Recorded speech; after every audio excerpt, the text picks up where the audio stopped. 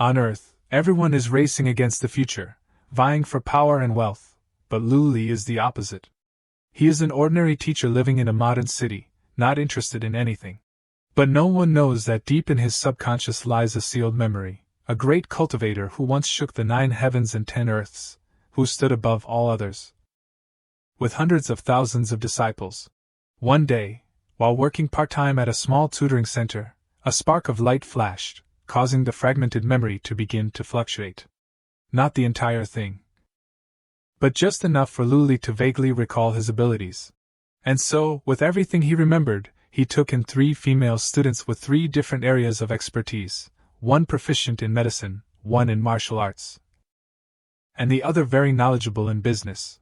They are not just students, but may also be the key to unlocking Luli's past, a strange class, a teacher who doesn't remember who he once was, and 3 future empresses. The fascinating story officially begins. Everyone, please follow Kingdom Manhwa to watch this fascinating story. The story begins with a scene in the sky, a dazzling spatial vortex, with a mystical purple light like a cosmic black hole devouring all the surrounding light. At the center of the vortex is a source of energy shining intensely, creating white-purple lightning bolts spiraling down below like a dragon of light descending. Right in the middle of that purple light, a small figure stood silently at the focal point as if facing infinite power, with light shooting out in all directions like a spatial explosion. Standing there was a majestic white-robed man, his hair flying in the wind, his demeanor calm as if controlling the power of heaven and earth, creating a sacred and oppressive aura. Suddenly, a series of echoing voices rang out in the man's mind, Shurzuin, teacher, master. Hearing those voices, he felt both familiar and doubtful, wondering, who exactly is it? Before he could understand what was happening, a bizarre black aura suddenly shot towards him, startling him awake. That black aura was as fast as lightning, piercing straight into his heart. He only had time to exclaim, "Not good, demonic energy has appeared again." As soon as he finished speaking, his whole body froze, his eyes widened, his pupils contracted.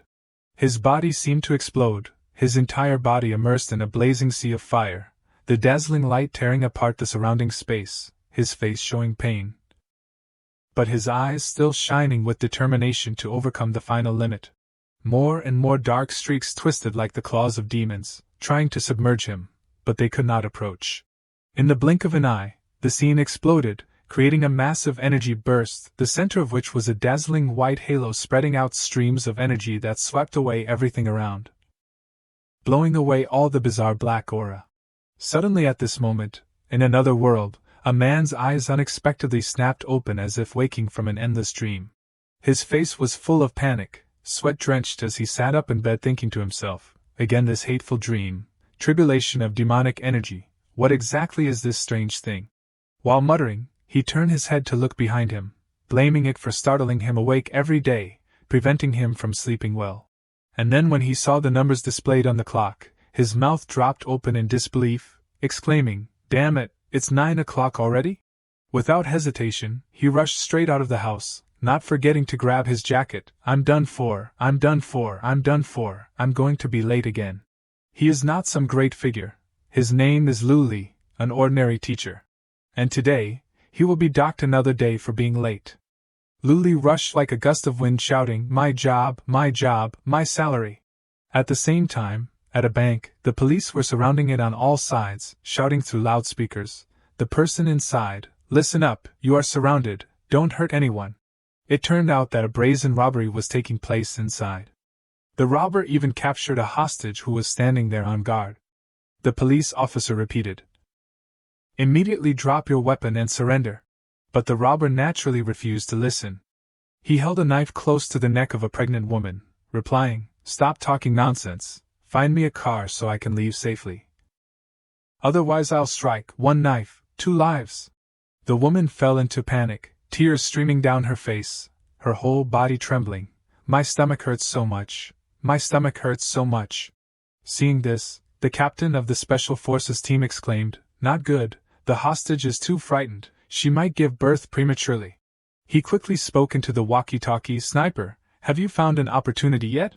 From the other side, the sniper who was ready replied, "Report, the robber's position has the hostage in front, I can't aim accurately." Suddenly, from the captain's walkie-talkie, a shout rang out, "Qin Tianyuan, why haven't you subdued the robber yet?" Hearing the question, he anxiously replied directly, "The situation on the scene is relatively complicated. I'm thinking of a solution," but the director, unwilling to waste more time, interrupted. "I don't want to hear excuses. Quickly capture the robber. You must ensure the safety of the hostage." On Luli's side, he was still fighting against time, looking flustered, still 5 minutes left. At this time, he no longer cared about anything else, running past the robbery scene, shouting, "I must clock in on time."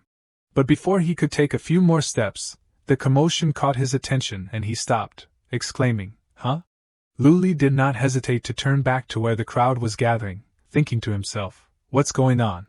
He looked inside and observed the situation, understanding what was happening. There are still people who want to rob banks in this day and age.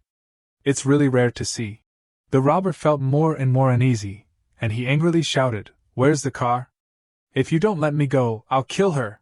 Seeing the hostage in danger, Qin Tianyuan quickly reassured him, "The car you want is coming soon, don't hurt the hostage." But the robber no longer believed it. Veins bulged on his face, and he gritted his teeth, cursing, "Damn it, you won't shed tears until you see the coffin, right? Then don't blame me." Finishing his words, with a ferocious expression, he swung the knife up, straight towards the pregnant woman. The girl cried helplessly, trying to beg, "No, please don't." The people at the scene were worried. An old man exclaimed, "What should we do?" The woman next to him continued, "Human life is important, we should still give him the car. And take the hostage to the hospital first." Luli was still standing there observing everything, his face darkening as he thought, to actually take a pregnant woman hostage, it's truly shameless. Thinking this, he gently bent down and picked up a small stone. His whole body began to prepare, his hand reaching back to gain momentum.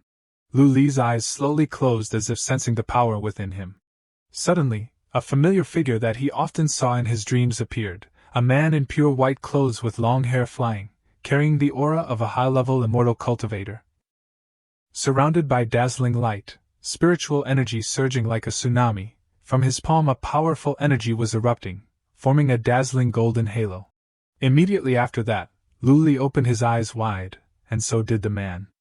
The two sides were opposite with two different states, but the lightning from the pupils between the two was not just a simple light effect, but also represented the fierce collision of two wills, two opposing forces. His vision was magnified, fixed directly on the robber's location accurately. Without wasting any more time, he threw the stone forward with force, his eyes not wavering in the slightest, absolutely confident in his ability. The white-robed man also made a similar action, launching forward, creating a huge golden shockwave that tore through everything it passed. The stone was now like a bullet, rushing forward with dizzying speed and terrifying power, heading straight for the robber without missing a millimeter. The stone pierced through the robber with great force, it seemed to be able to take his life instantly. At the same time, on the man's side, the power released was comparable to a rocket, blowing up a large mountain, smoke and fire exploding in the sky. On one side, the mountain had a hole, and on the other side, it was the human body, blood splattering everywhere.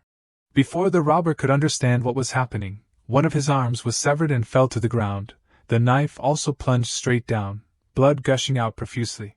His whole body was like a statue, standing still, trembling, and pale. He tried to grab his constantly bleeding arm, exclaiming, "My arm, my arm!" Witnessing that scene, the police did not understand where the attack came from, and they wondered in disbelief, what happened? Was it the sniper?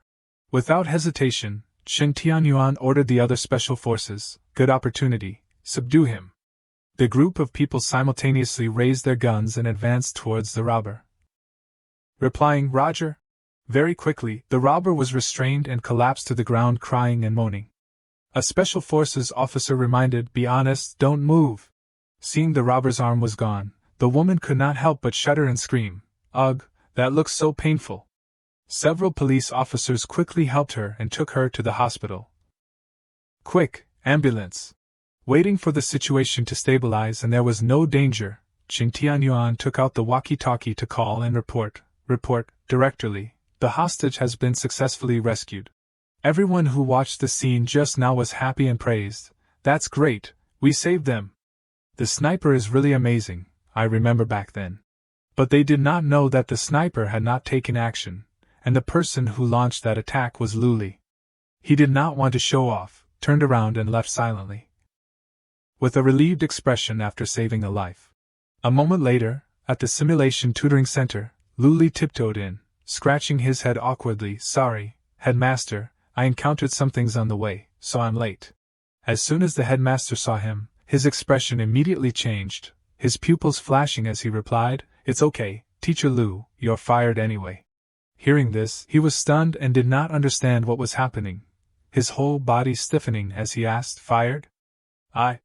Before he could finish speaking, the headmaster pointed his finger directly at his face and scolded, We are a training center, not a welfare institute. Luli, you don't have a single student, keeping you here is just a waste of food. Luli anxiously explained, Headmaster, but the students welcome me very much, and last term I was even rated as the best. The headmaster did not care at all. He took out a form from his pocket and held it directly in front of him. Last term was last term, now is now. Without KPIs. It's all nonsense. See this? You're fired. Knowing that there was no point in explaining, Luli reached out and gently pushed up his glasses, asking, Headmaster, do you mean that if I have students, I won't be fired and can continue teaching? Right. The headmaster's mouth curled into a sinister smile as he replied, That's right, thinking to himself, I'll wait and see where you dig up students from. Luli's mood fell into turmoil, his eyes looking down as he made a final decision. It seems that I can only contact those people. Scene change. In another place, a man with white hair holding binoculars observed something and called out, Leader, the target has appeared. Hearing this, the woman standing next to him, tightening her grip on the sniper rifle, smiled. This is a place in England. The girl looked majestic and aimed the gun forward, praising, Very good, I am Ying Ming Leader Yi Qing. The man with white hair asked worriedly, Leader, do we really have to do this? This is the Prince of England. She still had the same attitude, her eyes unwavering, coldly snorting, Wherever Ying Ming sets foot, there is despair. As soon as she finished speaking, the bullet shot straight out of the barrel, rushing towards the building opposite. On the other side, in the conference room, a woman with a hot figure was sitting on a large chair. Facing her, a man was trying to persuade her, President Jiang. Winsure, after all, is a century-old brand, and the price of 2 million is really too low, really not possible. She did not pay attention to his words, her eyes still fixed on the papers she was holding. She is the richest person in Jiangnan, Jianglu. Looking over those papers at a glance, her expression became unpleasant, and she threw them down, saying, The business world is like a battlefield. Being bought by me at this price is an honor for your group, and it's also your only way out. In contrast to the somewhat rigid and pressured scenes before, in another place it was more peaceful. A hand was holding out an ancient paper, on which was drawn a detailed picture of a kind of herb, and dense lines of writing. The paper seemed to be a medical document, or a record of rare medicinal materials. The person holding the paper and reading it carefully is the divine doctor, Hayou. Right next to her was her little maid, Miss. Director Xiang of the 4th-9th City is begging you to treat his mother. He has brought money and knelt before the gate for 3 days. Even hearing this, Hayou was not moved at all, and with a calm expression replied, Still dare to bother me when I'm reading a book, quickly go to the Tianyi pavilion. As soon as she finished speaking, the phone on her table rang, the bell ringing continuously. On Yi Qing's side, the phone tucked in her pocket also received a call, the bell ringing loudly. At the same time, at Jiang Lu's company, the assistant came in and said, President Jiang, you have a call. And then when all three of them looked at the name that appeared on the phone screen, their expressions were stunned and dazed, and a smile appeared on the corners of their mouths. All three of them did not hesitate to press the answer button at the same time without thinking for a second. From the other end of the line, it turned out that the person calling was Luli. He spoke somewhat timidly, Hello. Confirming his voice, Yi Qing, Jiang Lu and Hayou smiled and asked in unison, Teacher? Do you want to teach us again? After talking and chatting for a while, a moment later in front of the classroom door, Jiang Lu was present, breathing heavily, saying, Sorry teacher, I'm late. Inside the classroom, Yi Qing, who did not know when she had arrived, sat there properly and continued, "Yo, the busy person has finally arrived? I thought the teacher would have to wait until the end of the world." Right next to her, Hayou also sat there sipping a cup of hot tea and added sarcastically, "I'm sure some people feel that what's in front of them is more important than the teacher's class." Hearing those words, although a little angry, Jianglu still tried to suppress it, tucking her hair behind her ear and giving a calm, professional smile, "Not like you two at all. Who didn't do anything good today, and returned everything the teacher taught back to the teacher." Just like that, an explosive confrontation broke out, 3 pairs of eyes staring at each other until sparks flew, no one willing to give in. They were immersed in their struggle and did not pay attention to Luli, who was still standing there helpless, not knowing what to say. It seemed that this scene was very familiar to him, having happened countless times before, causing him to only smile helplessly, sighing and exclaiming, "Here we go again." Not allowing them to make any more trouble, he picked up the wooden stick and knocked it hard on the board as a reminder, "Stop making noise, sit down and let's start class." Hearing the sound, all 3 of them suddenly remembered and sat neatly back in their positions, replying in unison, "Yes, teacher." Luli's mouth curled into a smile, adjusting his glasses, thinking to himself, although the class was an unexpected outburst, this is so easy for a good teacher. He continued, pointing to the board and saying, "Today is our first class." Luli's expression was serious as he looked down and asked, "Know yourself and know your enemy. Let's start with you telling me about your current situation." Finishing his words, he pointed to Jianglu, causing Yi Qing to be furious, fuming, and he continued, "Jianglu, you go first." Hearing her name being called, she slowly stood up and replied, "Yes, teacher." With her perfect success, Jianglu was very confident, standing there like giving a presentation before the council, her mouth showing a bright smile as she began to introduce. "Thanks to the profound knowledge that you have passed on in the past 2 years, my family's business has made a leap forward. Currently, my Jiang Corporation is at the top of Jiangnan. Even at the top of the country." Before she could finish speaking, Luli raised his hand in a flustered manner to signal, "Stop, stop, stop, didn't I teach you how to run a roadside stall? How did it become all of Jiangnan?" His attitude became angry and extremely stern, looking towards her and reminding, "I've reminded you many times, don't be too ambitious." Hearing this, Jianglu could only awkwardly lower her head and stammer, "Yes." He continued, "Have you forgotten why your whole family almost had to sleep under a bridge last time? Business is like being a person, you have to take it slowly step by step." The more Jianglu heard Luli speak, the more her mood deteriorated, gloomy and sad, replying, "Teacher, I remember now, I know I was wrong." Luli sternly added, "I specifically taught you how to do small business because I wanted you to know that safety is the most important thing." She thought to herself. So in the teacher's eyes, the Jiang Corporation at the top of Jiangnan is just a small business. It's really embarrassing, or am I too short-sighted? Without wasting any more time, he continued, pointing towards Hayou, "Next, Hayou, you speak." She slowly stood up and replied, "Yes, teacher." Having learned from Jianglu's experience just now, she was more cautious this time, thinking to herself, "The teacher's vision is so far-reaching, I should still be humble." Thinking this, she said, "You taught me medicine, and I have mastered all of that knowledge. I can treat common diseases." But contrary to what Hayou expected, which was to receive praise from Luli, his attitude was even harsher than before, shouting, "I just saw that your body was weak. So I taught you some common prescriptions so you could take care of yourself. How can you say I taught you medicine? You even dare to treat others. It's very easy for something to happen." Being scolded so badly made her sad, her eyes not daring to look directly but down below, replying, "I'm sorry, you're angry, I know I was wrong." It turned out that in the teacher's eyes, what she had always been proud of could not be called medicine. Before Luli could speak, Yi Qing stood up and raised her hand, shouting, "Teacher!" She was like a little puppy full of expectation, looking at him with a happy face, asking, "It's my turn, right?" Luli did not reveal any expression, gently adjusting his glasses, replying, "It's your turn, so Yi Qing, you also try to say."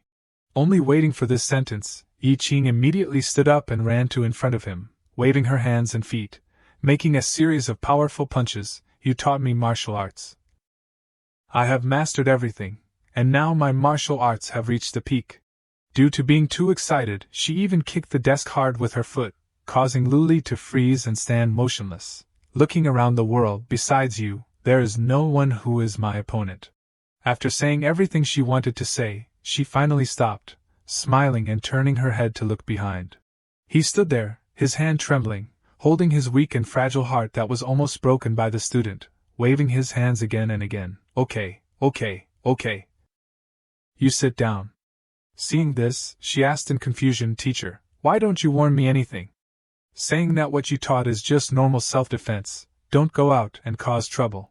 Luli asked back with a serious expression, If I say that, would you listen? But naturally Ying did not care, her nose pointing to the sky, full of confidence, replying, No, I'm so good, why can't I go out and fight? Faced with Ying's naive answer, Jianglu and Hayou could not help but laugh out loud. She was startled and stopped.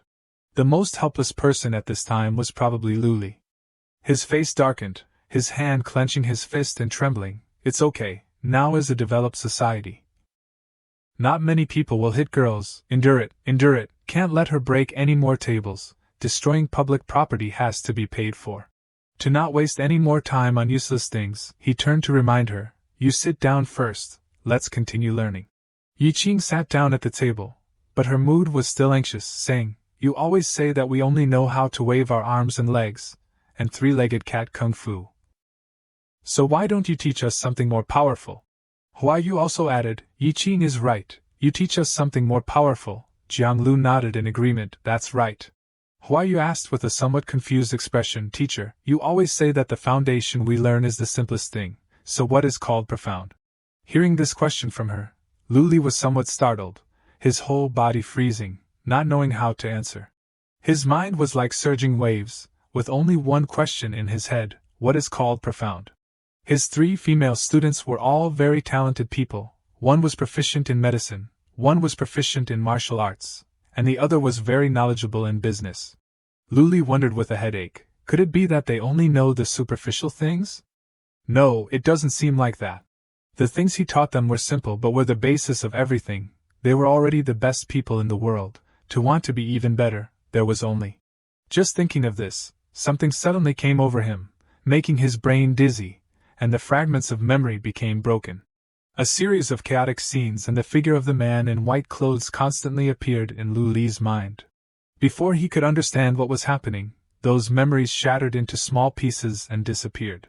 His whole body unconsciously knelt down on the ground, causing his 3 students to worry and stand up, running over and calling out loudly, Teacher, teacher, teacher. Jianglu, Hayou and Ying looked worried and confused, constantly asking, What's wrong, teacher? What's wrong? Are you okay? Waiting for the headache to pass, Luli returned to calm and waved his hand, replying, It's okay, I just had a slight headache. His face was dizzy and darkened, sweat dripping as he thought, Just now, some memories reappeared in my mind. Hayou asked him with sincere eyes, Teacher, has your amnesia from many years ago still not been cured? A moment later, at the simulation tutoring center, the voice of Luli rang out from inside the classroom, Today's class ends here.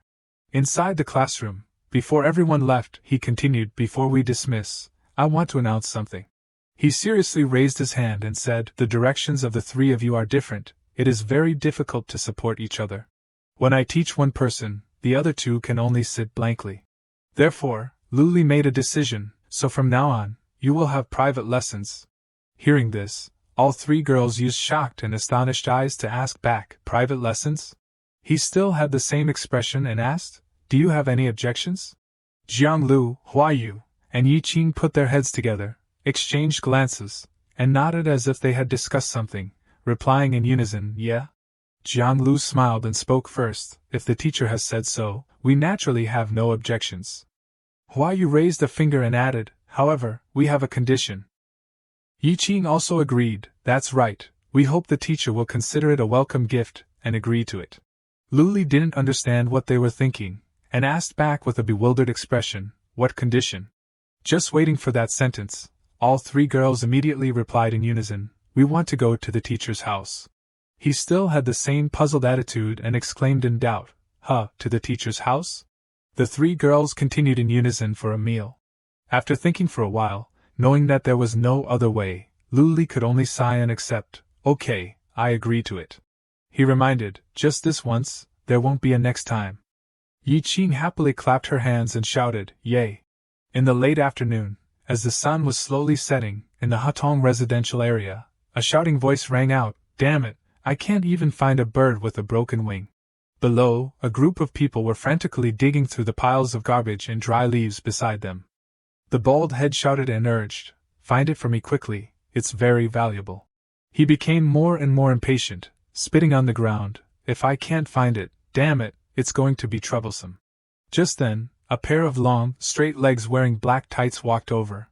They were following the schedule and returning to Luli's house with him for a meal. It seems like it's been a long time since we've been to the teacher's house.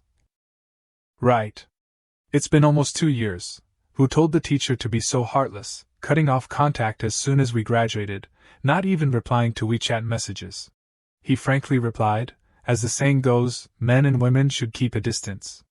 If you have already graduated, then of course I have to maintain a certain distance from you. Hearing these words, Jianglu and Ying didn't care at all. They even pressed closer to him as if they wanted to say something, causing him to startle and stammer you. The three of them grabbed Luli's arms and legs, asking, what's wrong with us? Why do we have to keep a distance? Teacher, is this what you want to say? Witnessing this scene, his whole body trembled, his face flushed red as he stammered, yes, that's right.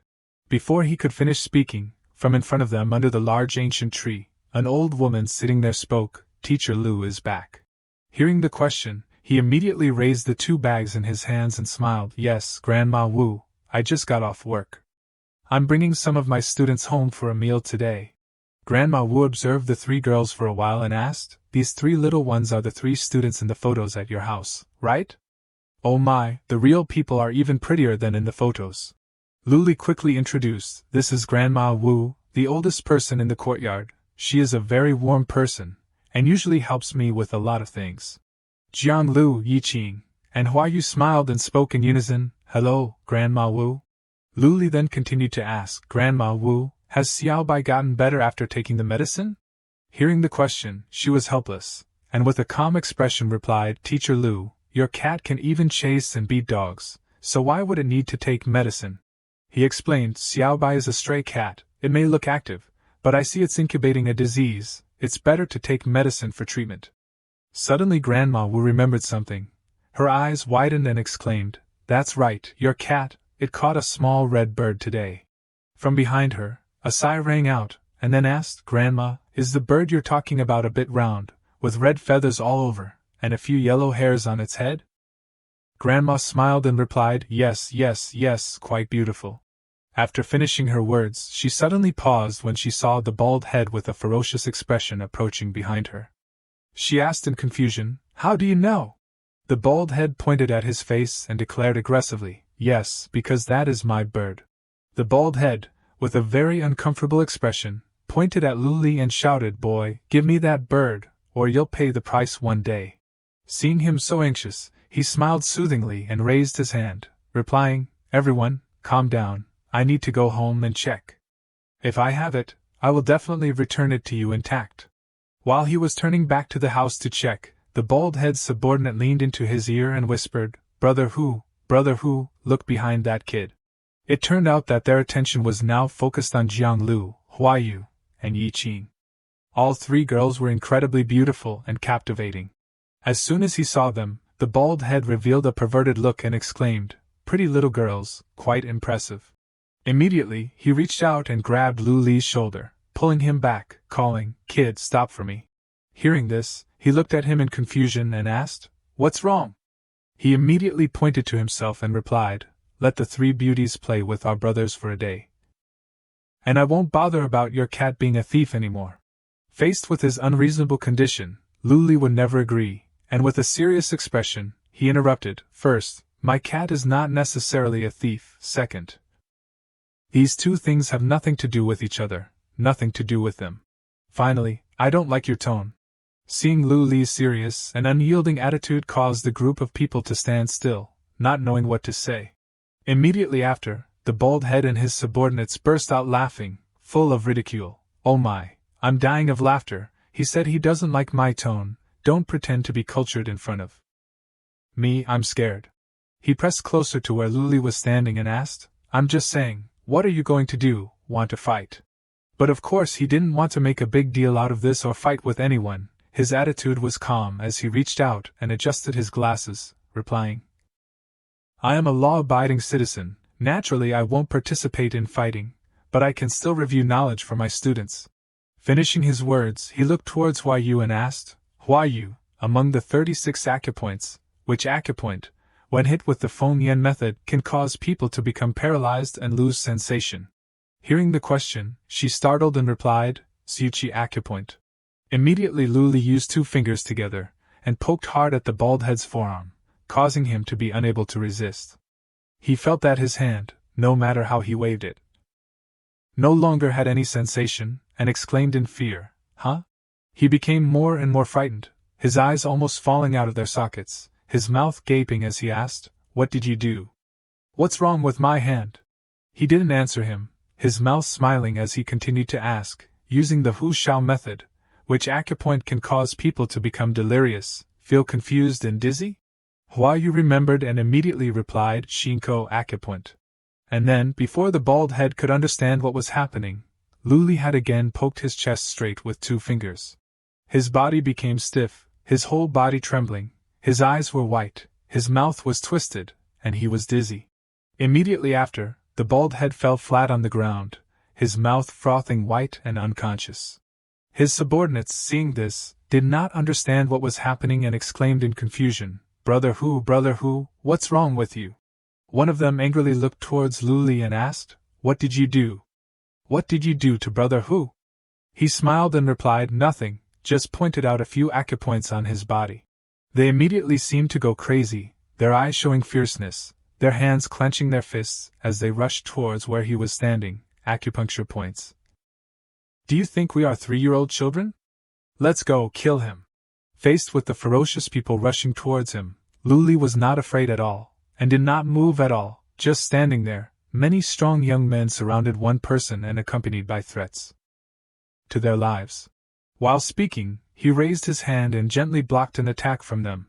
I am just acting in legitimate self-defense, it is a legitimate action. Before the other person could react, Luli's hand had tightened around his wrist, making him unable to move. He gently pulled his hand to one side, saying, Using too much force, losing your balance. And so the green-haired one lost his balance and fell backwards, landing painfully on his chin. He criticized, Amateur. After dealing with one person, the blonde-haired one clenched his fist from somewhere and ran over, shouting loudly. But Luli was still the same, very calmly dodging to one side, causing him to miss his punch, his eyes widening in shock. The blonde-haired one looked at him in panic, unable to speak. His eyes were sharp as he said, Old trick, no change at all. Without a word of warning, he decisively swung his arm up, creating a loud cracking sound. The blonde-haired one's whole body became stiff. Luli didn't stop and continued to give him a palm to the stomach without resistance, flying backwards and shouting loudly. Taking advantage of him not paying attention, the red-haired one with bulging muscles jumped from behind, wanting to attack sneakily. Eat a punch from me, let's see how you dodge. But he still underestimated Luli's strength. He gently squatted down on the ground to dodge. The idea is good, but the foundation is not solid. As soon as he finished speaking, he used his elbow to hit straight into his knee, causing him to not be able to react. This attack looked gentle, but the bones inside had been cracked and dislocated. The pain came, causing the red-haired one to kneel on the ground, his eyes widening, his mouth gaping, not understanding what was happening. He lay rolling on the ground, hugging his leg and crying, My knee! Luli looked at them and shouted, The important thing is that you're attacking sneakily, and you still want to shout, Get out! As soon as he finished speaking, he felt that something was not right. His sharp eyes glanced behind him. At this time another person was sitting on the ground, so scared that he even peed his pants, his whole body trembling. He asked, Do you still want to try? He replied, I don't dare, big brother, please spare me. Luli gently approached and patted his shoulder hard, causing him to be so scared that he didn't dare to breathe loudly. He looked straight at him and ordered, Take them away, and then remember not to gather and fight, or bully people casually. his whole body trembling like a chafing dish, stammering, "Yes, yes." Without staying for another second, the group dragged the bald head, who was still unconscious, away. He waved his hand and shouted, "Remember to go to the police station and confess." Waiting for the group of people to disappear, Jianglu, Hayou, and Yiqing ran over full of admiration and praised, "Using reason to teach people is truly worthy of being our teacher. Using force to fight force, your kung fu is still the same, really amazing." Receiving the flowery words of praise, Luli coughed a few times awkwardly and asked, "So in this matter, what have you learned?" Hearing the question, the three girls all looked blank, with big question marks appearing in their heads, not understanding what he was talking about. Yiqing replied, "Is it to let us know that we should not limit our thinking? Medical acupoint techniques can also be used in combat?" He interrupted, "No." His expression was very serious as he explained, "It is to remind you, don't think that you have some talent, and can act arbitrarily, otherwise you will encounter trouble like them." Kicking an iron plate. Faced with his teachings, all three girls showed interest and replied in unison, He turned and urged, "Let's go, still have to cook." Just like that, the four of them stepped inside the house. "Where's Grandma Wu?" Someone said she went to call old Wang next door to help. Inside the familiar room, Jianglu, Hayou, and Yiqing all felt an unusual warmth, looking around. To not make them feel awkward, Luli reminded, "You can all be casual, I'll go make the meal." Right next to him on the small wooden table, Xiaobai sat wagging its tail, meowing softly as if welcoming them. As soon as they saw this cute cat, the three girls' eyes lit up and they rushed over, reaching out their arms to hug it. "Xiaobai, come here for a hug, Xiaobai. Come here, I brought you fish, be good, come to big sister." Faced with their enthusiasm, Xiaobai was frightened, arched its tail, and ran away. It quickly jumped onto the table, and then onto Luli's shoulder. Its demeanor was completely different from just now. It seemed to love him very much, its head constantly rubbing against him, expressing affection. Seeing this, he gently lifted it up, saying, Okay, I'll hold you for a bit, why are you so clingy?" Then he gently placed Xiaobai on his shoulder and stroked it. At this time, outside the door, Jianglu, Hayou, and Yiqing were standing there peeking, witnessing everything. They uncomfortably whispered and discussed. "Why do I feel jealous? Xiaobai, is it becoming more and more clingy? Is Xiaobai a male cat or a female cat?" After stroking Xiaobai for a while, Luli put it down to start working. Suddenly remembering something, he stroked its head and asked, "Didn't you say you brought back a bird? Show it to me." Xiaobai seemed to understand what Luli said, and it happily turned around and quickly walked outside. It went to the door that was being opened. Then it sat down properly and cried out, signaling that what Luli wanted to find was here. From behind the door, a small bird, looking frightened, peeked its head out, nestling beside Xiaobai. Seeing this, Yiqing stepped forward and reached out to grab the small bird, praising in admiration, "Wow, what a lovely little bird, good little bird, let sister touch you." But before she could touch the small bird, Xiaobai stood in front of it, hissing loudly, threatening her not to touch it. Yiqing's whole body stiffened and trembled, not knowing why she was being treated like this. This bird is not a common type, it looks quite strange. Jianglu stood behind and continued. "Xiaobai is protecting it, and not letting us touch it, it seems like they've become friends." Luli was still standing behind observing. After a while he held out his hand and called out, "Come here." Hearing this, the bird's eyes widened and it stood still, looking towards him as if thinking about something. In contrast to Yiqing, it did not show any fear. Luli tried to wave its small wings to fly up. After struggling for a while, it finally landed safely in his palm. He gently touched its wings, pulling them up to examine, red feathers, a letter under its wings, maybe this bird is a phoenix. Hearing his guess, Jianglu could not help but laugh when she saw the shape of the bird. "Teacher, if you said you were Qin Shi Huang, it would be more believable than it being a phoenix." Hayou stepped forward and asked, "There's a picture of a phoenix in the book, a dragon's head, a swallow's jaw, a red snake on its head naturally, singing and dancing on its own. It's so fat, how can it jump?" He replied, "That's an adult phoenix, a newborn phoenix will be this fat." While everyone was still whispering and discussing, Yiqing discovered a smell and cried out, "Does anyone smell something burning?" Hearing her question, Luli startled in horror and turned his head back, exclaiming, "Oh no, I forgot." Without hesitation, he waved his hand, causing the little phoenix to fly up into the air. Then he quickly ran into the kitchen, leaving everyone outside the living room noisy like a broken market. At the same time, on the bald head's side, he was still unconscious when suddenly a bucket of cold water was splashed straight on his face. Receiving this bucket of water, he startled awake, his eyes rolling back as he asked, Who did it?" In front of him, a man was standing there, wiping away the water stains with a handkerchief, replying, "It was me." He called in fear, "Big brother." The man's expression was extremely angry, his eyebrows furrowed. "I heard you lost something." Knowing that his affairs had been exposed, the bald head knelt down on the ground in fear and stammered, I'm sorry." But the man still had the same violent attitude, kicking him straight in the head, shouting, "Didn't I say, if you lose it, be careful with your lives?"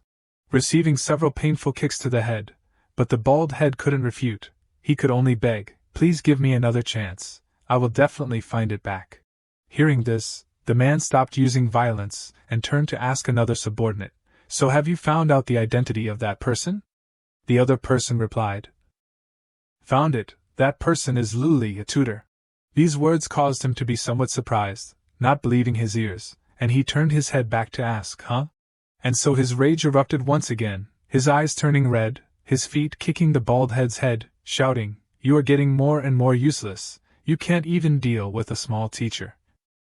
Today you must find it back for me." Before leaving, he did not forget to point at the subordinates and threaten, "And you, if you can't find it back, then you prepare to be eaten by dogs." They startled in panic, replying, "Yes." After saying this, he finally turned and walked outside, leaving the subordinates silent and fearful. The green-haired one turned and asked Brother Hu, "What should we do?" Lin Hu's face was bruised, his eyes showing anger as he replied, "If we can't beat him, then we think of another way." Finishing his words, he looked at the person next to him and asked, "How's last time you said you knew a computer expert, right?" He replied, "Yes." The group began to gather together and whispered, "Then we will do this, and then do this, and this." Time passed quickly, and the next day, at the simulation tutoring center, as scheduled, Jiang Lu was present alone to study with Luli. Suddenly from outside, there were hurried footsteps running quickly. The person who came was the headmaster. He flung open the door to the classroom Luli was teaching in, his tone trembling, "Luli, the police." Hearing these words, he was confused, and a series of question marks appeared in his head as he asked back, "Police?" He continued, "Headmaster, what about the police?" He angrily grabbed his collar, shouting, "The police are here to arrest you. What have you done? This center's reputation cannot be ruined in your hands." As soon as he finished speaking, the police along with Lin Hu and his men rushed in, pointing straight at Luli and accusing, "It's him, it's this kid who stole our bird. That's right, he is the thief." Hearing these baseless words, Jiang Lu angrily shouted, "You people not going to steal from others is already good enough, and you're being stolen from?" The police interrupted, "No matter whose property it is all protected by law. Mr. Lu, they accuse you of stealing their property and provided evidence to prove it. Please come with us to the station." The subordinate sneered and added, that's right. There are also many other animals and clothes. Who said that teachers can't steal? We have evidence, do you?" Seeing the situation becoming more and more tense, Jiang Lu worriedly went to Luli's side and asked, "Teacher, you can't go with them, wait for me to make a phone call." But he did not worry at all and replied, "Jiang Lu, before the law, everyone is equal." As he walked towards the police, he turned his head to look at her and reassured, "I did not commit a crime, the police will prove my innocence." The police officer spoke. "Thank you for your cooperation, please come this way." Just like that, Luli was taken to the police car and then left, leaving Jiang Lu standing there, upset but unable to do anything, damn it. Of course she could not let her teacher be wrong like this, so she picked up the phone and called, "Shuru, tell the driver to come to the tutoring center entrance to pick me up." On the other side, in the president's secretary's office, a pink-haired girl answered the phone.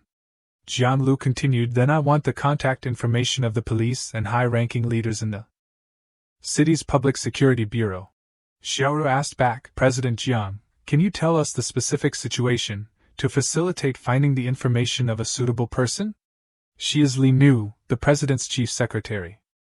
Behind her, the girl wearing a headset also spoke, the driver has arrived.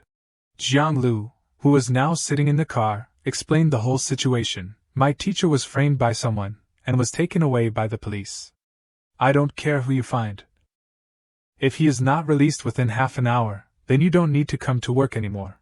Her eyes revealed anger and coldness as she ordered the driver to the police station. Returning to Li Nu's side, her face darkened and revealed no expression. Without wasting any more time, she quickly looked back and shouted, "Prepare for battle, stop all current work of everyone, within 15 minutes, find the person that President Jiang wants." 20 minutes later, in the police station, Lin Hu whispered to the subordinate Haozi, "Are you sure you can do that?" He replied, "Lin Hu, don't worry, that police officer is very stubborn. Last time my brother knew how to steal a phone and was caught by that person, I told him to secretly bribe 20,000, but he was still arrested." He added with a very confident expression, "With our evidence, as long as it's not an expert, they definitely won't see anything unusual. As solid as a rock, he can definitely be arrested." In the interrogation room, Luli was still sitting there being interrogated. The police brought a file. "This is the evidence Lin Hu provided, a video of you capturing their pets in a nature reserve. A place where hunting is prohibited. If you can't provide other evidence, then I'm sorry, we will have to prosecute you with 3 charges, theft, poaching, and trespassing in a nature reserve." Faced with the police's threat, Luli still had a calm and fearless expression. He looked up and asked, "Can I see the video?" The police immediately agreed and turned the computer screen towards him. "Please." Inside the video was an image of him holding a net and chasing the small phoenix, looking very realistic. The police sat down opposite Luli and continued, "We have compared the location where you are standing in the video, and it is indeed a nature reserve." But he naturally wouldn't admit to something he didn't do. He folded his arms in front of his chest and shook his head, replying, "I have never done this." The police still had the same determined expression and asked back, "Every criminal says they are innocent, can you provide an alibi?" He replied, "I know very well that I have never been to this place, so I can only say that there is something wrong with the video." Seeing that Luli was still stubbornly resisting, the police officer angrily stood up and slammed the table, shouting, "Mr. Lu, we only came to arrest you after verifying the accuracy of the evidence. Please don't." Before he could finish his sentence, the door was kicked open with force, startling him. From outside the door, 3 people were entering. The man with the bald head walking in front was the deputy director. Behind him were Jiang Lu and Secretary Gao. The police officer asked in confusion, "The deputy director?" She anxiously ran straight to Luli and asked, "Teacher, are you okay?" He startled and replied, "Why did you follow me here?" Secretary Gao glanced sharply at the deputy director, causing him to flinch, sweat dripping down his face. He quickly looked towards the police officer and asked, "Xiao Ma, what are you doing? Why are you arresting people casually?" He stammered, but before he could explain, the deputy director stopped him. "But what? Insufficient evidence, you can't investigate the case, quickly release Mr. Lu." Finishing his words, he stepped forward in front of Luli with a soothing expression, "Sorry, Mr. Lu, it's because our work is not good. I apologize on behalf of everyone, I'm very sorry." But contrary to what they thought, he did not show any blame or discomfort. "I think Police Officer Ma did nothing wrong." His words caused them to be stunned and confused. The deputy director stammered, "Mr. Lu, what do you mean?" He picked up the video from just now and explained, "Police Officer Ma has evidence in his hand, and he also verified the accuracy before arresting me." Hearing this, Jiang Lu couldn't believe her ears and exclaimed, "Teacher, could it be?" Before she could finish speaking, he interrupted, "Of course, I didn't poach like in the video." Luli's eyes were sharp as a knife as he made his judgment, so the last possibility is that this video is fake. The deputy director wiped his sweat and replied, "That's right, the video must be fake, it was faked." Police Officer Ma added, "The data department clearly." Before he could finish speaking, he turned back and glared as if wanting to devour him alive, shouting, "Shut up, are you normal?" Luli spoke, "If the appraisal fails, I think the person who created the video has very skillful methods. I suggest reappraising the evidence, it just so happens that I know a little about this aspect." "Can I help the police?" The deputy director startled and replied, "Yes, of course you can." To provide more support for him, Jianglu quickly took out her phone and said, "Teacher, I will immediately contact the best expert in this field, at most 3 hours. The expert will definitely be present." He advised, "No need." His expression was very confident as he gently raised his hand and pushed up his glasses, continuing, "I only need 5 minutes. Finishing his words, Luli again announced to everyone, "Please everyone wait for me for 5 minutes. The deputy director exclaimed, "Only 5 minutes?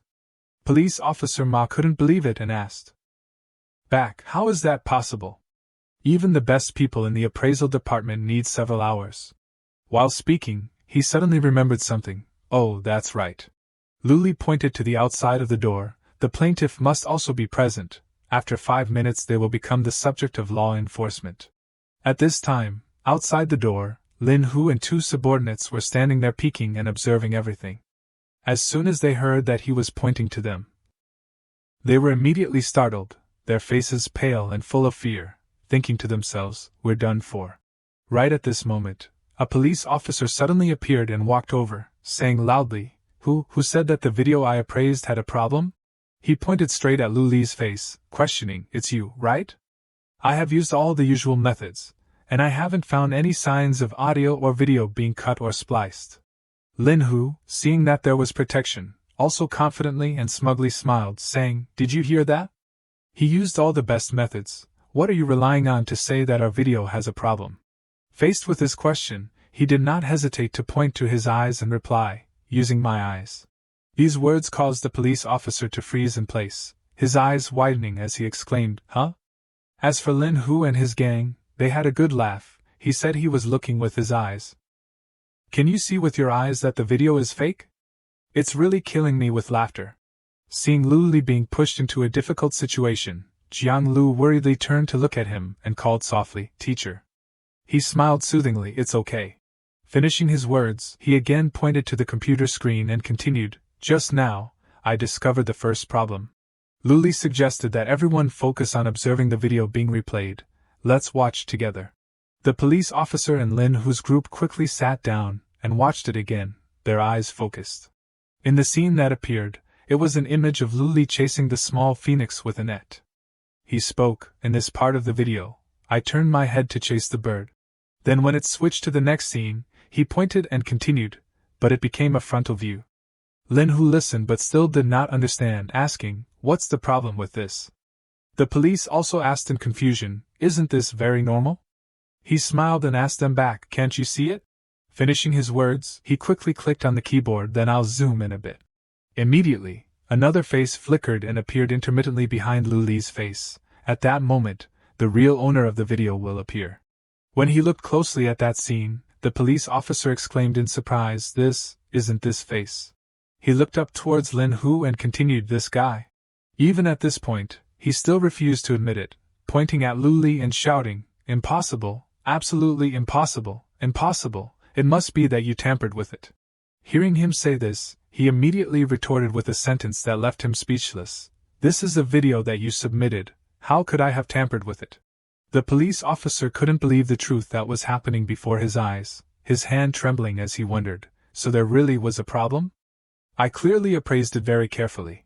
Luli frankly pointed out his mistake. "You trusted the video code too much.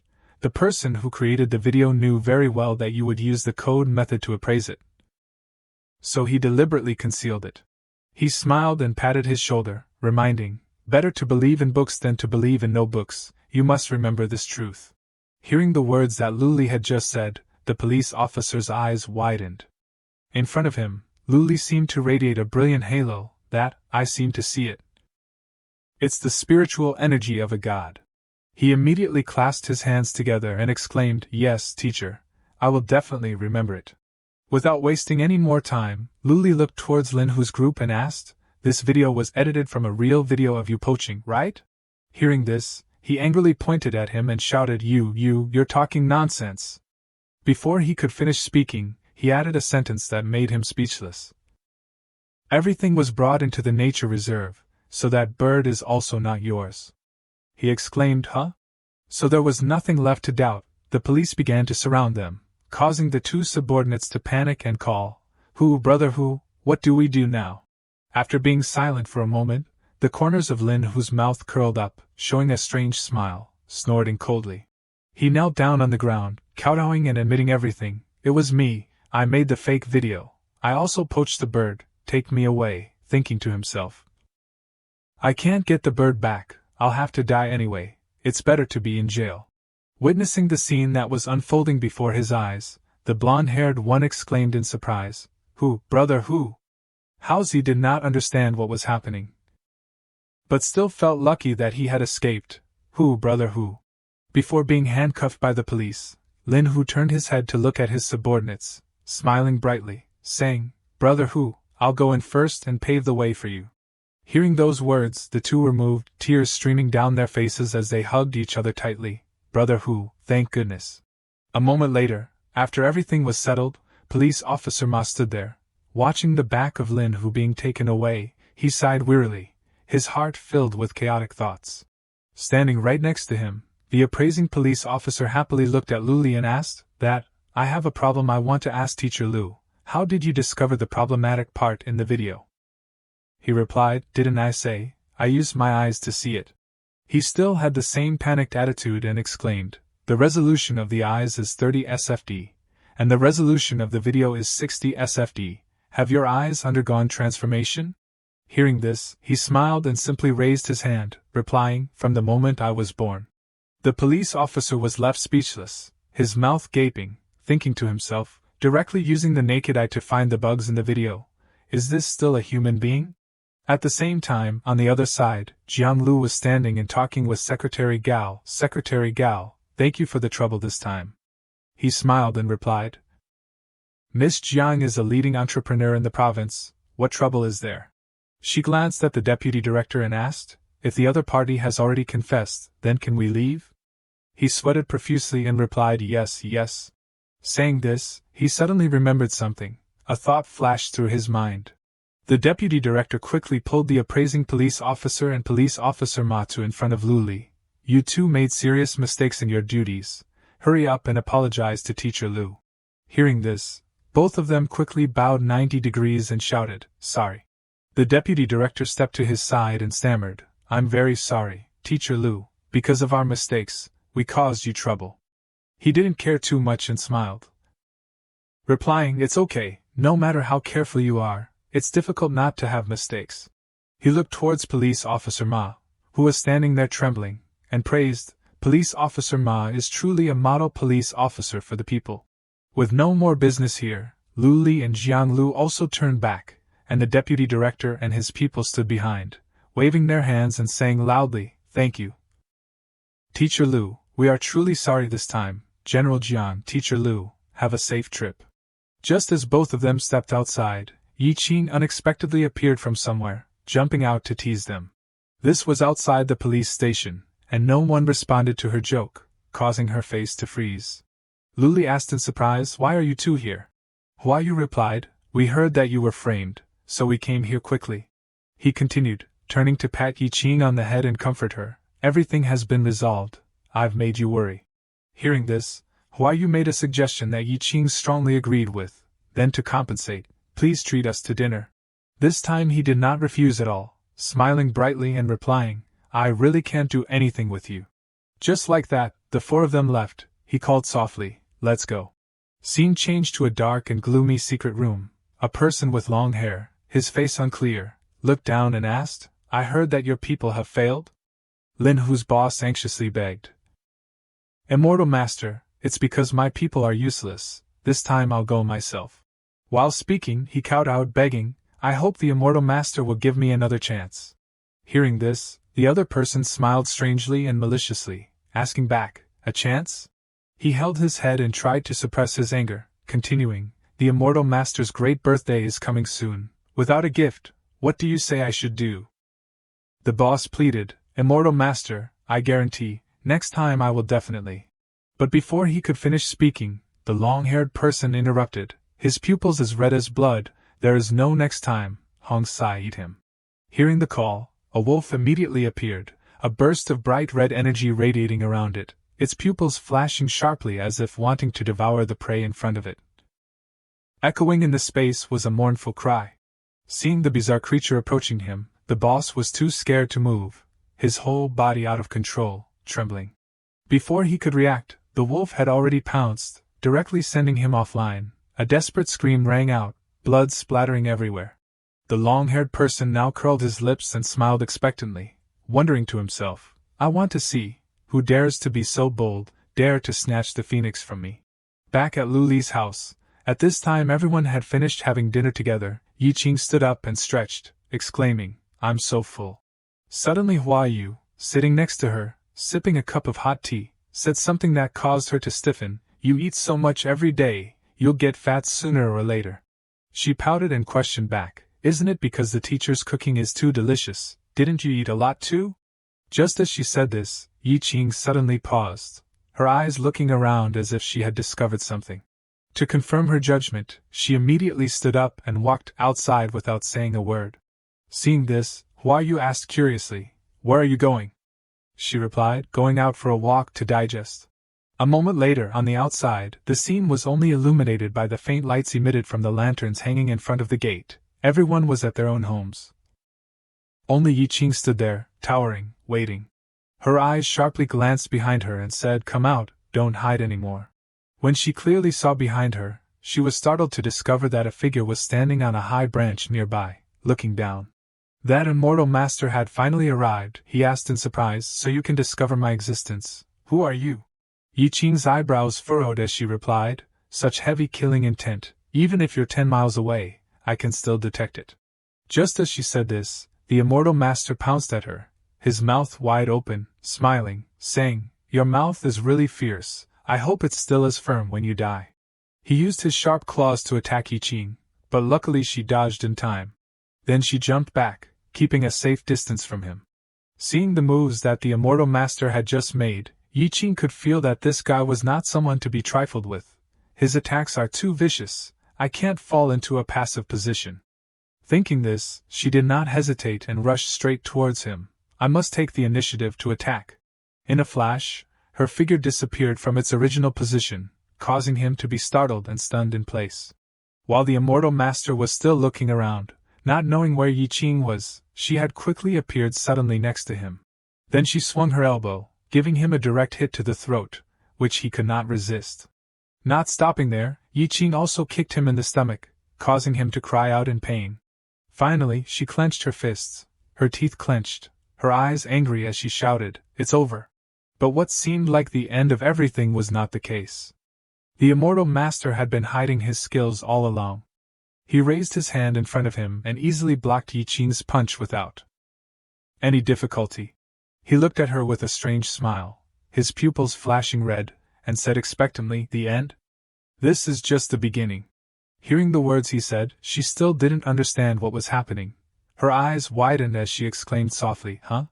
Immediately after, the immortal master seemed to go crazy and became a different person, his hand clenching as he looked up to the sky and roared, a powerful and terrifying aura spreading out. The scene carried a bright red color like hell, and a terrifying force exploded from him, shooting out in all directions as if wanting to tear space apart. Ying could not resist and was sent flying back helplessly. Her face revealed confusion, not knowing where this demon came from. How is this possible? Very quickly, she regained her composure and landed safely, thinking to herself, After being attacked by me like that, he should have died. The immortal master stood there, wearing a cold smile, surrounded by an aura of dark evil. He confidently uttered arrogant words, Your skills are not bad, even better than most cultivators.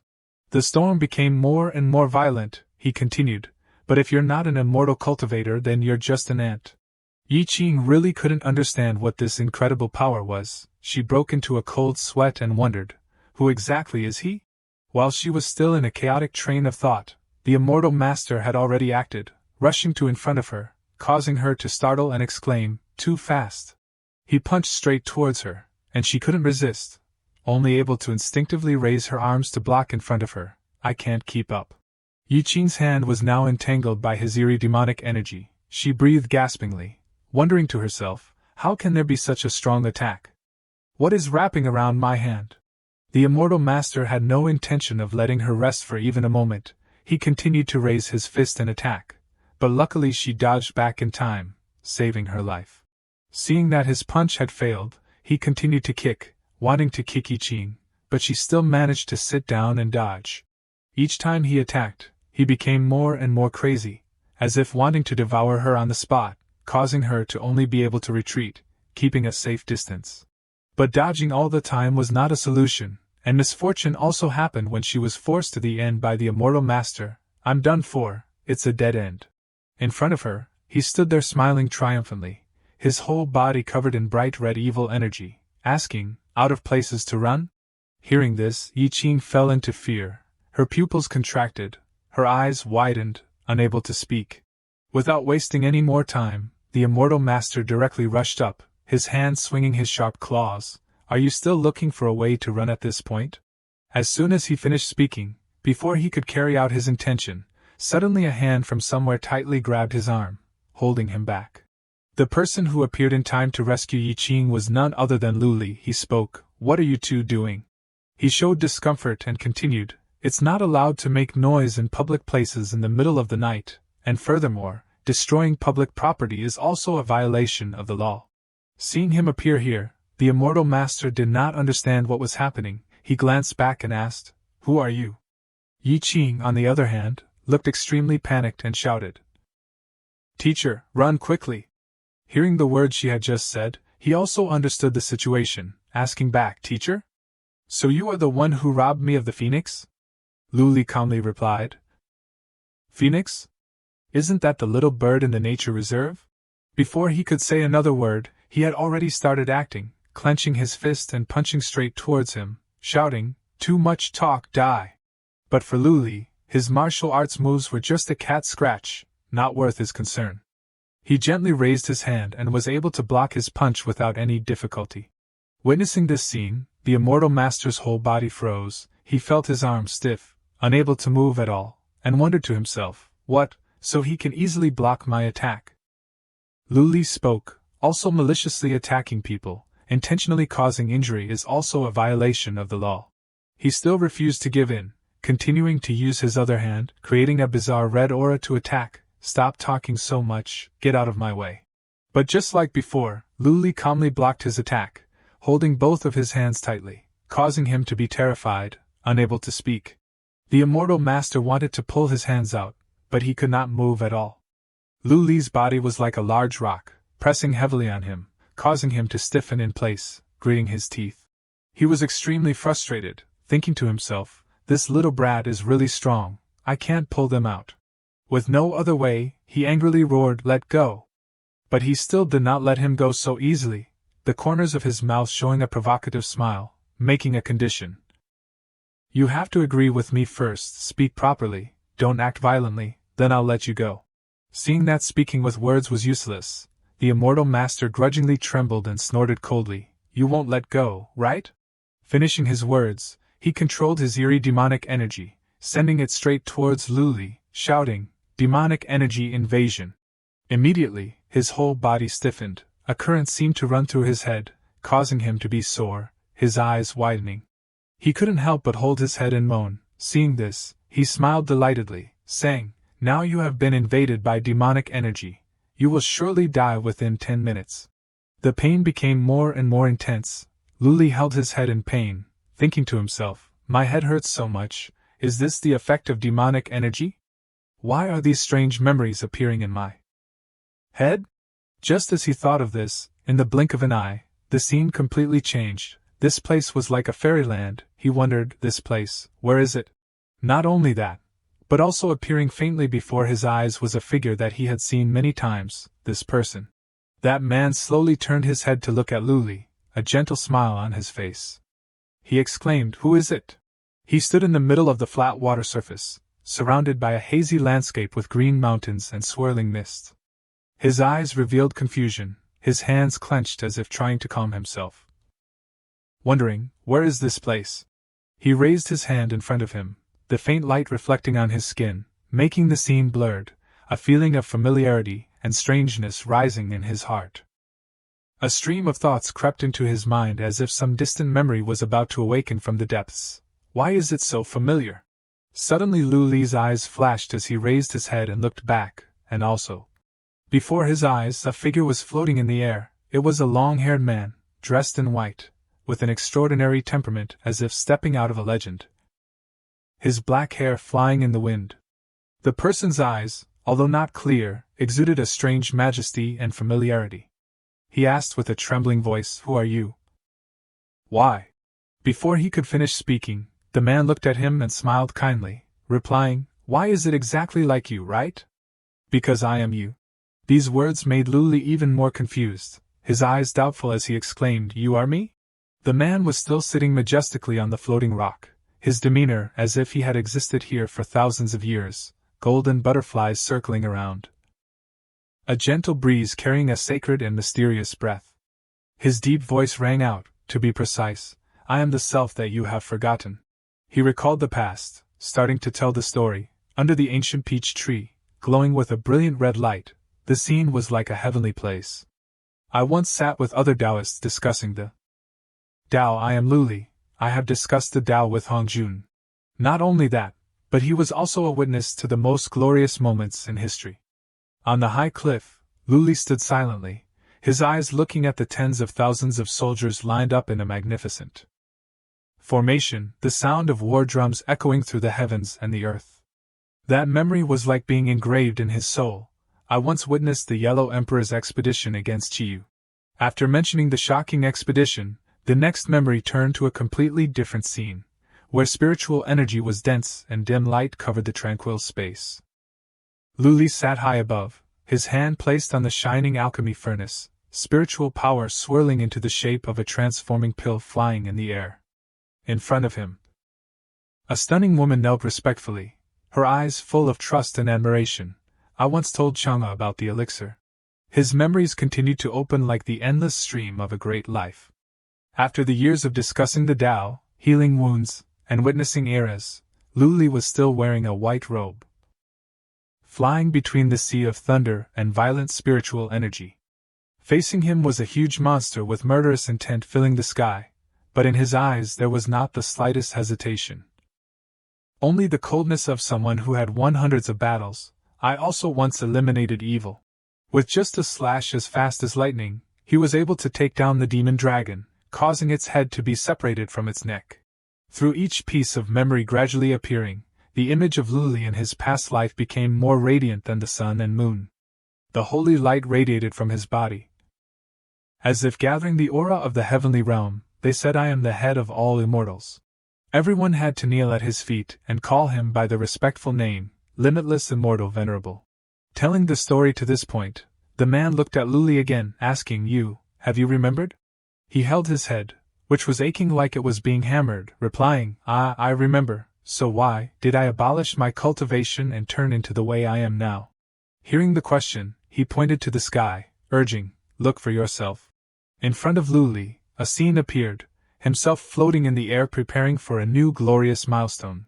At that time, his expression was extremely happy as he shouted, "After breaking through the final thunder tribulation, I can step into the highest level of the immortal realm, spirit void realm." But as soon as he finished speaking, he felt that something was wrong coming over him. His eyes widened as he exclaimed, "Not right." Around him, demonic energy had covered and approached him from who knows when. This is demonic energy. Why is there demonic energy in the thunder tribulation? And then very quickly he also had the answer. A figure gathered from the demonic energy and laughed loudly, "Luli, so what if you are an immortal venerable? I have long polluted the spiritual energy of the immortal realm. As long as you successfully pass the tribulation, demonic energy will also follow you into the spirit void realm. At that time, the entire immortal realm will become an object in the hands of us demon race." He is demon venerable Wutian. Although he knew this, Luli still maintained a calm attitude, asking, "So that's how it is? But do you think that by mixing demonic energy into the thunder tribulation, I will have no way?" He replied contemptuously, "Don't struggle anymore. Now you and I have become one, you have no way. Could it be that you are willing to give up this body of an immortal venerable and be willing to become immortal?" He asked him back, "What's impossible?" Looking at his eyes, which did not have any falsehood, Demon Venerable Wutian felt that something was not right. He exclaimed in fear, Are you really doing it?" Before he could finish speaking, Luli raised his hand and formed a seal, shouting, "Withdraw." Immediately, his body dissipated into a faint blue light. Demon Venerable Wutian, losing his host, could no longer exist and turned into dust. His resentful scream echoed, "Luli, you bastard!" After losing all his spiritual power, Luli became a mortal and fell to the mortal world. It's only 10,000 years of cultivation anyway. I can just cultivate again from the beginning. Finally returning to the present, Luli in his immortal cultivation appearance asked, "Do you have any more questions?" He replied, "I remember I once was." His eyes confidently corrected, "No, I am the 10,000 saints immortal venerable." Seeing that he could remember, the illusion also slowly dissipated, reminding him, "Now that you have remembered everything, go." Our new disciple seemed to be in trouble. Returning to the present, Luli's body was still sitting motionless on the ground, causing Yi Qing to be extremely frightened and run over to shake him, calling, "Teacher, what's wrong, teacher?" Witnessing the scene, the demon cultivator smiled delightedly, interrupting, "It's useless for you to call out, demonic energy has entered his body, there's no way to save him." While speaking, he raised his hand, full of sharp claws, creating a bright red stream of evil energy. "Little girl, obediently hand over the phoenix, and I will give you a way to live." But Yi Qing did not want to succumb to this evil person. She stood on guard, her eyes determined as she shouted loudly, "Hand over the antidote." Hearing this, he laughed, continuing, "Very brave." Then, one of his pupils widened, his teeth clenched, and the black evil energy around him kept rising. "I won't hand it over, so what can you do to me?" Looking at the face of the demon cultivator at this time, Yi Qing became more and more resentful, unable to endure it any longer. She did not think or hesitate at all, rushing quickly towards him, shouting, "Secret venerable assassination!" In the blink of an eye, she had approached very close to his body, wanting to kill him on the spot with one move, shadow meeting.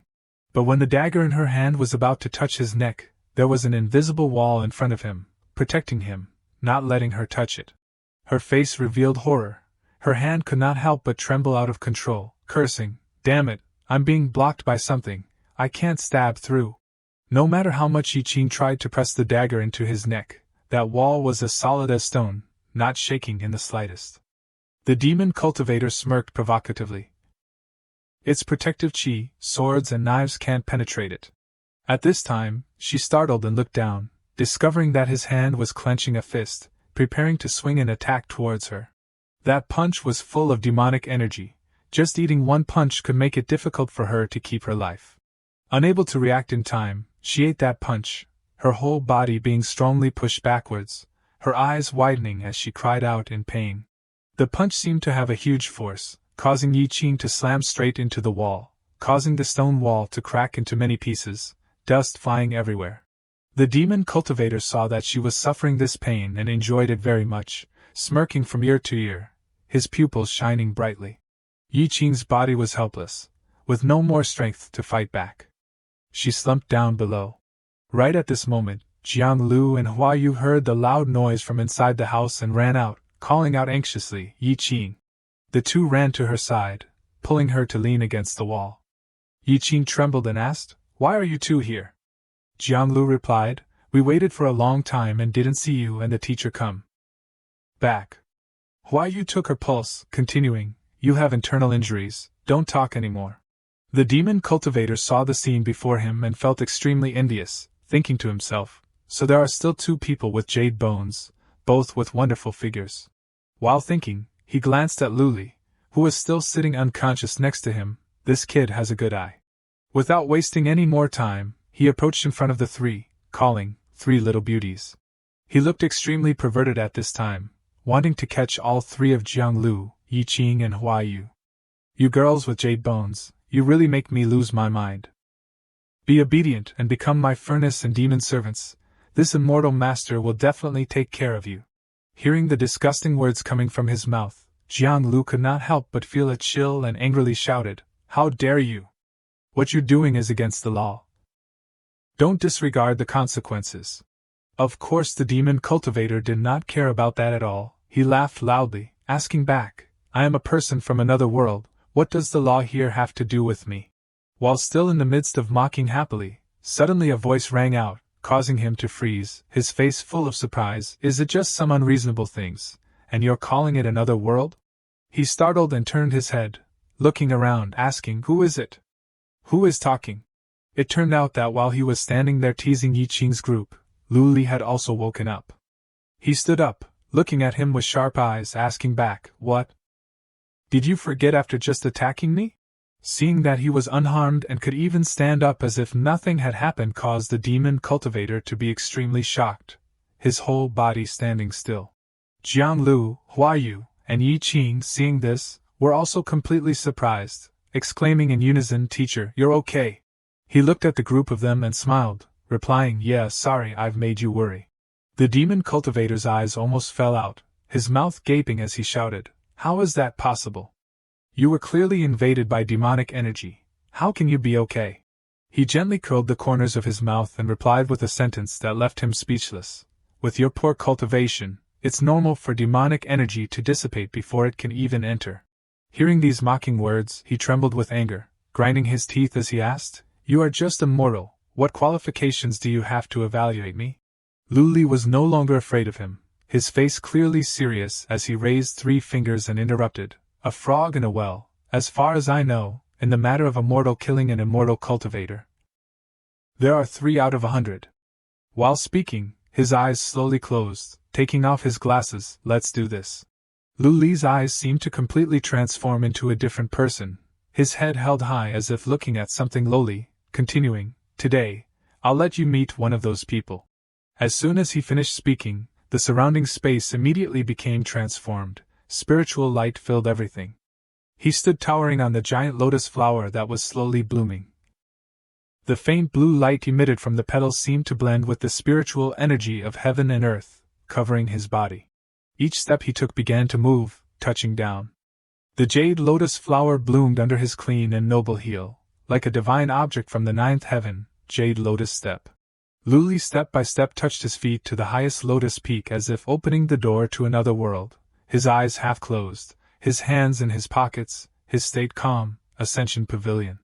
Amidst the faint moonlight, he walked silently, his hand gently waving as if painting a beautiful picture, a series of bright petals flying with every movement, forming a screen of illusions, jade cicadas swaying, reflecting autumn cold. At this time, Luli raised his hand. From within his palm appeared a small sparkling light, softly saying, I caught the moonlight between the layers of clouds. The streak of light became more and more blurred, bursting out between his hands, reflecting on his calm and cold face. He continued, one sword cold light. The light around him flew up like a source of living energy. In that instant, a stream of sword energy condensed into shape, both refined and majestic, 14 provinces. Witnessing this absurd scene unfold before his eyes caused the demon cultivator to be unable to believe his eyes. He fearfully retreated backwards, asking, who exactly is he? Before his question, Luli did not answer or speak, only coldly looking at him with eyes that seemed to see through everything. Immediately after, he began to step down, only saying one sentence but causing the entire sky to shift, the light surrounding his body leading the way, carrying mysterious power, go. The night sky seemed to be torn apart by a brilliant light, followed by streaks of purple lightning twisting down with majesty. In the center of that a sword was plunged straight down. To the terror of the demon cultivator, he felt a stream of oppressive aura coming from behind, quickly turning his head to look back, his tone trembling, what is this? Before he could understand what was happening, with a bang, a giant thunder pillar tens of thousands of feet high struck his body, causing him to scream in pain, echoing through the sky. After a while, Luli's figure slowly descended, softly saying, this is the song of upright chi. Beneath the ground, the demon cultivator was beaten to a pulp, lying unconscious, with still a bit of electricity radiating around his body. He stood before him and continued. It is a person who reads books without cultivation, who only understands a little bit about the Tao of heaven. At this time from behind, Jiang Lu and Hayou gently helped Yi Qing to walk over, calling, Teacher. On Huayu's beautiful face, obvious worry was revealed as she asked, Teacher, you are still our teacher, right? Hearing this, Luli turned his head to look at his beloved disciples, replying, "Of course, I just remembered some things that I had forgotten." These words caused Jianglu to be surprised, unable to believe her ears, her mouth gaping as she exclaimed, "Teacher, you have regained your memory?" He replied, "That's right, this is not a convenient place to talk, let's go home first." Before going inside, Yiqing glanced at the demon cultivator and asked, "Teacher, how should we deal with this body?" Luli didn't care about him much, interrupting, "Ignore him, the demon energy will make his body dissipate sooner or later, let's go." Because Yiqing's leg was injured, she was carried back by him on his back, the scene returning to what it was before, both familiar and warm.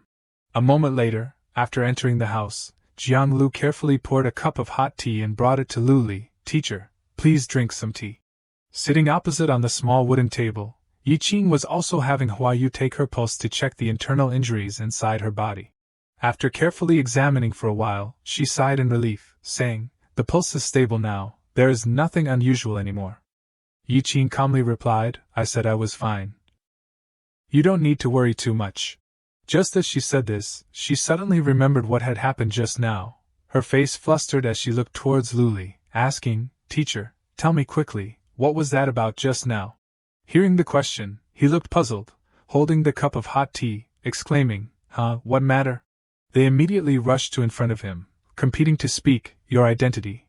Who was that person? What was the matter with the demonic energy in that person's body and the Tao of heaven?" Faced with a series of pressing questions, he did not rush to answer, but took a sip of tea to calm down. "There are so many problems, calculating it, I have to say a lot." But the three girls did not care about the time at all. They were extremely anxious, urging, "Maybe we can learn something from it. Don't be afraid, we have a lot of time." "That's right, please tell us quickly." Knowing that this matter could not be hidden, Luli decided to tell the story. He gently put the teacup down on the table. "Okay, I should still tell it in chronological order. About 10,000 years ago." Just hearing this, Yiqing was startled and pounced over to ask, "Wait, how long ago? 10,000 years?" He asked in confusion, "Is there a problem with this timeline?" Hayou forced a smile, trying to suppress the emotions in her heart and reassure her, calm down, if it has to do with the teacher, a timeline of 10,000 years is acceptable." She listened and also felt it was reasonable, continuing, "Also, that's right." Jianglu still couldn't believe it. In her head, tens of thousands of questions appeared. 10,000 years, so teacher, have you met Qin Shi Huang before? Luli thought for a moment and then replied, "I have. When I met him, he was young, full of energy. I originally wanted to teach him the Dharma, but was rejected. When his hegemony was not achieved, it was too late to regret it, so he sent Su Fudong to meet me, begging for the technique of longevity. But his youthful energy was no longer there. Only a violent body remained, so we did not meet again." Hearing the story to this point, Hayou exclaimed, Wait a minute." She pressed close to him, asking, "The 1,000-year legend of Su Fudong seeking the technique of longevity, the person he went to find was you?" He hesitated, moving back, replying, "It was me." Realizing that her teacher was not an ordinary person, but actually an immortal, caused Jianglu to be full of admiration. "So teacher is a god?" He showed a somewhat awkward smile, replying, "Oh, you can understand it that way, too." Through this story, all three girls looked at him with different eyes. Everywhere around him they could see brilliant light. "Wow, teacher is an immortal." "Ah. Not good, my eyes are being blinded by the light, it's too dazzling."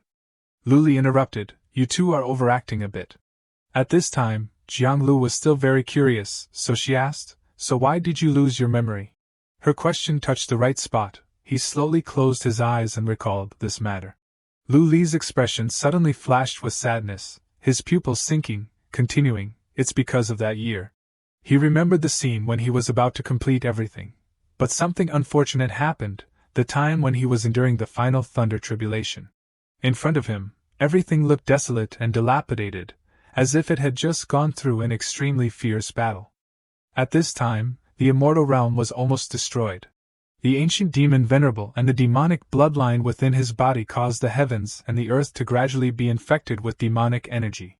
The higher the cultivation of the immortals, the heavier the demonic energy that entered their bodies, and even he was no exception. Therefore, He destroyed his golden body, overturned his spiritual platform, and destroyed his Tao foundation. Destroying his cultivation himself amidst the thunder tribulation, after cultivating back to the same level, he would return to eliminate the demon venerable. Who knew that the demon venerable was worried that he would reveal the secret? So he took action to kill him when the final thunder tribulation was descending. Returning to the present, the three girls were still sitting and listening attentively. He continued to tell, I had no other way. I could only use the last bit of my remaining strength to fight him. Giving it my all could only seriously injure him, and at the same time, I was also affected by the demonic energy entering my body. While speaking, Luli took a sip of hot tea to calm down. After that, I lost my memory and was reincarnated into the mortal world. Hearing the story that he had just told, Jianglu, Yiqing, and Hayou could not help but feel sad and regretful for their teacher's unsuccessful efforts. He continued, That is the entire story of everything that happened. Finishing his words, but still not seeing his students ask any more questions, which was completely different from their usual personalities, he asked in confusion. Why aren't you saying anything? Hearing this, Jianglu sighed and replied, It's because the amount of information you told us is too much. Yiqing continued, We are a bit unable to load it all. Hayou asked in confusion, Teacher was originally an immortal venerable. After falling to the mortal realm, won't the immortal realm be in great chaos? Luli had of course thought of that. But he was powerless to do anything. He calmly replied, Perhaps so. Yiqing asked in confusion, So what do you plan to do now?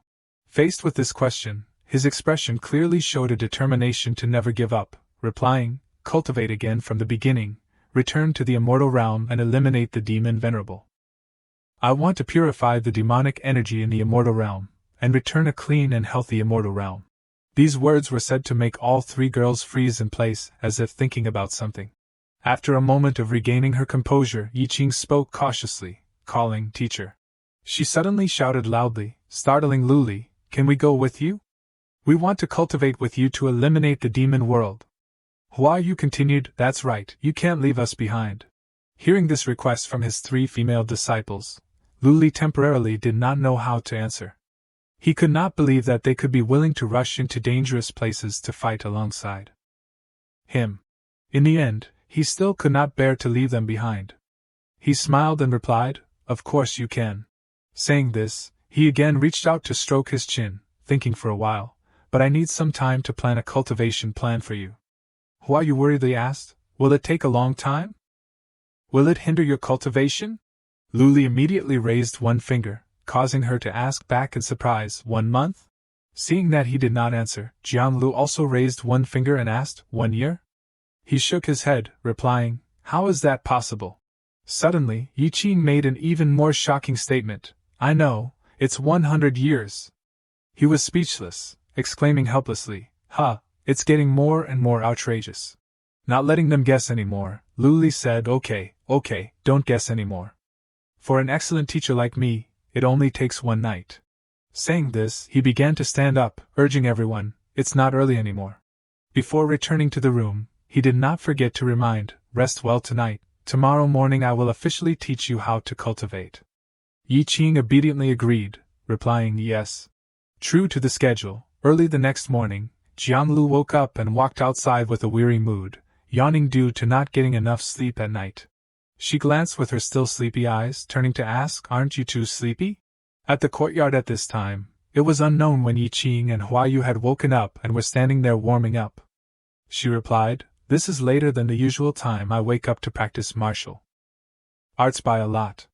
I usually wake up early to do exercises to maintain my health. Just as she was saying this, suddenly the door slowly opened, causing all three girls to startle and stop. The person who had just entered was none other than Luli, still holding a stack of papers that had been prepared in advance. He praised, Not bad, very punctual. Go and get a cultivation method for yourselves. On the cover of the cultivation method was a picture of a great being sitting properly, exuding an unapproachable majesty. Next to him was a war general riding a horse with soaring spirit, as if stepping out from the very cultivation method itself. Luli handed the cultivation method to Yiqing and said, Yiqing, you can continue to enter the Tao through martial arts. With your talent, you will surpass Guan Yu and Zhang Sanfeng sooner or later. She asked in surprise, could it be that I can become as good as Wukong? He continued to approach and hand a cultivation method to Hayou. Hayou, you cultivate in the Tao of medicine following the path of Sun Si Miao and Buddha by Sajaigiru. If there is a chance, I can take you to find the medicine bowl of Shenong and Buddha Hai. Finally, when he stepped in front of Jiang Lu, he took out 2 cultivation methods and handed them to her, causing her to startle. Jiang Lu, these are yours. She accepted the 2 cultivation methods, her face full of confusion, asking, wait, teacher, why do I have 2? He raised one finger, his expression serious as he explained, you are good at business. Logically speaking, I should let you cultivate following the Tao of wealth. Following the path of the God of wealth. But this Tao is low level, so later I will switch you to the Tao of the God of calculation, so that later you can have the power of the God of calculation, following Ling Bao Tianzuan and Jiang Zia. After handing out all the suitable cultivation methods to each person, Luli gathered the 3 together and said, the Tao of the demon is united with the Tao of the unpredictable gods and ghosts. So the directions of you 3 are.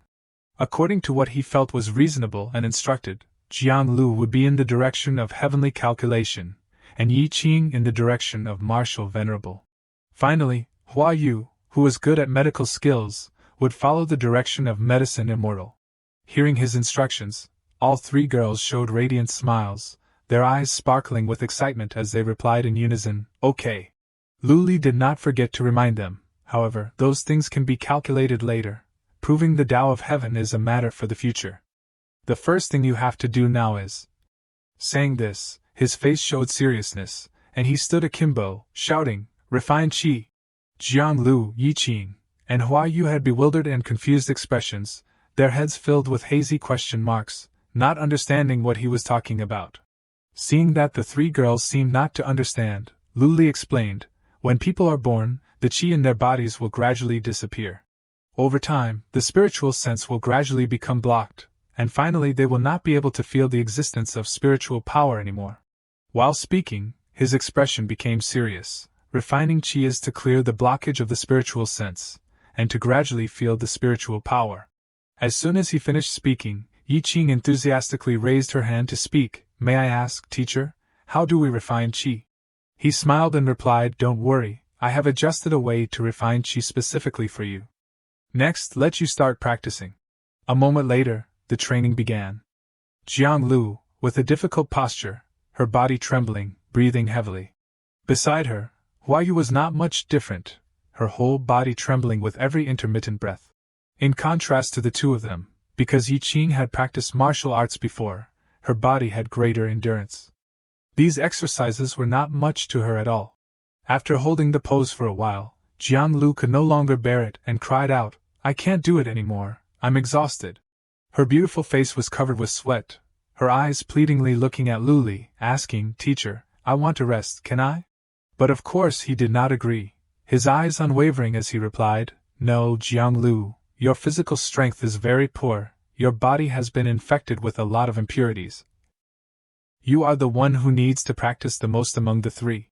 Saying this, he turned to look at Yi Qing, calling, Yi Qing, come over here and help her. Hearing this, she did not refuse at all, but even showed great interest. As she stepped over, warming up her hands and feet, she said, teacher, don't worry, I will definitely help her complete everything. Witnessing that expression, Jiang Lu felt extremely uneasy, stammering, what do you want to do? She sat back in fear, trembling and shouting, don't come over here. Before she could finish speaking, Yi Qing had stepped forward and sat on her body, pulling her legs so that she could not move, crying out, it hurts, it hurts, it hurts. Suddenly, from outside the door, a cute little girl with 2 buns stepped forward, asking blankly, brother, what are those big sisters doing? As soon as he saw the little girl, Luli smiled kindly, sitting down to stroke her head and replying, Dao Dao, be good, the big sisters are trying to exercise their bodies. Hearing this, the little girl's eyes sparkled with interest as she observed. He turned his head to look back and continued, so that they can become more powerful in the future. The 3 girls saw Dao Dao appear and quickly ran over. Hayou spoke, what a lovely little girl, teacher, who is this child? Luli replied, she is Grandma Wu's granddaughter. Her name is Dao Dao. The three girls happily sat down in front of Dao Dao, waving their hands to greet the little girl. Hello, Dao Dao. The little girl was stunned for a moment, and then replied, Hello, beautiful big sisters. Before they could say another word, Luli had appeared, standing tall behind them, reminding, Don't try to be lazy, quickly return to practice. All three of them, without anyone telling them, fearfully returned to their original positions. Jianglu grumbled, We should balance between practice and rest. He interrupted, Come on, with your current training intensity, it doesn't count as heavy at all. Dao Dao, seeing this, clenched her small fist, her head fuming, scolding, You're not allowed to be fierce to girls. He replied awkwardly, Okay, not fierce, not fierce. Then can you stay here and help me supervise the big sisters' practice? A moment later, everyone had finally completed the training course, but only Yi Qing was still the most stable, her body healthy as she stood up and stretched. Huayu was also quite tired, but could still stand up. Only Jianglu's physique was the weakest. Her whole body collapsed, sitting in a daze. Luli praised, Very good. Everyone has completed the first step of training. He continued, In the spiritual sense, I will teach you meditation, to gradually feel the spiritual power. The three girls began to sit in position, their legs crossed in meditation, their eyes tightly closed, spiritual power filling the sky and the earth. But you have to know how to use spiritual power. To be able to feel it, and looking, hearing, smelling, tasting, Luli seriously raised his hand to teach, so you need to forget these 5 senses, and focus on the 6th sense. He reminded, Everyone, don't listen, don't smell. Next is not to ask, not to touch.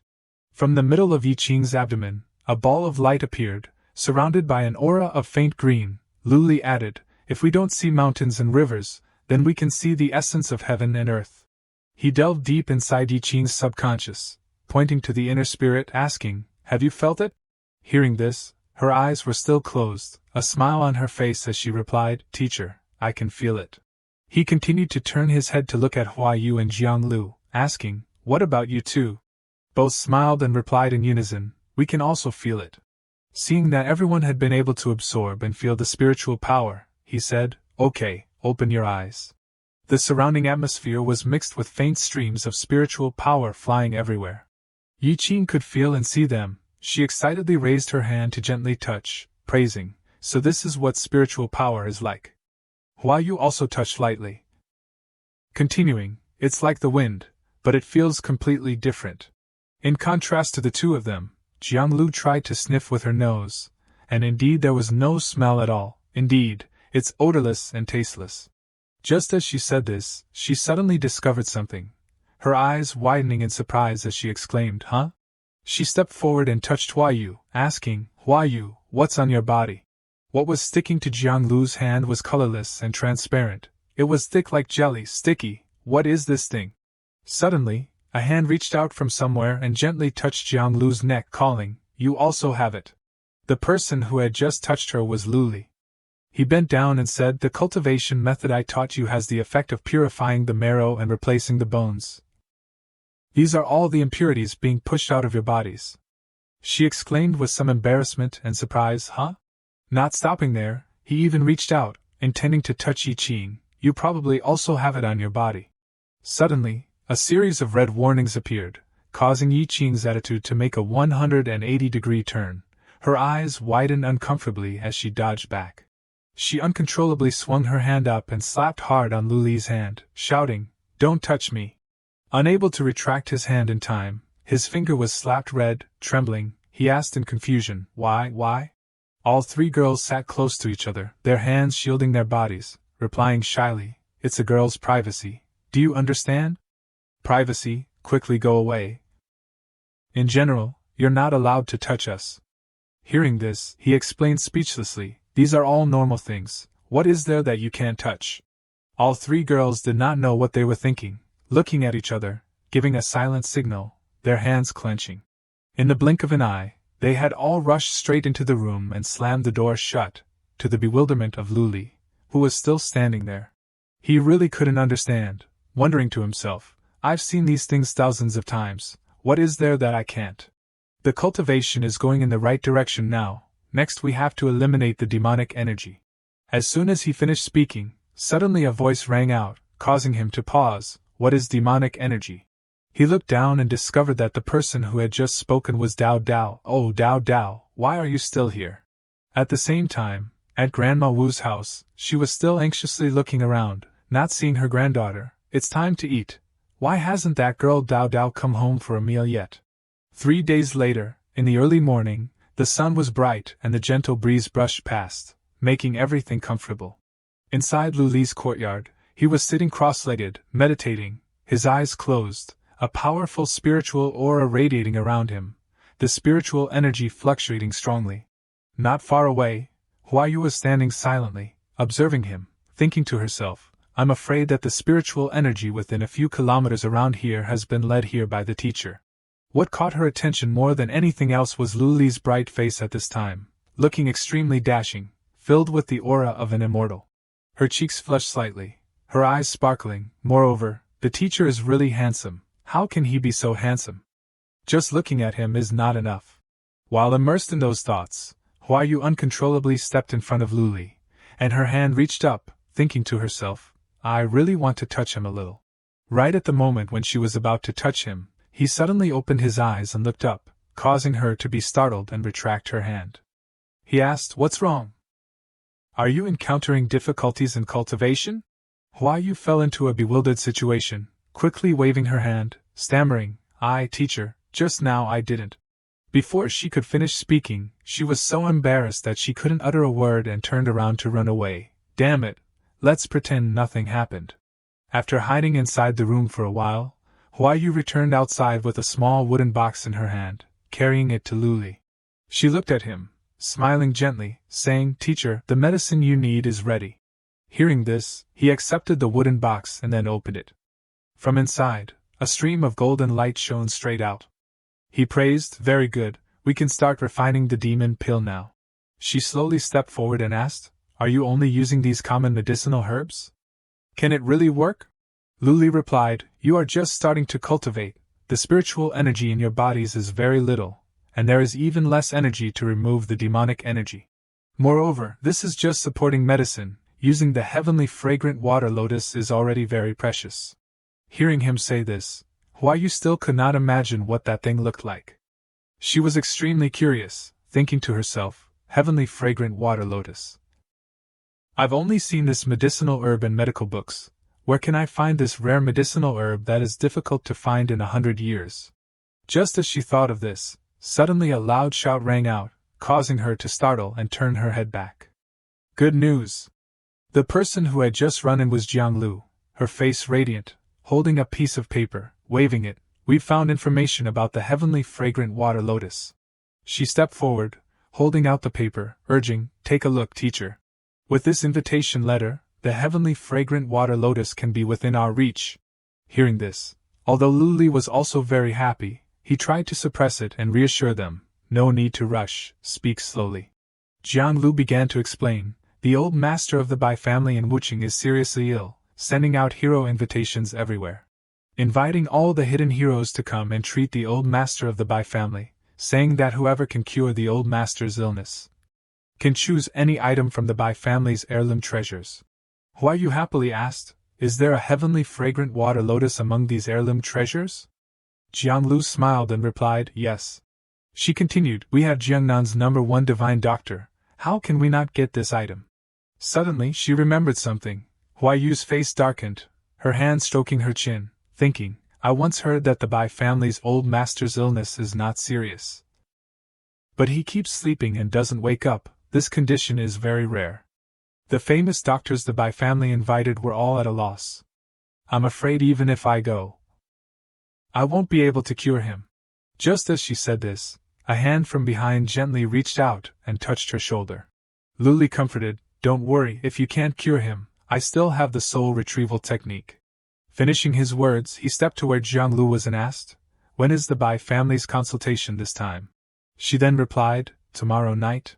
Hearing this, he knew that there was no time to delay, a smile appearing on his face, saying, Remember to tell Yi Qing. While taking the paper, he continued, Let's go together to take this heavenly fragrant water lotus. Time passed quickly and the next night arrived. Inside the city, at a towering building, Jiang Lu's car finally arrived. She stepped out with elegant red high heels and slender legs, full of charm. She was wearing a tight-fitting gold party dress, looking extremely sexy. Jiang Lu looked towards Luli in the back, calling, "Teacher, we're here." In front of the two people was a large compound. People were coming and going quite bustlingly. Everyone was wearing bright clothes to attend today's consultation. This is where the Bai family is holding the consultation. He looked around and smiled, praising, Gathering Heroes Pavilion, a pretty good name. Then, all together they stepped inside. Hayou and Yi Qing went up to present the invitation tickets. Jiang Lu spoke, "The Bai family in Wuqing is a family with a history of hundreds of years. Although they only stay in Wuqing and don't go out, their power and connections are very wide. Looking at the treasures used as rewards this time, you can see that." Not far away, a man holding a cigarette, emitting a cloud of smoke, looked towards Luli's group, exclaiming, "Oh?" He wondered in confusion, "Is that Jiang Lu?" He was the second young master of the Yi family in Jincheng. Then, he angrily broke the cigarette in his hand, turning his eyes to the manager, angrily asking, "Who is the man she brought with her? Her uncle?" The manager worriedly replied, "The Jiang Corporation is indeed on the invitation list, but the divine doctor they brought is Jiangnan's divine doctor Hayou." Hearing this, he did not know what he was thinking, but his face became grim, his face darkening as he gnashed his teeth. Immediately after, he threw the cigarette directly on the ground. Then he stomped hard on it, grinding it. "I don't know where that bastard came from, wanting to snatch a woman from me." While speaking, he sullenly stepped inside. "Besides me, no one is worthy of standing next to Jiang Lu." At the same time, on the inside, Yi Qing, grabbing her skirt, walked carefully, angrily saying, "This skirt is really in the way, it's even difficult to fight in." Jiang Lu reminded, "This place doesn't need you to fight, don't pull it anymore." As soon as she finished speaking, suddenly a voice rang out right next to her, attracting her attention. "To be able to meet General Jiang here today is really a surprise." The person who had just stepped forward was the second young master of the Yi family in Jincheng. He smiled, continuing, "Could it be that the Jiang Corporation's plan to advance north has been hindered? So you want to find the Bai family to form an alliance?" Her face became unpleasant as she replied, "This matter doesn't seem to concern young Master Yi." Seeing this, Luli asked, "Who is this person?" She raised her hand and whispered, "This is the second young master of the Yi family in Jincheng. They have blocked the Jiang Corporation from expanding several times." Telling the story to this point, she remembered an old matter, sighing helplessly, "He even wants to propose to me, it's really hopeless." At this time, young Master Yi again focused his attention on Luli, speaking in a probing tone, "Oh, so General Jiang even brought a man with him?" Finishing his words, he stepped forward, giving a professional smile, reaching out to greet him, "I am Yi Liangchen, I don't know what to call you." Before his greeting, he did not shake his hand and immediately turned to the other side, replying coldly, "Luli, I am a teacher." His face darkened, asking back, "A teacher?" Watching the back of him leaving, Yi Liangchen was furious, pointing his finger and shouting, "Is this a place you can come to? Bodyguards, quickly drag this guy out." Hearing the words that were not polite at all, Jiang Lu angrily stepped in front of him, interrupting, "Who dares to? The teacher was brought here by me, Yi Liangchen. What right do you have to interfere?" These words made him sneer even more, asking, "Brought by you, a benefactor? No wonder you are always boasting about being an independent and career-minded woman to the outside world." Each word he uttered after that made Yi Qing's face darken with anger. So she's supporting a gigolo. Her hand clenched into a fist, trembling, wanting to rush towards Yi Liangchen and punch him a few times. "Can I make that person shut his mouth forever?" Hayou quickly stopped her. "Don't be impulsive, the teacher still has to treat the Bai family's old master to get the heavenly fragrant water lotus." Hayou's words unfortunately fell into Yi Liangchen's ears, causing him to pause, his eyes glancing over. Immediately after, he clutched his stomach and burst out laughing, pointing at Luli, asking, "Treat the illness? Relying on you people to cure the Bai family's old master's illness?" Luli also did not hide anything, his heart unwavering amidst the ever-changing world, replying, "That's right, just relying on us, so what?" Yi Liangchen put his hand in his pocket, his other hand pointing towards himself. "What can a gigolo do?" The only one who can cure the Bai family's old master is my Yi family in Jincheng. Finishing his words, he turned to look at the man who was walking over. Dr. Sun, please come out. Yi Liangchen introduced, this is Dr. Sun, Sun Ding, who has been practicing medicine for more than 30 years, coming from a medical family, and is also the 18th generation descendant of the Medicine King Sun Simiao. He is the 18th generation successor of the Medicine King Sun Simiao, Sun Ding. Hearing this very grand introduction, Luli felt somewhat familiar and asked back, successor of the Medicine King? He looked at him and smiled, asking, did you learn the Qing Nang Jing or the Qian Jin Fang? Faced with that question, Sun Ding startled, thinking to himself, how does this person know the secrets of my family? Thinking this, he smiled and replied, of course, it is to follow nature. He continued, I understand. Why, you asked curiously, teacher, do you know their family? Luli replied, you can consider it that way. Sun Simiao once asked me for a few prescriptions. A moment later, inside the main hall of the building, the final consultation was finally held, and many people stood there, listening to the situation. On the platform in the front, a man coughed a few times, reminding everyone, please be quiet. Then he said, thank you very much for coming here to diagnose the strange illness of my father. He was the young master of the Bai family in Wuqing, Bai Jingyi. Bai Jingyi looked towards everyone, continuing, as you have seen, my father does not have a serious illness, but he remains unconscious. A person quickly took the medical record and handed it to Luli. These are the details of my father's illness from when he fell ill until now. He took the medical record, his face calm as if he were not reading it carefully at all. Above, Bai Jingyi's face was extremely sad, continuing, as long as you can cure my father's illness, my Bai family won't mind giving away the family's heirloom treasures. While speaking, he bowed his head sincerely, my father's illness, I have to trouble everyone. Suddenly, Yi Qing quickly recognized what they needed, pointing to the front and shouting, teacher, look quickly. As soon as he saw that item, Luli confirmed, that's right, that is what we want to get. In a carefully sealed glass box was a lotus flower emitting a dazzling golden light. Just looking at it, you could see that it was not an ordinary flower. It was the heavenly fragrant water lotus. The entire hall was in an uproar. Everyone was examining the medical records to diagnose the illness. A bald doctor was constantly using a handkerchief to wipe the sweat on his forehead, thinking to himself, from the pathology, the old master's body is fine. On one side, the doctor wearing glasses also could not understand, where does this illness originate? Unbelievable, every parameter is completely normal. Hayou had also obtained that medical record.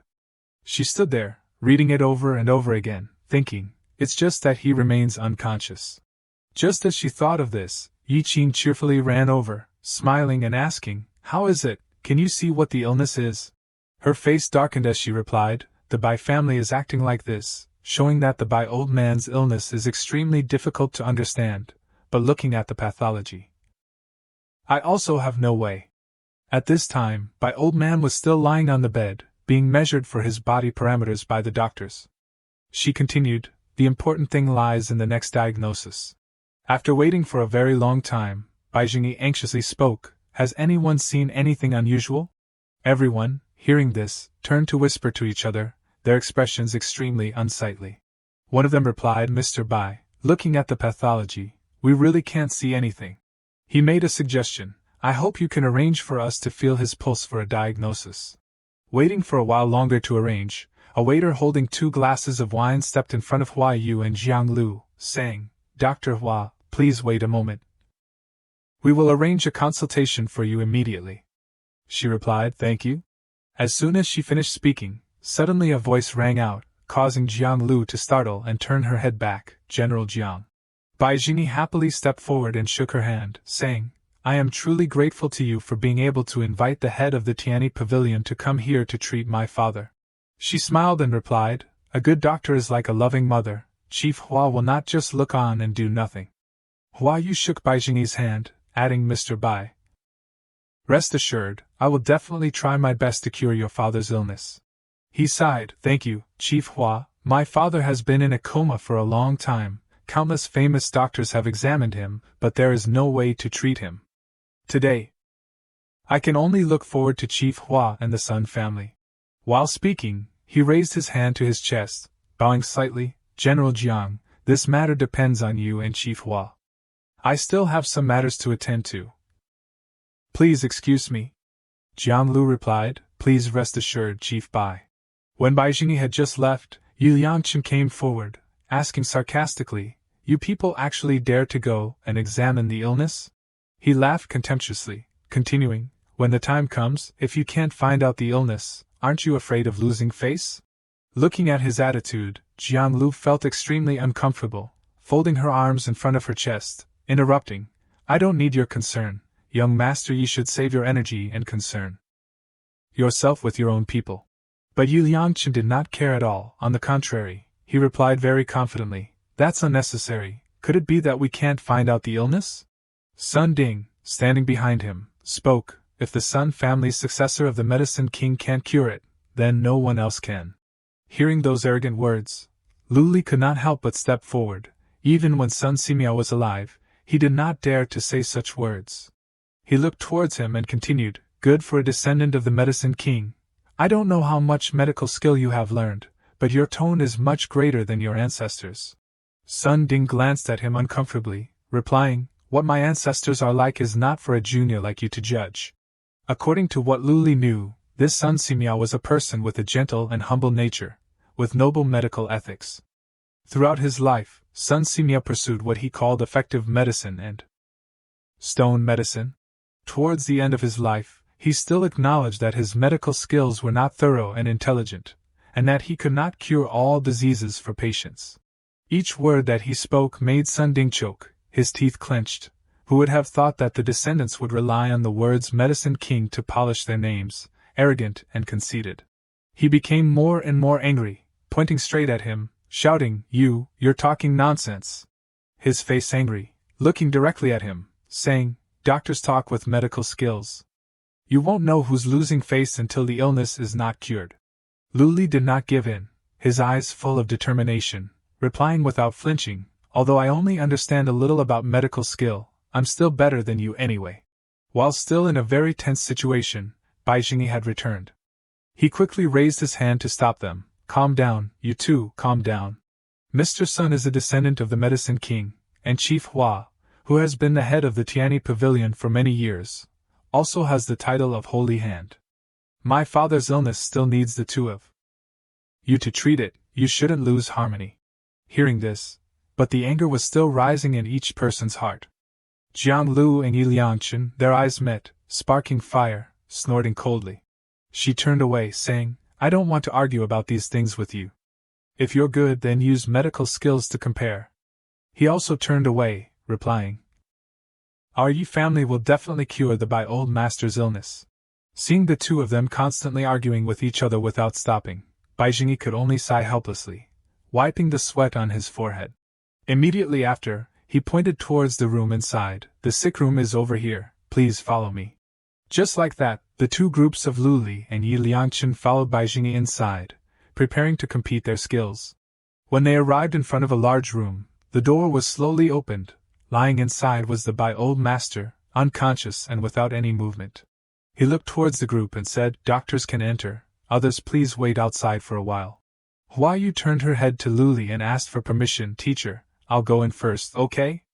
He smiled and replied, Standing from behind, Yi Liangchen, hearing this, was confused, thinking to himself, Chief Hua also calls him teacher? No matter how much he thought about it, he still could not recognize Luli, and had never seen him in the news or heard anyone talk about him. Why have I never heard of this person before? Inside the room, Hayou began to work, placing her hand on the Bai old master's right pulse. On the other hand, Sun Ding was also taking his pulse for diagnosis. Both of them had their eyes closed, the atmosphere falling into silence, with no one saying a word to anyone. From the Bai old master's body, if you paid close attention, you could notice that his body emitted a mysterious fragrance. The fragrance was so obvious that Jiang Lu, standing outside, could also smell it. She asked, Can you smell a sweet smell? Yi Qing, hearing this, looked around, exclaiming, Yes, yes. Luli's face did not reveal any expression, the corners of his mouth gently curving into a smile as he thought to himself, so that's how it is. After examining for a while, Finally Hayou came out with a not very happy face, her eyes somewhat drooping. All three of them walked towards her expectantly, but only received a sad sentence. Teacher, I can't diagnose the illness. She continued, the old master's pulse is strong and stable, there are no blockages, and I can't find the illness from touch diagnosis either. Hearing this, Luli smiled to reassure her, no need to blame yourself, because the illness does not originate from the old master. As soon as he finished speaking, Yi Liangchen poked his head over, smiling provocatively, asking, what's wrong? It turns out that the Tianyi Pavilion's head also has times when she slips up. I heard that you can't even find the cause of the illness. Looking at his face made Yi Qing's blood boil, the fire of anger burning, wanting to run over and punch him a few times. But she was stopped by Luli. So does the descendant of the medicine king. Have a solution? He smilingly replied, of course, we can't find the cause. While speaking, Yi Liangchen pointed towards Sun Ding, who was writing something on paper. Even the prescription has been written. After writing for a while on the paper, finally he tore that piece of paper off. Sun Ding gave it to Bai Jingyi, saying, Mr. Bai, please take this prescription of mine to get medicine.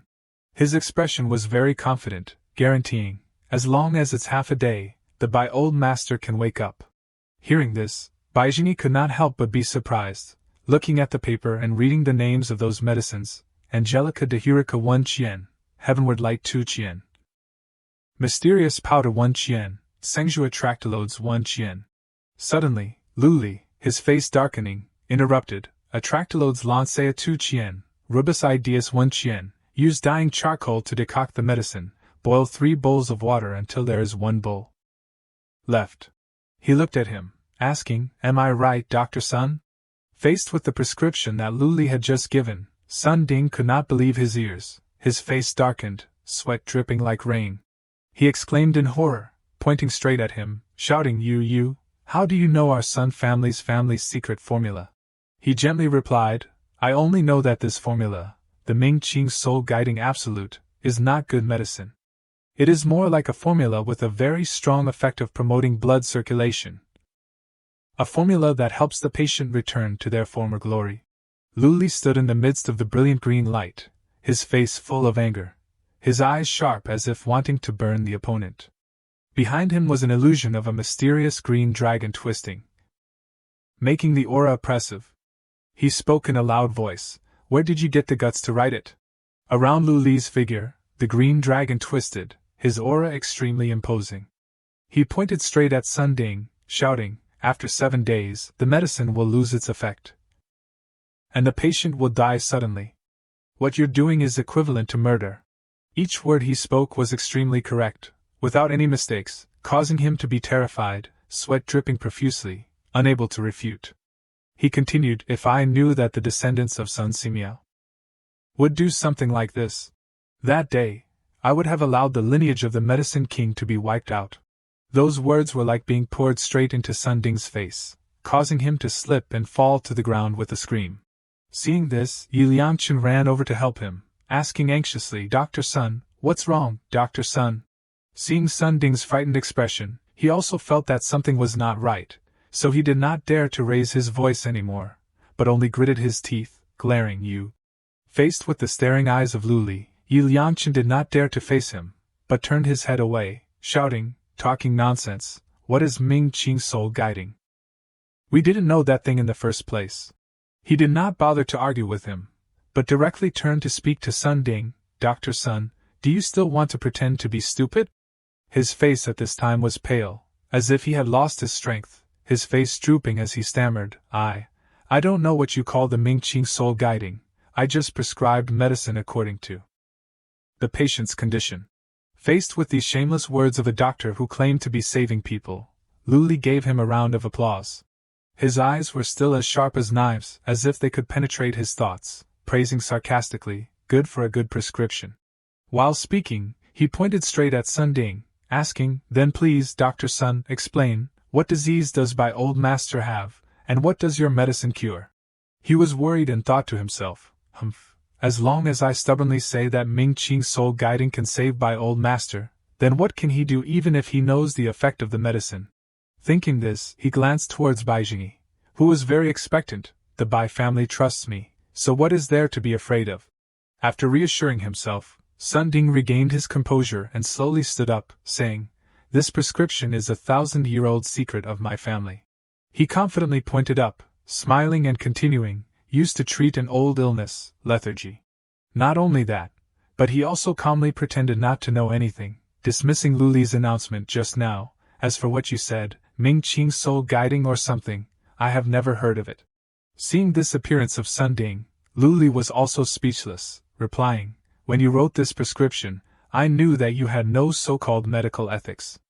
I didn't expect your skin to be so thick."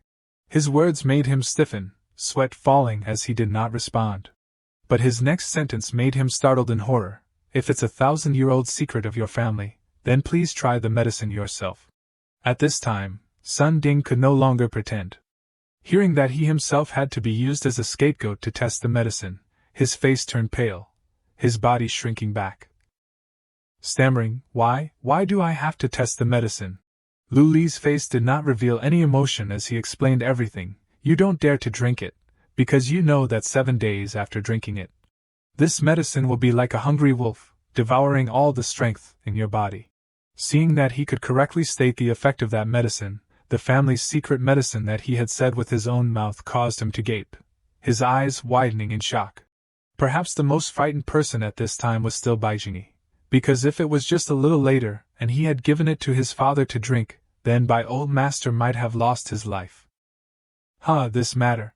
He was extremely angry, raising that medicine towards Sun Ding, asking, "Dr. Sun, is what he said true?" He waved his hand, trying to explain, "No, it's not like that."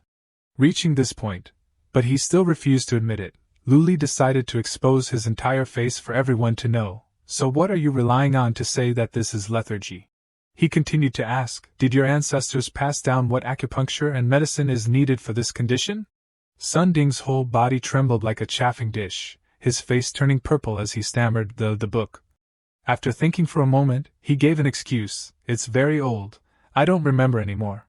Before he could finish speaking, Luli was standing towering right in front of him with an angry expression, shouting, "Don't remember?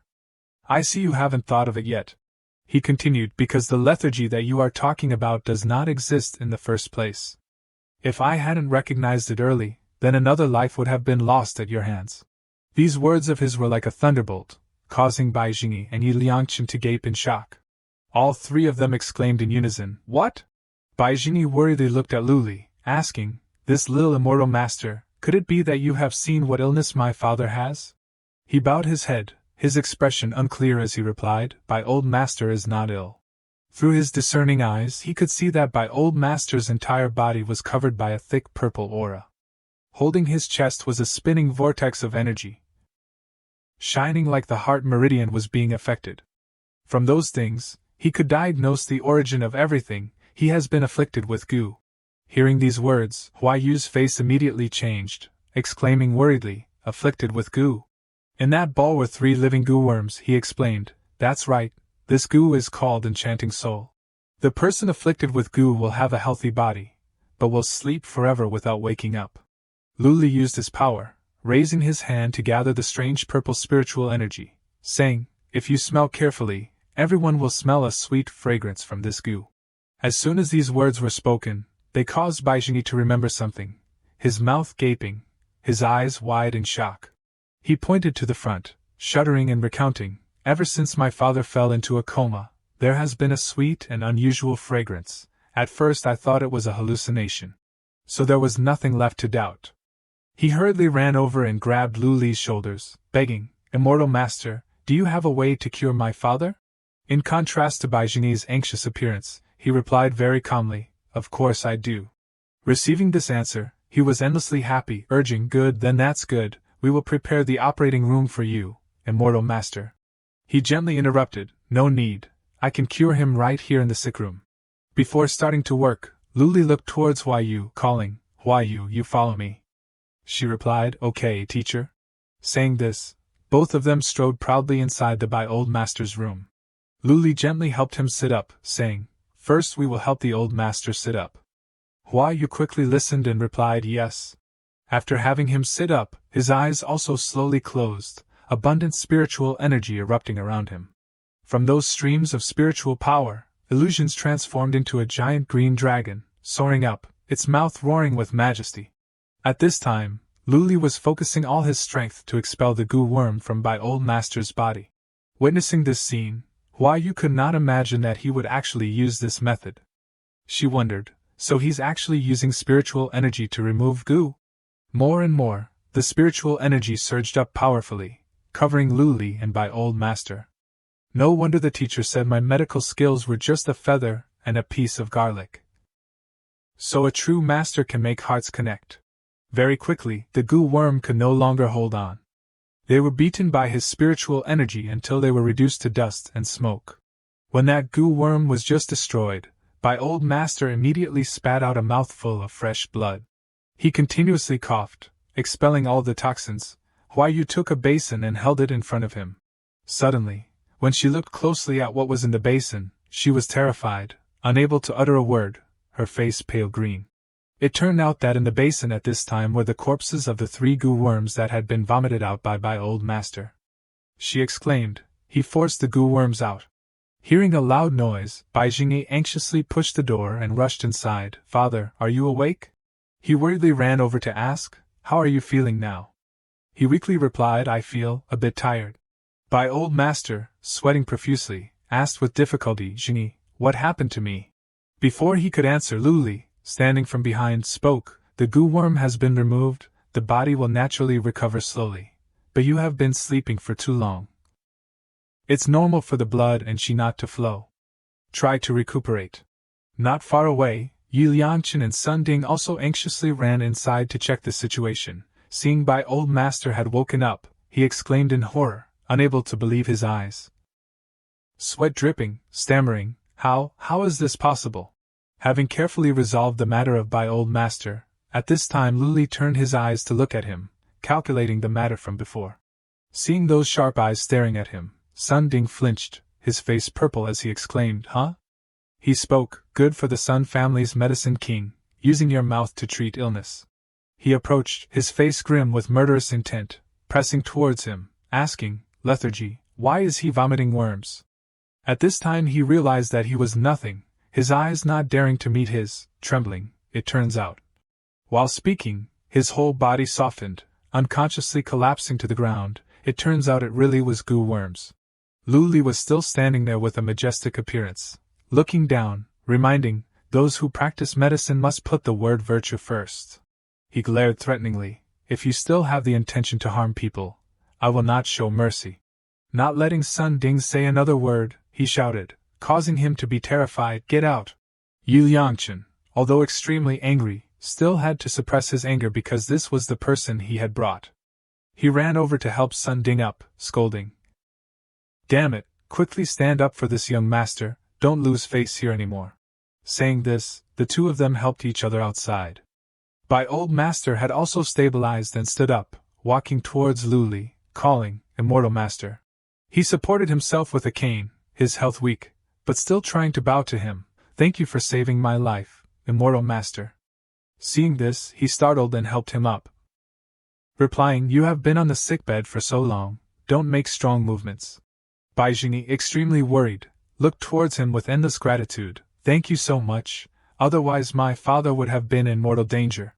Luli smiled, reminding, "Although the goo poison has been eliminated, the body is already weakened. Exercising yourself is something necessary." Bai Leiwei spoke, "Immortal Master is truly benevolent. I, Bai, accept your kindness and am endlessly grateful." Bai Jingyi, standing behind, praised, "I didn't expect my father to be afflicted by goo poison. Immortal Master is truly knowledgeable and well informed." Seeing the old man standing for too long, Luli gently helped him sit down on the chair opposite him. Goo arts originated from southern border, always a secluded sect. He looked at Bai Leiwei with a probing attitude and asked, "How did you encounter them?" The old man waved his hand and explained, "I have never been to southern border, nor have I ever met anyone from southern border." Bai Jingyi continued, "Immortal Master, I also know some people who have the exact same symptoms as my father. Perhaps information from them will be much more abundant than from me." Hearing this, Luli was even more astonished. His face darkened as he thought, "So there are other victims." Suddenly, Jianglu came to his side and called out, "Teacher." She was very confident in her wide network of connections and volunteered for the task. "Leave this matter to me to investigate." He didn't refuse but nodded in agreement. "All right. The Bai family's acquaintances are all merchants. It's indeed more convenient for you to come forward." Speaking of which, Bai Jingyi suddenly remembered the main issue. He lightly smacked his hand and exclaimed, "That's right." Then he quickly looked at Luli and asked, "I wonder which treasure Immortal Master wants to choose as a reward?" Waiting for this moment, he happily replied, "I only need a heavenly fragrance water lily." Hearing this, Bai Jingyi laughed brightly and responded, "Of course, that's no problem." Finally, it was late at night. The diagnosis and treatment for Bai Leoi were successfully completed, and he also obtained the heavenly fragrance water lily that he had painstakingly come for. The Bai father and son were extremely grateful, and saw him off to the door. After sitting inside the car, he looked at Hayou and called out, "Hayou." She responded in surprise, "Yes." Luli smiled happily and made a decision, "Teacher will teach you how to treat heart goo." Hearing this, her eyes sparkled with joy, and she smiled incessantly. He continued, "Therefore, those with similar symptoms will be treated by you." Hayou clenched her fist, expressing her determination, and shouted, "Teacher, rest assured, I will definitely not disappoint you." After the two of them finished talking, Jianglu, who was driving, curiously asked, "Teacher, do you want to find the goo caster through those people?" Luli replied with a serious expression, "That's right. This person is casting goo on innocent people, not following the sect rules. He is someone who doesn't know right from wrong. With his identity as a virtuous immortal reverence, he couldn't turn a blind eye to that wicked person continuing to harm others. He would absolutely not allow this person to continue doing evil." Before his words and serious expression, the three girls were completely captivated, their cheeks flushed. Yiqing smiled admiringly and praised, "Teacher's righteous appearance is so handsome." Hayou felt the same way. She suddenly remembered a saying and thought to herself, "A perfect gentleman, that must be used to describe teacher." Sitting in the front, Jianglu felt her heart pounding, and a strange, intense feeling arose in her heart. She was a little moved. Just as she thought of this, Hayou suddenly cleared her throat a few times, breaking the awkward silence. She looked at Luli and asked, "Teacher, we have embarked on the path of cultivating immortality, so should we?" Hearing this, he also looked back attentively, listening. She continued, "Should we avoid the karma of the mortal world?" Luli blankly asked back, "Why do you ask like that?" She replied calmly, "Because the books all say so." Hayou's expression became worried as she recalled the story in the book. Once one cultivates immortality, one must seclude oneself in the deep mountains, forget about emotions, and avoid karma. Before she could finish speaking, Luli reached out and flicked her forehead hard, causing it to turn red. She covered her head in pain from the blow. He pointed and asked back, "If we really had to stay away from karma, then why would I have accepted you as disciples?" He smiled and said, "Was that written in a book or a novel?" Hayou shyly blushed and replied, "Oh, aren't they all the same?" Not letting her say more, Luli began to teach, "I often say cultivating the Tao, which is the Tao of heaven." His expression was extremely serious as he pointed up and continued, "Follow the heart, follow the trend. If you encounter injustice, you should naturally lend a helping hand." Finishing speaking, he looked at Jianglu and asked, "Jianglu, is the pill refining furnace ready?" She replied, "It's ready." Seeing that everything was ready and time was limited, Luli decided to say, "Then let's choose the day. It's better to meet than to choose the day. We'll refine pills tomorrow." He smiled and added a sentence that made everyone look back, "We can't delay your advancement to foundation establishment." Hayou and Yiqing couldn't hide their joy, smiling brightly. Through the rearview mirror, one could also see Jianglu's eyes sparkling with anticipation. Yiqing eagerly asked, "Teacher, can we advance to foundation establishment soon?" Time passed quickly, and the next morning, Jianglu took out a pill furnace and placed it in the middle of the courtyard. A dazzling golden light radiated around the pill furnace. She introduced, "This pill furnace was taken from Qingqing and has 1,000 years of history. It is said that the last immortal of Qingqing used it to refine medicine." Hearing this, Luli stepped forward and lightly touched the lid of the pill furnace. As soon as he touched it, he could immediately recognize it. "That's right. It's indeed an immortal artifact, better than I expected." But what puzzled him most was that this item was extremely valuable. But now it was in his courtyard. He asked, "But what I'm most confused by is why the pill furnace is placed here."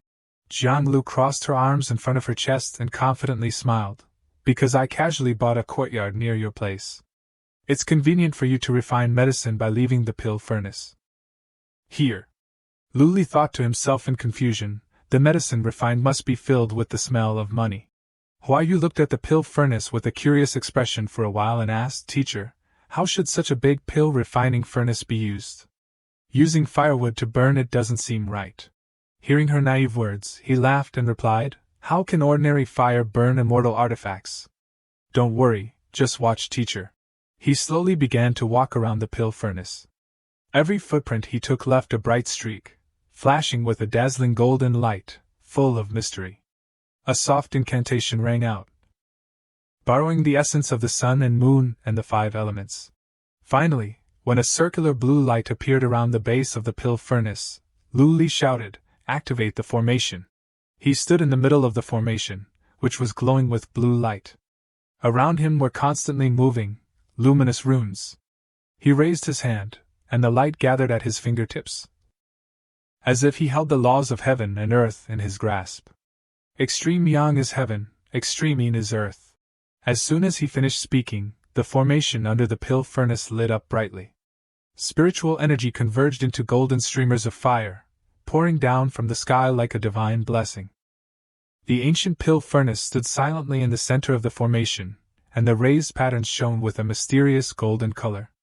Luli stood there, holding the hand seal, with a calm expression. Witnessing the dazzling scene in front of them, the 3 girls were extremely surprised. Ying asked, "Teacher, what formation is that?"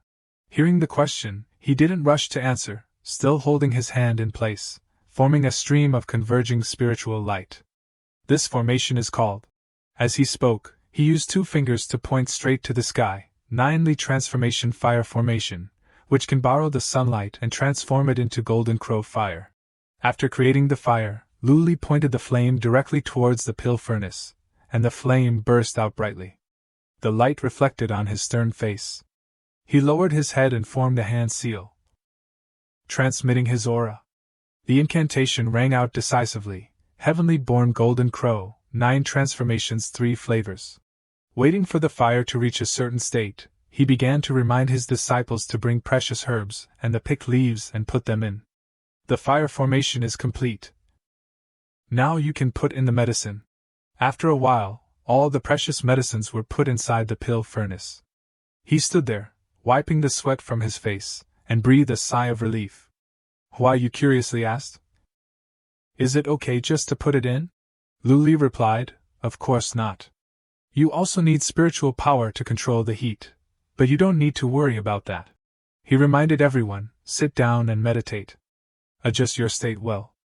After the elixir is refined, you can enter foundation establishment. Take this opportunity to explain the path of cultivating immortality." Hayou replied, "Yes.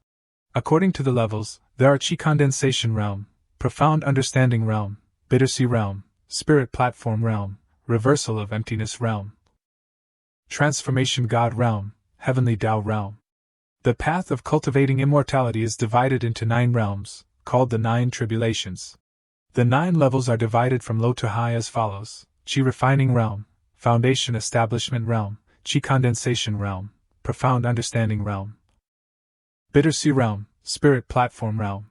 Jianglu, Yiqing, and Hayou were already sitting in meditation.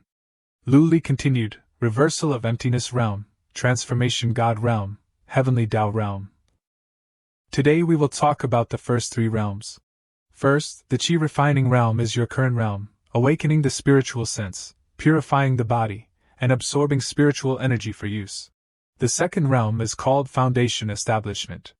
From this realm, spiritual energy will gather in the body, forming a stream, automatically absorbing the spiritual energy between heaven and earth. You can use some magic techniques and spells, officially embarking on the path of cultivating immortality. After foundation establishment, you will have to break through to a new realm called Qi condensation. Just like the name suggests, you have to condense different meridians in your body to circulate your power. Speaking of this, Luli raised his hand and asked, "After this realm, the difference with the previous realms will be even more obvious. Do you know why?" Hearing the question, Hayou immediately raised her hand and spoke, "Because there will be a difference in the cultivation method used for this second set of meridians, right?" He continued, "That's right. The structure of this second set of meridians will be based on the cultivation method you practice. Different cultivation methods will create different meridian images. Shapes, structures, ways of operating, and even the amount of spiritual energy in the body will be different. If you are not satisfied with the results of chi condensation, then you can only change to a different cultivation method and practice again. Therefore, choosing a suitable cultivation method is extremely important." Luli looked at his 3 disciples and reminded, "But you don't need to worry. Your cultivation methods have all been carefully selected by teacher." The 3 of them nodded and replied in unison, "With peace of mind, yes, yes." Half an hour passed. In front of the red gate, Jianglu, Yiqing, and Hayou sat cross-legged in a circle, with spiritual energy gathering into wisps of white mist wrapped around their bodies. Leaves rustled, but the 3 of them were as calm as water, and the spiritual power on their bodies surged powerfully. At this time, Luli stepped forward and stood in front of them, saying, "It seems that your chi regulation is stable." As soon as he said this, the pill furnace behind him vibrated violently. He turned his head to look and observe, just in time for the elixir to be refined. Without hesitation, he decisively waved his hand, and a stream of fire burst out from the mouth of the pill furnace, like a tide of spiritual energy surging. Immediately afterward, amid the blazing flames rising from the pill furnace, 5 mysterious black pearls floated, emitting a stable and heavy aura. Streams of spiritual light twisted around them, reflecting the dazzling golden light.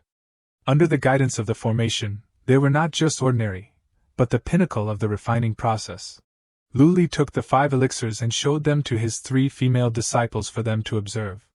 Everyone was seeing this magical thing for the first time, their mouths agape in awe. Suddenly, Yiqing noticed something was wrong. She came closer and counted again, 1, 2, 3, 4, 5, it seems like there are 2 more. Hearing this, he smiled and explained, "They are for Grandma Wu and her granddaughter Yao Yao. For mortals, this elixir can prolong their lifespan and promote development for children." Not wanting to waste any more time, Luli smiled and urged, "Prepare to take the medicine. Don't worry, teacher will protect you." Around the courtyard where Luli lived, spiritual energy was abundant, winding like white silk. After refining the supreme elixirs, he distributed 1 to each of his 3 female disciples. Seeing the huge elixir, Jianglu was a little scared, but still tried to suppress her fear and swallowed it. As soon as she swallowed it, she immediately felt that something was very wrong with her body. Her eyes widened, and she thought to herself, "The spiritual energy is too strong. I can't control it." Seeing this, Luli was immediately present, touching her shoulder and reminding her, "Don't be too hasty to control all the spiritual energy. Try to control it within the range you can. Follow the cultivation method and slowly regulate it." Soon everyone was able to adapt perfectly. He continued, "So when spiritual energy becomes a free-flowing stream circulating, wait until the stream is stable, and then you will be successful."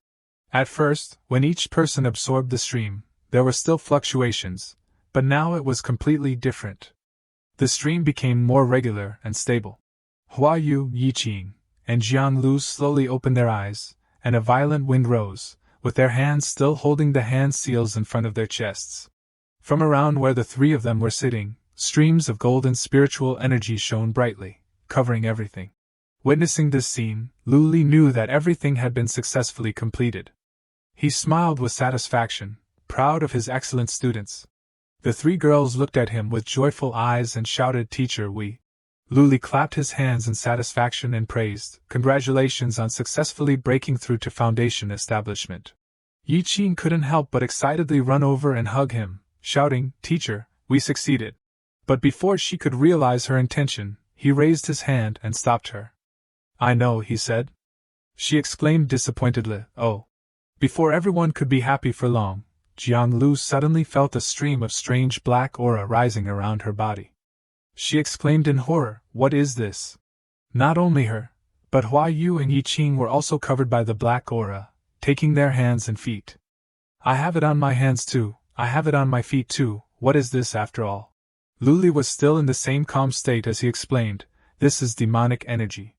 These demonic energies are flying out from your bodies. Although he said that, he still felt that something was unusual here. His face darkened as he thought, but there's more than I thought. Is the demonic energy mixed in with the spiritual meridians? Suddenly realizing something, he exclaimed, this is. Before he could finish speaking, Hayou ran over and asked with a worried look, Teacher, what's wrong? He replied, nothing, just thinking about something. Putting aside those confused thoughts and not letting the three girls worry, he stepped outside and urged, let's go, it's time to take the medicine to Grandma and Yao Yao. At the same time, at Grandma Wu's house, Yao Yao was sitting outside in the yard, giving crumbs of cake to the ants. Her big, innocent eyes watched the journey of the small creatures. Suddenly, a loud call rang out, startling the little girl, and she turned her head to look Yao Yao. The people who came were Luli's group, Jianglu, Ying, and Hayou, smiling friendly and greeting, hello Yao Yao. He gently sat down, looked at the little girl and said, Yao Yao, come over here. The little girl was happy to see this and replied, it's Big Brother and the beautiful Big Sisters. After picking up Yao Yao, Luli curiously asked, why are you playing outside alone? Where's Grandma? The little girl replied, Grandma is inside the house. Yao Yao pointed inside and continued, Grandma bought me a lot of things, saying that Yao Yao must be obedient in the future, and also said that Big Brother will take care of me in the future. The little girl's innocent words made Luli stop abruptly. Jianglu also felt that something was not quite right. These words are a little strange, Hayou continued, I also have a bad feeling. Not wanting to waste any more time, he looked at the little girl and asked, Yao Yao, when did Grandma go inside the house? Hearing the question, the little girl reached out and scratched her head, thinking for a while, and then exclaimed, oh, I don't remember anymore. The little girl's expression was still as radiant as always, with a smile on her lips, but after Grandma went in, Yao Yao ate a whole ice cream and a small cake. From the clues that the little girl gave, Luli could infer that, according to Yao Yao's eating speed, it was probably about 20 minutes. Let's go in and see. Ying quickly ran straight into the house, looking around and asking, which house is Grandma Wu's in here? He replied, the one on the east side. Hayou was the first to find it. She pointed to the closed wooden door and shouted, found it, it's here. Look, the door is locked. Without a moment's hesitation, Ying rushed forward and threw a powerful punch, knocking the door open in front of her. Let me. Just as the door burst open, the small wooden stool in the house was knocked to the ground by Grandma Wu's feet. The horrifying scene struck their eyes. Grandma Wu was using a rope to end her life, her whole body hanging limply, motionless. This was the first time they had seen such a terrible thing, and Ying, Jianglu, and Hayou stood there motionless, not knowing how to react. Fortunately, at the most dangerous moment, Luli managed to run in time. He waved his hand and shouted loudly, cut! The rope was immediately severed by an invisible force, and Grandma Wu's body fell freely. He rushed in like lightning, to the shock of Ying, who was still standing there with wide eyes. Fortunately, everything had stabilized. Luli hugged Grandma Wu and sat her down on the ground, asking, Grandma Wu, are you okay? Seeing that she was still alive, Grandma Wu sobbed and punched herself in the chest, shouting, why did you save me? Just let me die. Zhenhua Hui, Mom is sorry for you too. Just as she said this, Yao Yao suddenly ran inside, her whole body trembling with fear, grabbing Grandma's hand tightly and holding her back. Grandma, don't hit, it will hurt.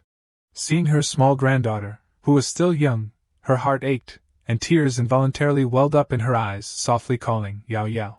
Her whole body trembled as she hugged her granddaughter, lamenting her fate. Grandma is sorry for you. What to do? How will we live in the future? Seeing her reaction and the unclear words, Luli was extremely worried and asked, Grandma Wu, what exactly happened? Can you tell me? Knowing that she couldn't hide it, her face turned pale with fear. She turned to look at him and replied, the money I painstakingly saved for half my life, plus the compensation money from Manhwa and Ahui, were all scammed away. Hearing this, he was shocked and puzzled. His eyebrows furrowed, and he exclaimed, What? Yiqing bent down at this time and asked curiously, Teacher, Zhenhua and Ahui that Grandma Wu mentioned are, he replied, Grandma Wu's son and daughter-in-law. He recalled the previous events. They were also Yao Yao's parents. 2 years ago, they died in a traffic accident. After that, Grandma Wu raised Yao Yao alone. After waiting for Grandma Wu to calm down and sit on the chair, Jianglu gently took her hand and comforted her. Grandma, we will definitely help you get your money back. But you must tell us the whole story in detail. The more she thought about it, the more sorrow and helplessness were revealed on her face. It happened early this morning. At that time, she was washing clothes when she received a phone call. Seeing someone calling, Grandma Wu didn't take precautions and answered the phone. From the other end of the phone came a voice, Hello, this is the support group for families in difficult circumstances. According to the information, there is a problem with your granddaughter Wu Yao Yao's schooling, and she cannot go to elementary school. These words startled her. And she asked, What? Then what should I do?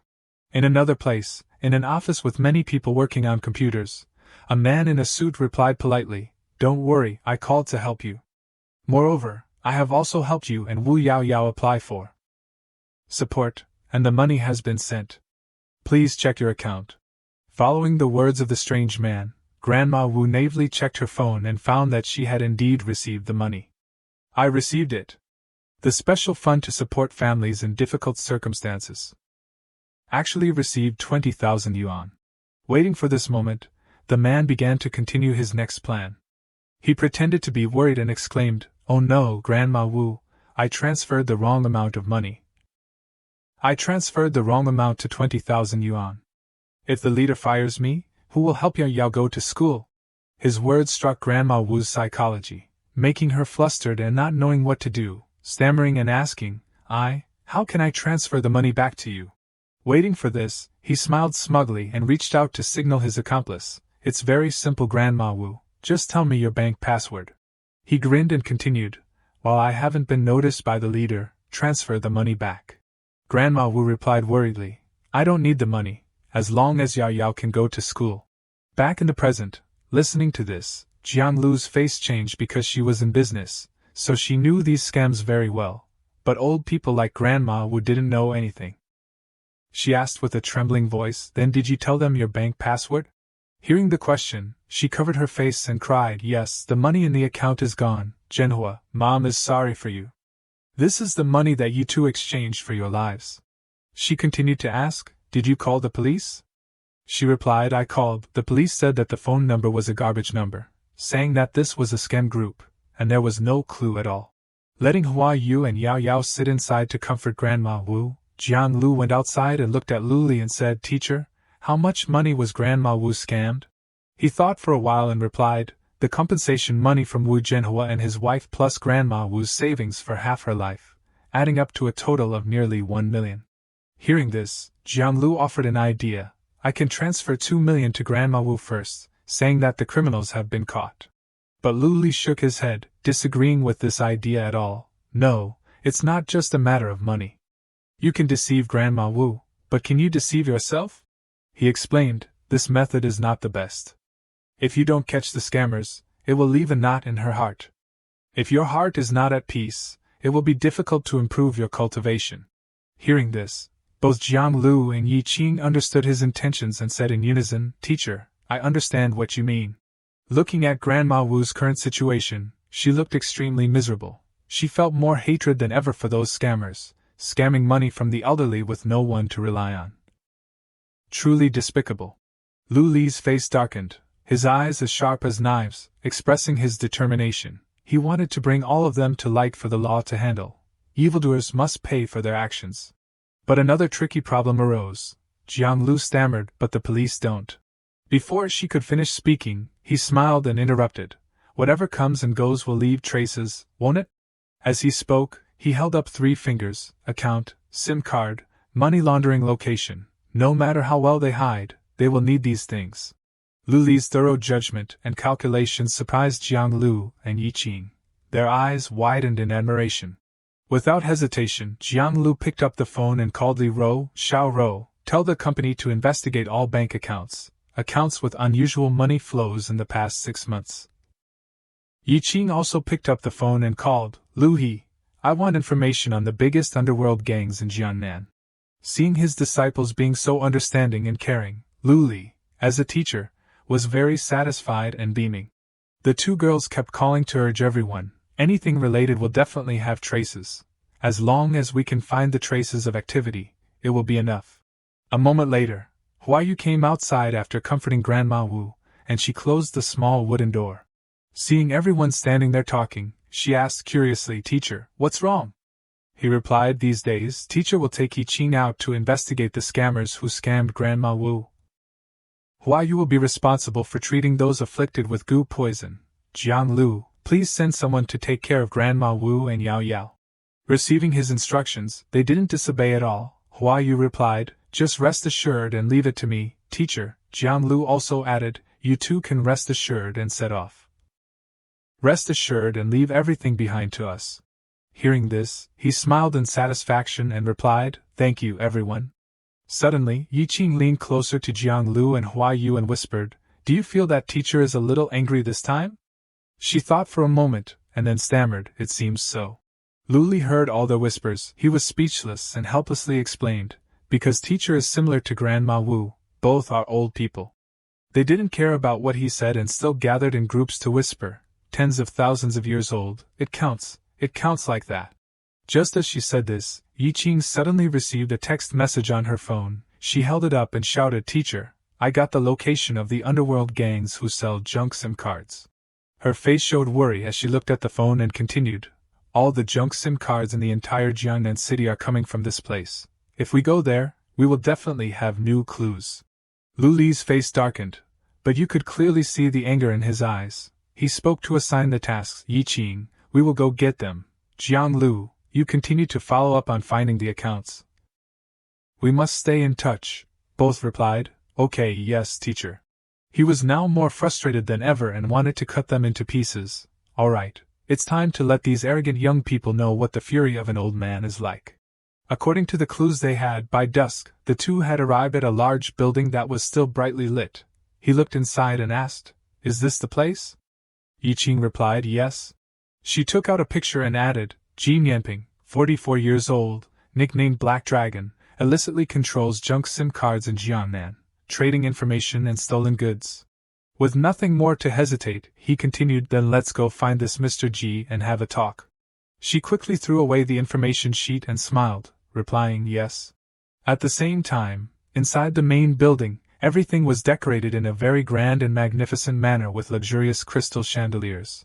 Under the large table, a man was sitting enjoying a meal. Behind him, countless bodyguards were standing in long rows. Just as the steak was about to be put into his mouth, a knock on the door rang out, causing him to pause and glance outside. While chewing, he ordered his subordinates, Go open the door. The subordinate standing next to him replied, Yes. As soon as the words fell, the subordinate quickly stepped outside and pulled open the large door, made of hardwood. But before the door could be fully opened, a powerful kick was launched, sending the subordinate flying back right in front of Jin Yanping. The strong and sudden blow made him unable to react. His whole body slammed into the wooden wall behind, crying out in pain. The other subordinates widened their eyes in horror, not understanding what was happening. It turned out that the people who had just appeared were none other than Luli and Ying, standing there with an expression of not being afraid of anyone. The subordinates quickly drew their guns and pointed them at the two, shouting, Who are you? Jin Yanping raised his hand to stop them, put them down. His face darkened, and the long scar on his nose made him look even more terrifying. I don't know what brings the two of you here late at night. Is there something big happening? Luli didn't rush into the main issue. He stepped forward and pulled a chair opposite him, replying, We came here to ask Mr. G for someone's information. He raised his hand with a serious expression and continued, I hope Mr. G can cooperate. Before this request, Jin Yanping naturally didn't agree, explaining, I'm afraid that's not possible. First, customer information confidentiality is our working principle.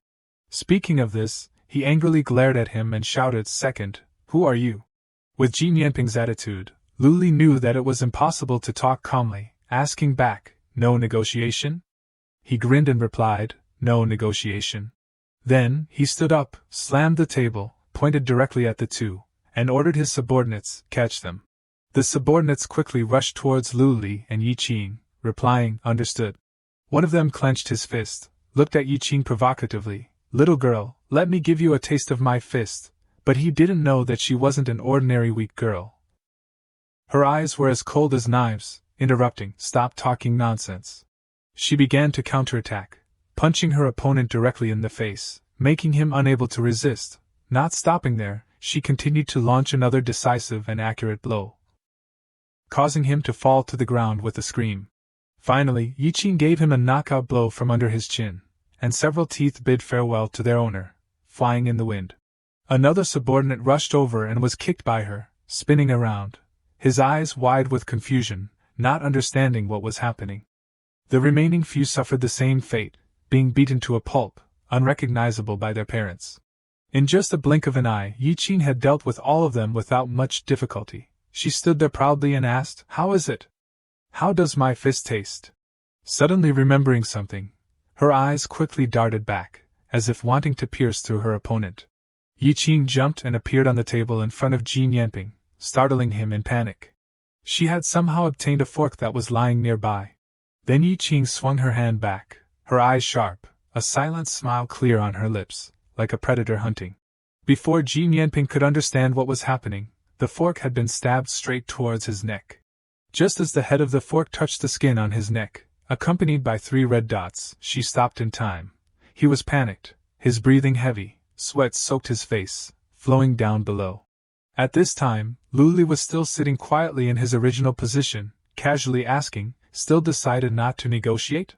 Feeling that his life was in the hands of the two of them, Jin Yanping was no longer as tough as before, his attitude more conciliatory, replying, negotiate. Of course we negotiate, just ask if I know, I will tell you everything without hiding anything. Hearing this, he began to get straight to the point, I only need a name and an address. He is a customer who buys junk SIM cards from you.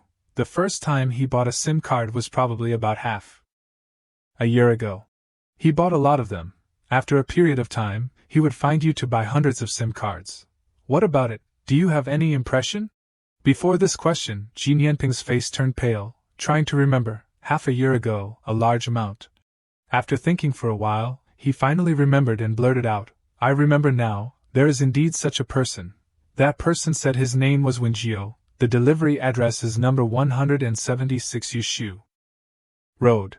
Receiving the information he needed, Luli no longer had anything to stay here for. He stood up and replied, very good, thank you for your cooperation, Mr. Ji.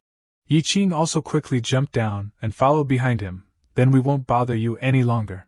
Seeing the two of them leave, Jin Yanping finally breathed a sigh of relief after a moment of seeming suffocation. But before he could be relieved for a few seconds, Luli suddenly turned back with eyes as sharp as knives. That's right, Mr. Ji, your industry is not a good thing either. Before dawn, go surrender yourself, otherwise we will come find you again. These words made him not understand what was happening.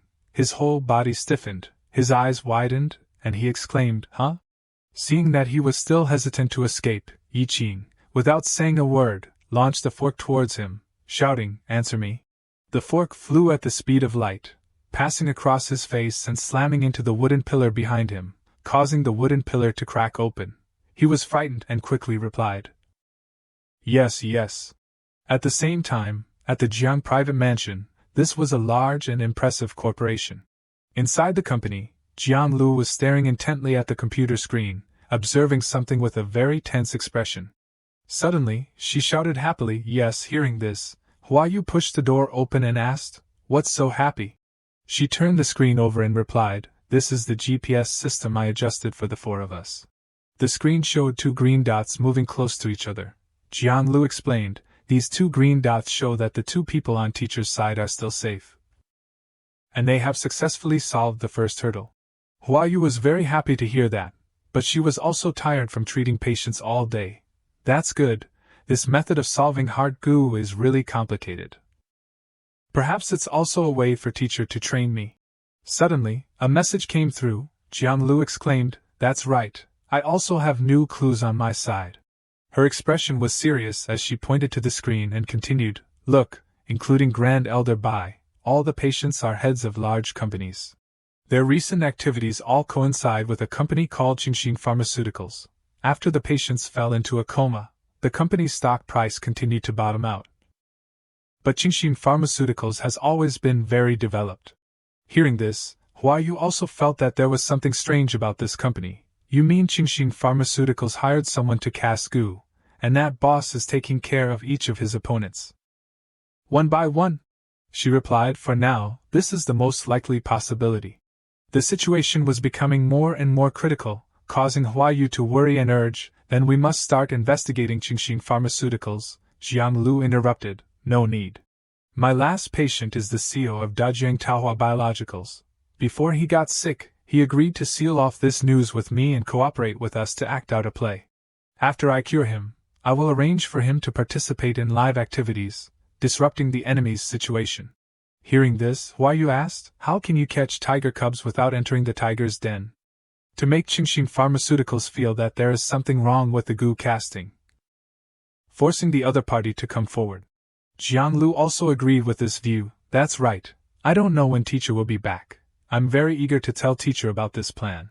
Early the next morning, the sun shone brightly on a large building, outside which hung a sign, 176 Yushu Road. Inside, the man who had scammed Grandma Wu earlier was still in a very excited state. He smiled and shouted, another new day begins, everyone cheer up, let's start. He kept urging his accomplices who were sitting with their faces glued to the computer, don't put on that painful expression. One order is 10,000 yuan. This is really easy work and high pay. As he spoke, he pressed his face towards a man who was in a very worried mood. These old people don't have jobs and don't use money. The money in their hands is just trash. So we must take it for us to use, the other man replied in fear. Yes. Outside the main hall, Luli and Yiqing had also found the place. He looked at the receptionist outside and said, we are looking for Boss Wen. She was startled and asked, excuse me, do you have an appointment? He didn't bother to answer and just turned and strode inside. No, because punishment will not come by appointment. She heard this and stood up, shouting angrily. What? What punishment? Hey, don't go around, come back quickly. Immediately, she took out the phone and called with an angry expression, security, come here quickly, someone is barging in. In front of Luli and Yiqing, several figures appeared out of nowhere, standing there blocking the way. The receptionist shouted, block them for me. The security guards pointed directly at him and asked, dare to come here and cause trouble, tired of living? Kick them out. As soon as they saw Yiqing, the two security guards put on a lecherous face and approached, wanting to touch her. Little girl, this is someone's company, you can't go around. Otherwise, let us take you out to play, how about it? Before they could finish speaking, she used a cold gaze and raised her hand to grab their heads, making them confused. Just as the two hadn't understood what was happening, she slammed their heads together, making a painful thud sound. In an instant, Yiqing had knocked out the two security guards, making them fall to the ground unconscious. Seeing that the other guards had been knocked out, the remaining guard immediately drew his gun and pointed it at Luli, shouting, don't move, no matter who you are, be honest with me. But contrary to his thinking, Yiqing was not only not afraid, but also strode forward with a murderous expression. He threatened again, dare to come here and I will shoot. As soon as the words fell, before he could react, she kicked hard, sending his gun flying out of his hand in an instant. Then she clenched her fist and punched him in the face. Too much talking. The gun was sent flying into the air several times before falling straight into Yiqing's hand. With just a few simple movements from her, all the bullets in the pistol fell to the ground. Seeing this, Luli smiled and said, it seems like there's another crime, illegal possession of weapons. Then, he glanced at the receptionist who was trembling with fear and asked, may I ask what floor Boss Wen is on? She didn't dare to disobey and quickly replied, third floor. After moving up to the third floor, the two finally encountered an organized group engaged in scamming the elderly. Wen Jiao was still clueless, standing there gesticulating. Carefully check their message and call history before you can control these old people, so they will obediently give money, Luli whispered. Looks like we found the right place. Waiting to confirm this, Yiqing quietly closed the door and locked it from the inside. Hearing the noise, Wen Jiao turned his head to look at the two and asked, who are you? he replied. Don't worry, I just need everyone to cooperate. He turned his eyes to look at the people sitting around and reminded, everyone, please stop committing crimes first. Knowing that someone had come to cause trouble, he worriedly took out the walkie-talkie and called, What the heck, who are you? Where are the security guards? Bring these troublemakers out of here from the 3rd floor. But when the guards rushed up, they found that the door could not be opened. They pounded on the door and shouted, Boss, the door is locked from the inside. Yiqing turned to look at Luli and said, Teacher, leave the outside to me, he replied, Okay. Receiving his agreement, she began to open the door and stepped outside, her eyes as sharp as daggers. In the next second, from the outside came screams of misery, Heroine, spare my life, my leg. Luli released his aura, repeating again, If everyone refuses to stop, then I'm sorry. Speaking of this, he simply raised his hand and flicked it hard. Immediately, all the machines in the room were damaged and exploded by an invisible force. Electricity flashed. Oh, Mom. A fat man looked at him and said loudly, There is a master for every grievance. Don't look for us working stiffs if you want revenge. Hearing this, Luli angrily glanced back and asked, Working stiff? Receiving money to do evil, and still have the face to say that you are just working for others. He replied, I am also a victim. Everyone burst out with the pent-up anger, pointing at Wenjio, accusing him, They lured me here to do evil. If I don't follow, I will be beaten. I was also lured here by them. Me too, he heard this and worriedly interrupted, You people really have no conscience. Have I treated you badly? Finally, Luli understood the situation here. The corners of his mouth rose into a delighted smile. There's even illegal detention. You really have no few crimes. He became more and more angry, approaching Wenjio and threatening, It seems that you are the one behind everything. You are very good. Feeling that he was in danger, he turned his head to look at the door and called loudly, Security, security. But no matter how hoarse he called, no one responded. Luli sat down opposite him and said, It seems that you still don't understand the current situation. As soon as the words fell, Yiqing kicked straight at the security guard's person, sending him flying inside, and the door also burst off its hinges. Suddenly feeling a cold wind rushing behind his neck, Wenjio was sweating profusely, not daring to turn his head back. Luli asked with a dark face, Why did you scam money from ordinary people? If you don't tell the truth, you will be like him. He was immediately frightened by these words, banging his head on the ground several times, begging, I'll tell you everything. It wasn't me who wanted to scam them. I was wrong. I'm just working for others too, big boss. Please spare me. I'll confess everything. His words surprised him, asking, You also work for others? Speak, who do you take orders from? His face turned pale and began to recount. The person who contacted me to work is called Skinny Tiger. People say that he made a fortune from human trafficking. More than half of the people here were lured by his subordinates. Luli urged, Continue. Wenjio flusteredly took out his phone from his pocket and replied, I only have his account number and phone number. His face showed worry, and he respectfully offered the phone with both hands towards him. Skinny Tiger is very vigilant, requiring all traces to be cleaned up every day. He has never met with subordinates like us. I only know this much. As soon as he took his phone, Yiqing also finished dealing with things and came inside, smiling, Teacher, everything has been resolved outside. He gave the phone to her, praising, Well done, contact Jiang Lu, tell her to investigate this phone number and account number. I will handle the people here. Yiqing's expression was serious, replying, Yes. That night, under Building 176, police cars wailed and rushed over. Sitting in the car, the forensic officer turned to ask the person, Who exactly is this person who single-handedly wiped out a scam den that we have been investigating for so long without results? Police Officer Ma replied, The phone call came from above, saying that we have a karmic connection with him, so we were sent here. This surprised him, his eyes widening as he exclaimed, A karmic connection? Could it be? And finally, just as he thought, the person who called was none other than Luli. He stood there waving to them. The police are here, he thought to himself. As expected, it was him. Luli turned his head to look behind him and said with a smile, The people are here, you can start going. The entire group of scammers didn't know what he had taught them, but now they were as obedient as dogs, all bowing 90 degrees, answering in unison, We were wrong. Please forgive us, Even the police officers who witnessed the scene didn't understand what was happening. What the heck is going on? Luli turned his eyes to Wenjio and said, "Continue." He obediently admitted his actions. "Yes, I shouldn't have scammed the elderly, abetting evildoers, helping villains to do evil." As he spoke, he took out a USB drive from his pocket. All the evidence of the crime and the stolen money have been saved on the USB drive. Then Wenjio gave it to the police officers. "Please accept it, Comrade Police Officer." Police Officer Ma replied, "Okay, if there is any data mismatch." Before he could finish speaking, he put on a sincere and reliable expression, interrupting, "You can interrogate me, I will fully cooperate. Teacher Lu taught me the 8 honors and 8 shames.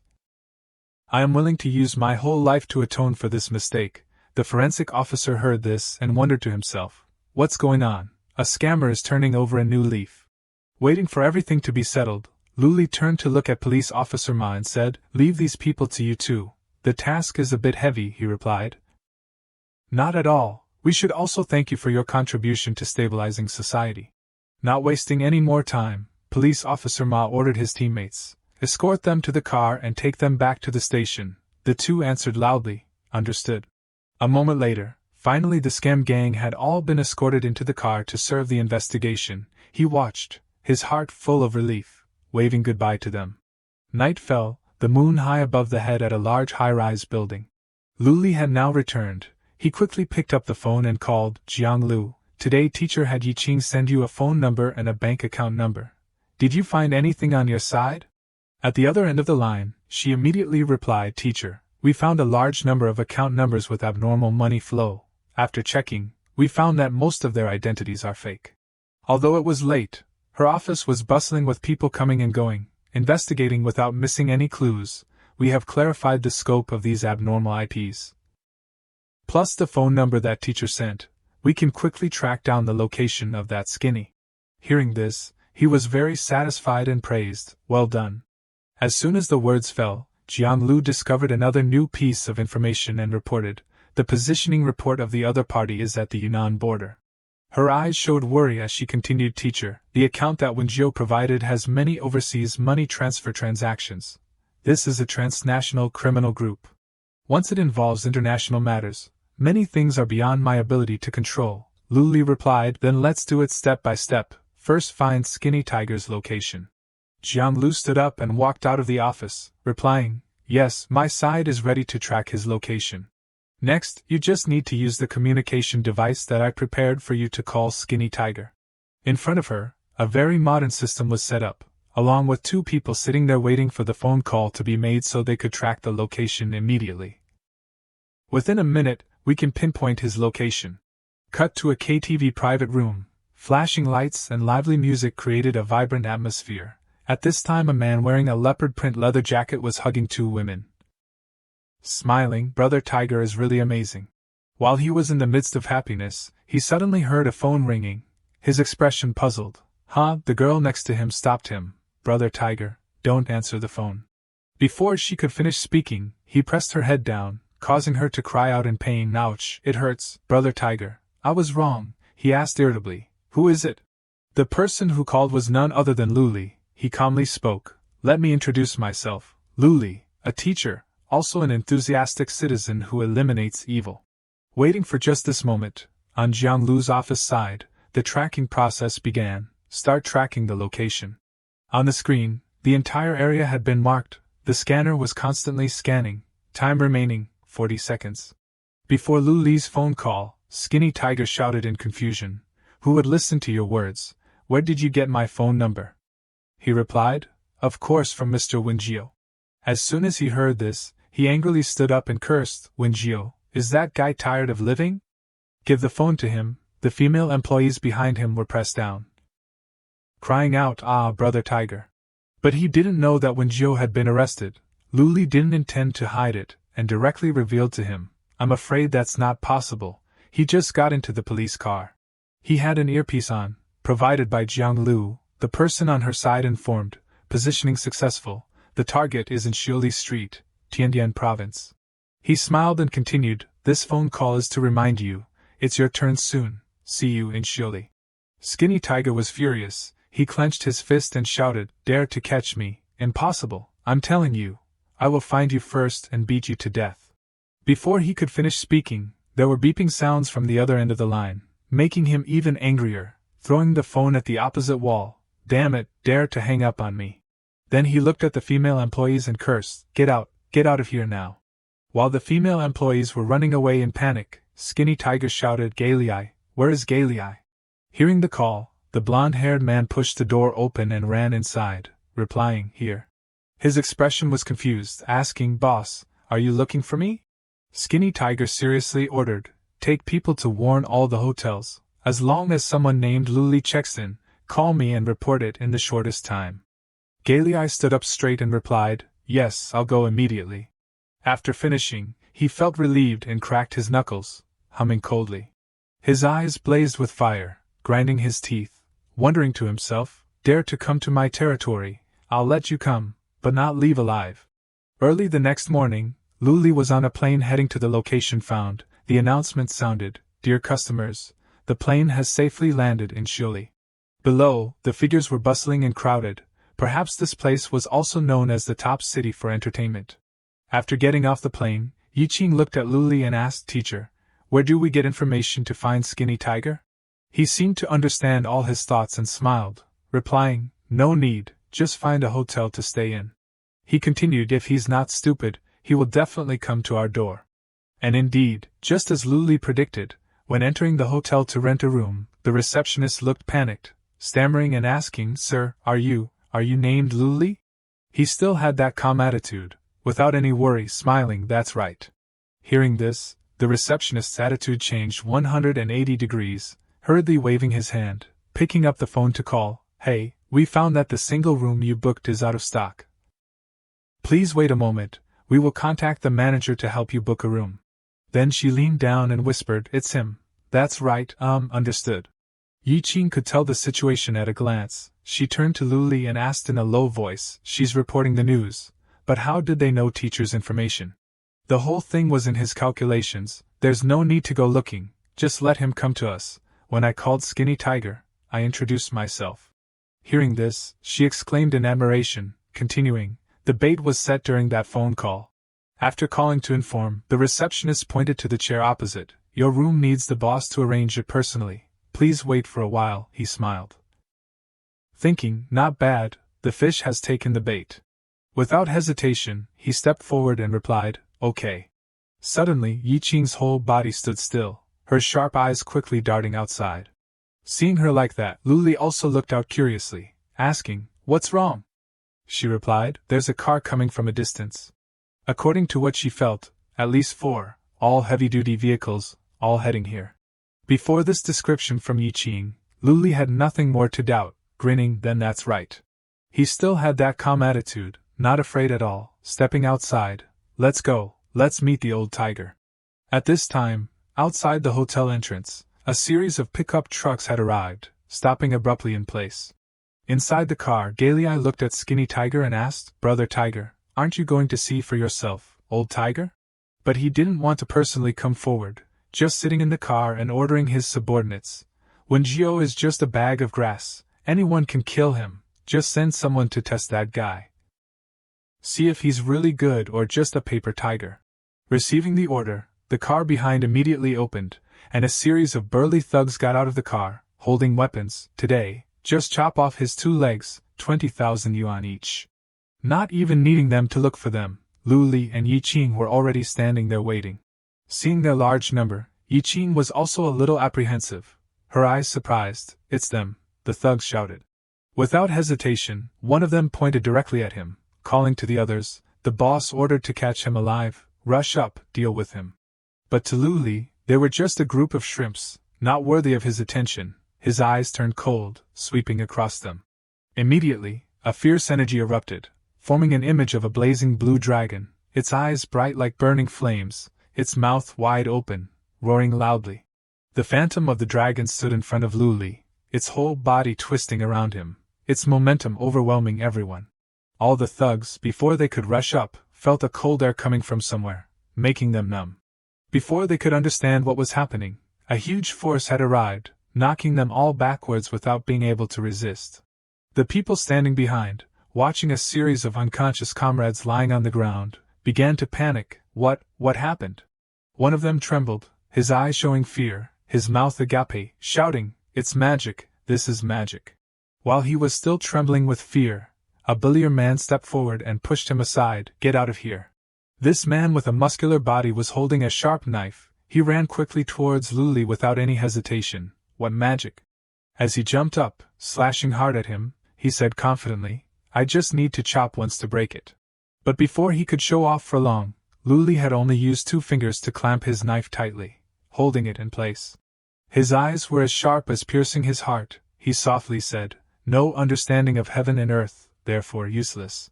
Even if he tried to move, he couldn't make the knife budge from Luli's hand. "Die for me, die." He now began to counterattack, flicking his hand lightly. Immediately, a sharp light shot straight from his fingertips, tearing the air at a terrifying speed. The man didn't even have time to react before being knocked back by this energy. Luli was still standing there, pointing forward, his expression calm but containing murderous intent. A pillar of blue light descended from the sky, hitting the thug hard against the car parked behind, crying out in pain. Witnessing this scene, Galilei, sitting inside the car, was speechless, his mouth agape. He slowly retracted his hand and said, "Not bad though." The thugs asked in fear, "Is this combat power still human?"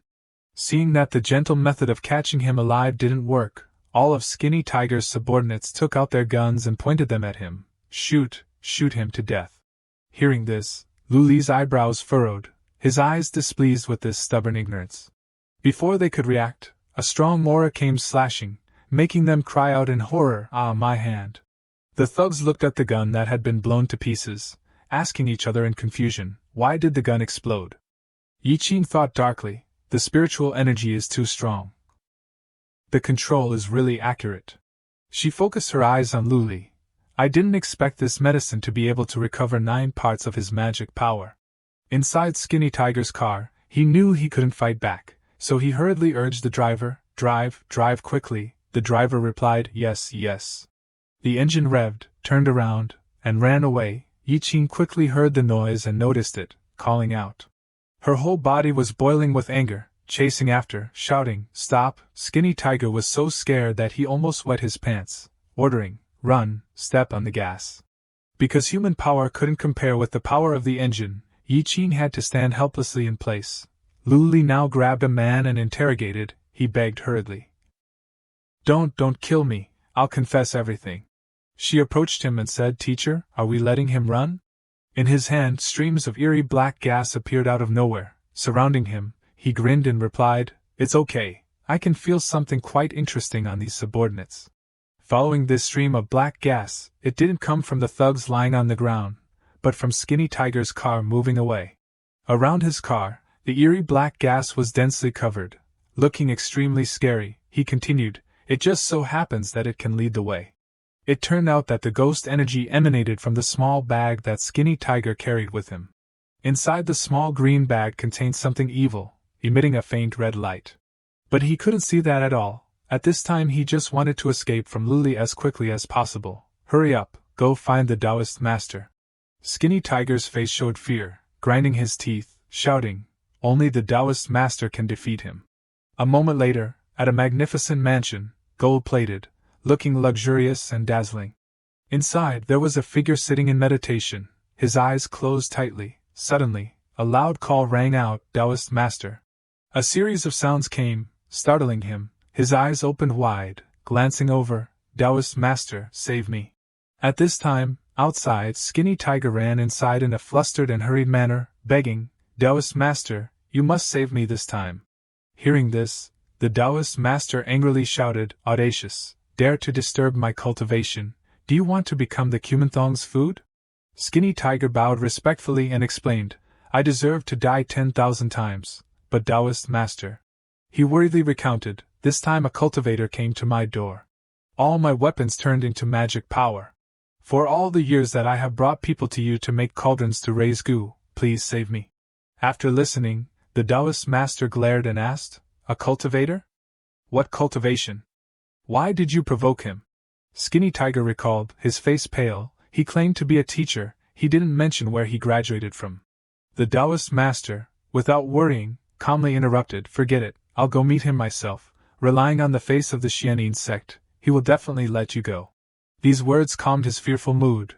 His eyes widened in joy. But before he could be relieved for long, a familiar voice rang out behind him. "What if I don't let him go?"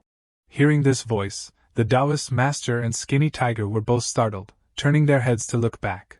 Luli and Yiqing had appeared right at the main entrance. He stood there looking at them, smiling and continuing, "Following Skinny Tiger, I discovered quite a few things. Building a thatched house in a villa, claiming to be a hermit, could it be that deceiving yourself is so interesting?" Seeing Luli appear there and speak to the point, the Taoist master was annoyed and gritted his teeth. Skinny Tiger, with a panicked expression, pointed and blurted out, "Taoist master, it's him." The Taoist master tried to regain his composure and asked, "Does your excellency want to be the enemy of Bai Lunan and the Xianyin sect?" Hearing this, Luli suddenly paused, thinking, Bai Lunan, Xianyin sect. On the side, Yiqing also quickly recognized this name. "I have seen this Bai Lunan in the organization's records." According to what she had read, he was the one who massacred in Myanmar. 2 villages and an entire battalion died, hundreds of lives. This person is the culprit. After thinking for a moment, he looked at Bai Lunan, grinned and replied, "Never heard of it." His answer made him furious. Grinding his teeth, blurted out, "You." Unable to endure this humiliation, he immediately used evil magic to fight back. His hand raised in front of his chest, his mouth began to chant, his eyes full of murderous intent. From the vase opposite his face, a series of purple energy filled the sky and spiritual power rose, making the scene eerie and oppressive. Suddenly, a series of large jars around him exploded in a bizarre way, followed by evil spirits escaping outside. Amidst the dark and gloomy atmosphere, Bai Lunan sat still, his hands forming seals, his mouth curling into a cold smile, from the magic circle in front of his chest. The resentment gathered into distorted faces of people, angrily roaring, filled with hatred. He controlled these crazy heads, launching them straight towards Luli. As soon as he saw these things, he quickly recognized them, exclaiming, "Kumanthong?" As soon as he finished speaking, before those Kumanthong could touch him, he created a barrier around him, blocking them. No matter how fierce the Kumanthong were, they couldn't break the barrier. Luli said, "Only Kumanthong carved alive can be so fierce, the resentment is soaring to the sky." Speaking of this, he looked at Bai Lunan with hateful eyes, questioning, "You dare to use living people to make Kumanthong? You are truly harming heaven and reason." He knew this, but not only did he not repent, he also felt that he was not wrong, shouting, "So what? This Taoist master will also turn you into Kumanthong today." Then he waved his hand, ordering the evil spirits to cast forbidden magic. Another Kumanthong rushed out, its mouth with a glowing blue energy ball, break the body protecting formation. But Luli was still as before, not afraid at all. He created a dazzling slash forward, shouting, "Evil spirits, dare to come near me." Immediately, as the sword energy flew over, several evil spirit heads were beaten to pieces, screaming in pain. Witnessing that scene, Bai Lunan couldn't believe his eyes, his mouth agape, exclaiming, how is it possible?" He quickly regained his composure, not wanting to give up. His hand formed a seal, a body-protecting magic circle clearly showed each ancient rune, swirling brilliantly in the eerie purple light. The evil aura spread, each rune flashing as if sealing a terrible power inside. In the next second, Bai Lunan opened his hands wide, his face as cold as a stone statue. Around him, countless huge ancient insects crawled out from the magic circle. Poisonous insects swirled in the air, carrying a deadly aura. He shouted, "Insect descent." Luli saw this, his eyes serious, his voice calm, resounding in the tense atmosphere. "Insect descent is born from goo insects." 2 goo insects began to advance towards him, their bodies wriggling, covered with sharp thorns, emitting a ghastly blue-purple light, their sharp legs waving in the air. Accompanied by terrifying hissing sounds echoing throughout the space, the evil aura from them spreading like a poisonous fog, making all creatures around tremble and retreat. Although they were getting closer and closer, he didn't rush to react. Deep inside his eyes there was no fear. Goo insects are fierce, but their essence is still poisonous insects. Speaking of this, he turned his head back to look at Yiqing and asked, "Yiqing, how to deal with them?" She thought for a moment and then replied, "Use electricity or use fire." As soon as the words fell, he slowly raised his hand in front of his chest, chanting an incantation. A fire burst around his body, surging and burning fiercely. He continued, then used fire. Without hesitation, he released the flame, burning the goo insect. His face was indifferent, coldly watching it writhe in pain. After a while, all the ancient insects were covered by the flames, surrounding them, making it impossible for them to escape. They could only struggle on the ground, waiting for death. When the flames died down, they had all turned into black ashes, flying with the wind. Witnessing this scene, Bailunin stood still, his face horrified, watching his painstaking efforts turn into smoke, exclaiming, "My insect descent!" His eyes closed tightly, his whole body trembled with anger, grinding his teeth.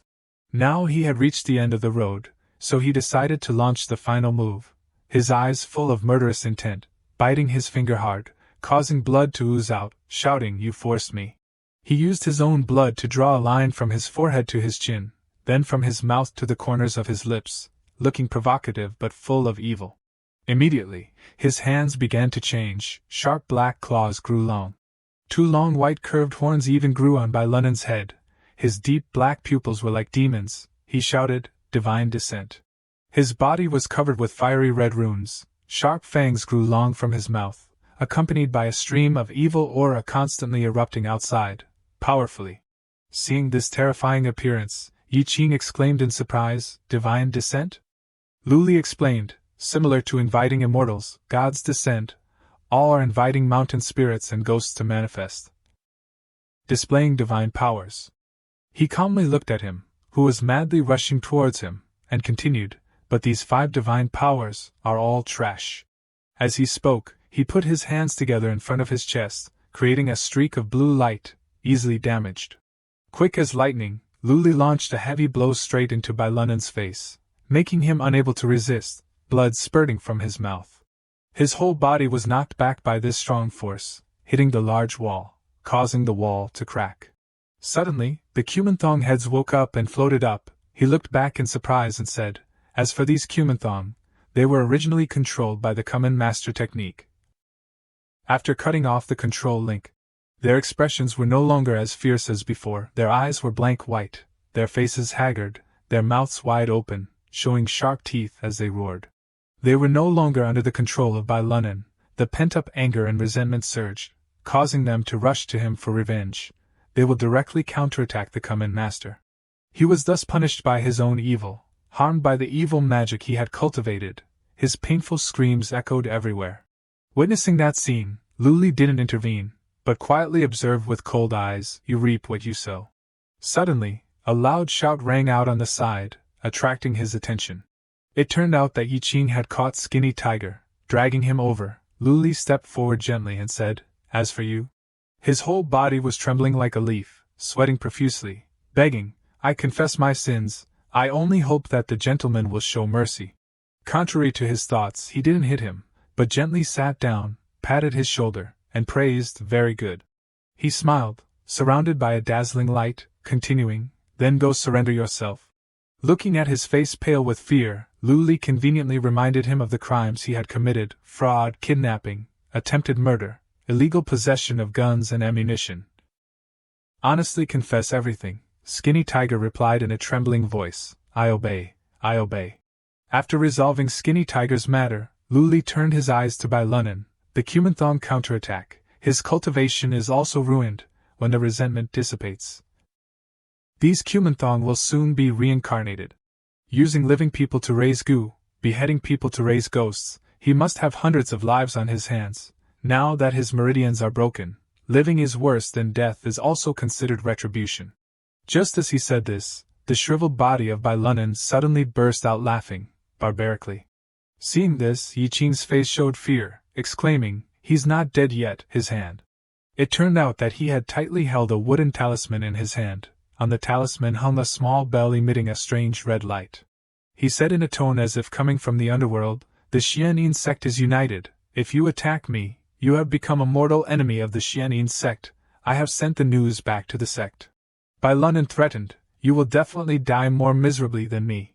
But naturally Luli didn't care much. He and Yiqing packed up everything and boarded the plane to return. The news sounded, "Today, the Shuli police, based on the intelligence of an enthusiastic citizen. On the screen was an image of skinny tiger surrendering himself. The MC continued, dismantle the network fraud ring near the border. Hearing this, he glanced at Ying and asked, how does it feel to be an enthusiastic citizen? She frankly replied with her thoughts, compared to my previous tasks, this difficulty is like playing house. But if I think about eliminating evil, it seems a little happy. He smiled and reminded, cultivating the Tao requires cultivating the heart first. A pure heart is best. While eating a cake, she suddenly discovered something. Her eyes widened in surprise, stopping. In Luli's hand was the sect token that Bai Lunan had mentioned earlier. Ying asked in surprise, the Xianyin sect token? He observed it, and replied, after all, it's a magic weapon, a bit like the heart-connecting bell. According to what he knew, when shaking this bell, no matter how far away. At the same time, on the other side, a bell similar to this one would also ring. The other bell will also ring. Bai Lunan used his last bit of magic power to shake this bell to transmit the news to the Xianyin sect. Ying worriedly continued, no wonder Bai Lunan said that the Xianyin sect would definitely come to avenge him. So you took it, could it be? Before she could finish speaking, Luli replied, if it can sense it, I'm not afraid that the Xianyin sect won't come to our door. Just as he said this, she suddenly remembered something and hurriedly asked, teacher, I wanted to ask before, why did you decide not to show mercy to Bai Lunan and the Xianyin sect like that? Aren't they also cultivators? He looked at her with a serious and slightly cold gaze, replying, they are cultivators, but they are evildoers. If evildoers attain the Tao, it will definitely hinder the development of this world. Each word he said broadened Ying's limited vision. Her eyes widened, exclaiming, the development of the world? Luli explained, like the immortal world has been lifeless for thousands of years, this world is much better. Especially in the last few hundred years, there has been a dramatic change. From remote rural areas, it has now developed into large cities with modern high-rise buildings, in a time of peace and prosperity, clear skies and blue seas.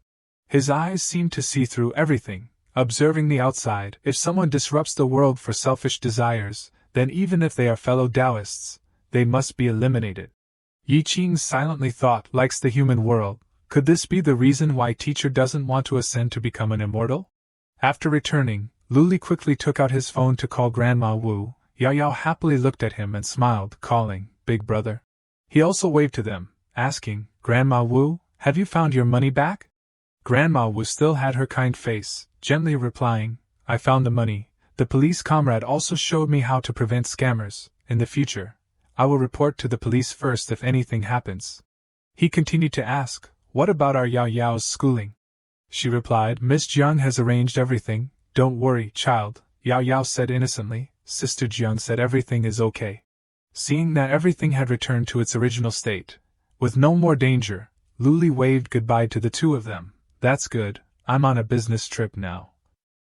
I'll visit you when I get back. Goodbye Yao. Grandma Wu nodded in agreement. Okay. Xiao Lu, you work. Goodbye, big brother. Just as the phone call ended, Jian Lu also found him. She called out, teacher. Her mood was worried and uneasy, asking, I saw the news, are you two okay? Ying smiled and gave a thumbs up, indicating that everything was fine. He replied, a smooth journey, no need to worry. Speaking of this, she pointed to the room next door. The operating room is over here. I'll take you two there. He quickly followed, replying, okay. Through the large glass, the three of them could see inside the hospital room, a man lying there motionless. This is the last patient, Chao Hua, CEO of Dajiang Technology Biology. Luli glanced at Jiang Lu and asked, over the phone, you said you suspected that the rival company was the mastermind behind the goo casting? Her eyes firmly replied. That's right, the way to dominate the industry is to eliminate the rival company. It's just a pity that they wanted to succeed quickly, destroying competitors for profit, so their actions were too obvious. In order to find out who was behind it, Chao Hua agreed to cooperate. In exchange, Jiang Corporation signed an exclusive 3-year cooperation agreement with Dajiang Biology. Hearing these incomprehensible words, Ying felt dizzy, not understanding what was happening. Can you speak directly? My CPU is about to crash. Jian Lu directly asked, then you know that I have blocked the news of President Chao falling into a coma, right? She replied, I know about this, what else? She explained, now, even the mastermind outside doesn't know about President Chao's illness. They only know that he will attend the signing conference in a few days. When the time comes, they will panic and attack again. The corners of Jiang Lu's mouth curved into an expectant smile. Chao Corporation and Dajiang Biology are all under the surveillance of our people. Catching the culprit is only a matter of time. Finally, hearing this, Yi Qing understood everything. She happily gave a thumbs up, praising, great, just wait and catch people. Jiang Lu continued, I bought 5 hot searches about this. Releasing the bait, it's hard for the culprit not to take the bait. Luli added at this time, that's right, this time Jiang Lu cooperated very well, now changing the method to become the main culprit has fallen into a disadvantage. Speaking of this, he suddenly glanced into the operating room with a serious expression, next. At this time, the person directly performing the treatment for Chao Hua was none other than Hayou, just waiting for Hayou to cure the patient. She quickly approached the hospital bed and used spiritual energy to push the goo insect out, as Luli had taught. Hayou's expression was very focused, trying her best to complete this case. She looked up at the nurse and shouted, prepare a vomit basin, supporting the patient's back, to prevent the patient from choking on vomit. The nurse replied, yes, Dr. Hua. Standing outside, Luli could observe everything, he praised. Looking at the patient's condition, Hayou's treatment plan is very good. As expected, Chao Hua quickly woke up, sitting up in bed, vomiting all the goo insects in his body. Seeing that he was stable, Hayou breathed a sigh of relief, exclaiming, that's good, the poisonous insects and the sediment in the body have all been vomited out. Speaking of this, she startled and turned her head to look outside the glass door where Luli, Yi Qing, and Jiang Lu were standing, waiting. Everyone was happy, talking and laughing lively. Luli gave a thumbs up, saying, heaven helps us. A moment later, in front of the hospital room with a nameplate, patient, named Chao Hua, from inside the room, a voice could be heard, President Chao has just recovered, we shouldn't disturb him. Inside the room, Chao Hua was able to sit up in bed. On the side Luli continued, but time is urgent, there are some things we must clarify, please excuse us. He didn't complain at all, smiling and replying, just ask, everyone, President Jiang and Dr. Hua saved my life. I will definitely say everything I know, without hiding anything. Luli quickly got straight to the point, Qingxin Pharmaceuticals. I don't know if President Chao has ever heard of this name, he replied. How could I not have heard of it? Since last year, the most developed company in this industry is it. The more Chao Hua thought about it, the more angry he became. Not long ago, their boss met with me, and as soon as we met, he told me to quickly withdraw from the vitamin field. Of course, I didn't agree. Speaking of this, he suddenly remembered a meaningful sentence from his opponent. It's a pity, I gave you a chance, but you didn't want it yourself. Chao Hua worriedly asked himself, could it be that it was that Jiang Wanning who harmed me? So there was no doubt that apart from this possibility, the person before meeting him could only be that person. Luli said, at present, the probability of this person committing the crime is the greatest. Jiang Lu stood behind and continued, President Chao, you must cooperate with the treatment and recover soon. We will clarify everything at the signing ceremony in a few days. Hearing this, Chao Hua replied with a determined expression, President Jiang, rest assured, I will be there that day. I can't let them achieve their goals. After talking, everyone came out. Hayou said, Teacher, President Chao's prescription still needs me to prescribe it personally. You two go back first, he replied, okay. Before leaving, he didn't forget to pat her head in praise. The treatment this time was very good, go to work quickly. Then, Hayou quickly left to prescribe the medicine, leaving only Luli and Jiang Lu standing there. Suddenly, Jiang Lu's expression became very uncomfortable, glancing at him with resentful eyes. She didn't say a word, just turned and left, making him confused, not knowing what was happening. Seeing this, he quickly chased after her, asking Jiang Lu, why didn't you wait for teacher? Seeing that she still refused to reply, he added a sentence that hit her right in the heart, are you angry? Jiang Lu's face flushed, hurriedly shaking her head, replying, no. But looking at her expression, Luli could recognize everything she was thinking in her head. Not wanting his disciple to be upset, Luli raised his hand and gently patted her head, making her surprised. Her eyes widened. He gently asked again, is it because teacher praised Hayou and didn't praise you? Jiang Lu avoided his gaze, replying, no, I'm not a child. Knowing that he was a little careless, Luli smiled and praised, You suffered a lot, not only investigating Qingxing Pharmaceuticals, but also tracking down Skinny Tiger. The person behind Wenjiu, you did very well. Hearing this, Jianglu finally calmed down, her cheeks flushed like tomatoes. Suddenly, she held up 2 fingers in front of him. Seeing this, Luli asked in surprise, What do you mean? She replied 2 times. Her eyes were full of expectation, continuing, I did 2 things, you must praise me twice. Jianglu's naive words made him unable to help but laugh out loud. It's okay, I can praise you as many times as you want. Time passed. 2 days later, in the office of the director of Qingxing Pharmaceuticals, a man was watching the TV screen showing the signing ceremony. Congratulations to Daojing Biology for successfully signing a contract with the Jiang Corporation. Seeing this announcement, he immediately threw the documents on the table, shouting, What a waste! The director of Qingxing Pharmaceuticals, he was Jiang Wanning. To understand the situation, he quickly picked up the phone to call, so they failed at Chao Hua's place.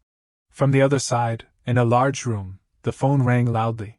A person wearing a red robe with purple hair was lying on the chair, answering the phone. Hello, President Jiang, is there another competitor? Jiang Wanning angrily questioned, I paid you 200 million to take care of Chao Hua of Dajiang Biology. What's the result? The more he looked at the TV screen showing the successful signing ceremony, the more furious he became. Now he's signing a contract on TV. Hearing this, the purple-haired man sat up and asked back, Impossible. I have never failed before when casting goo. The shouting voice on the other end of the phone rang again. Stop talking nonsense. Look at the TV yourself.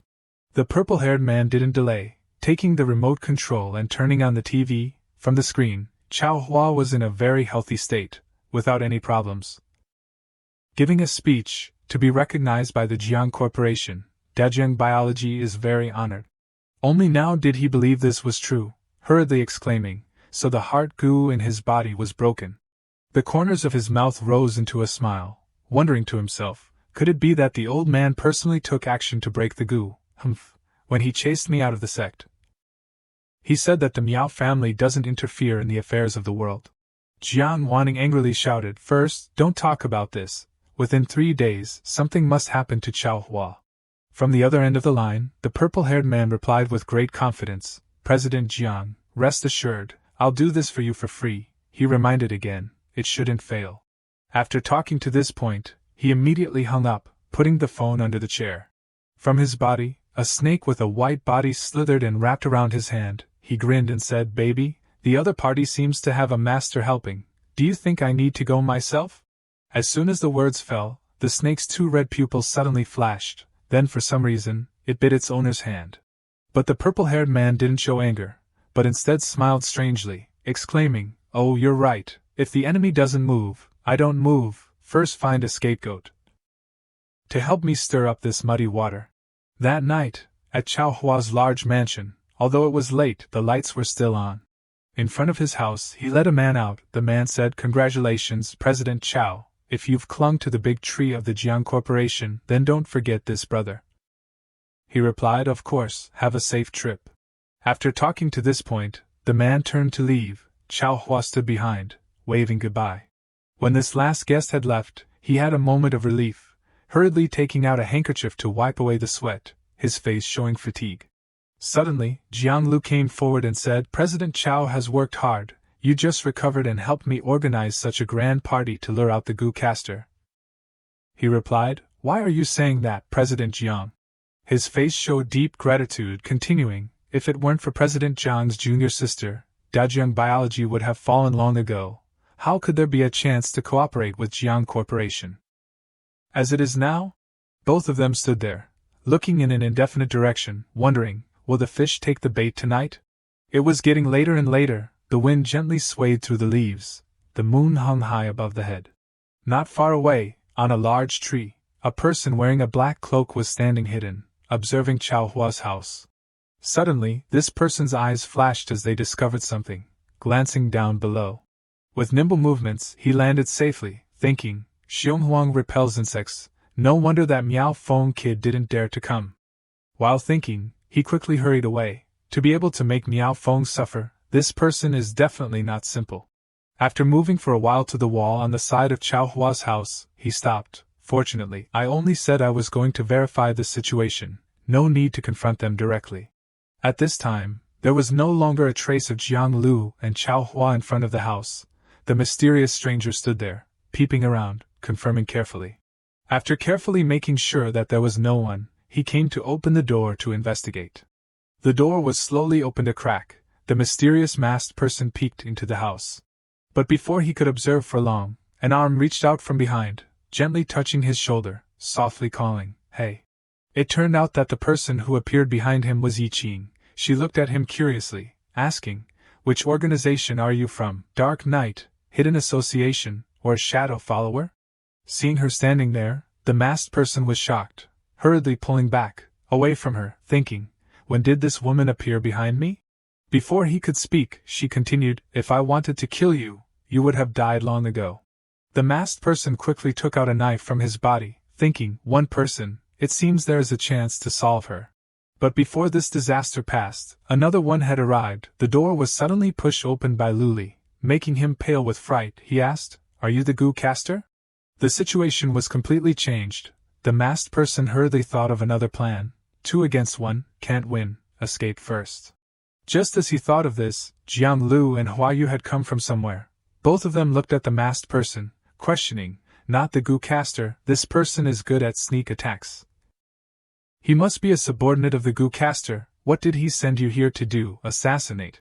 He was surrounded on all sides, with no way to retreat, causing him to panic and stand there motionless.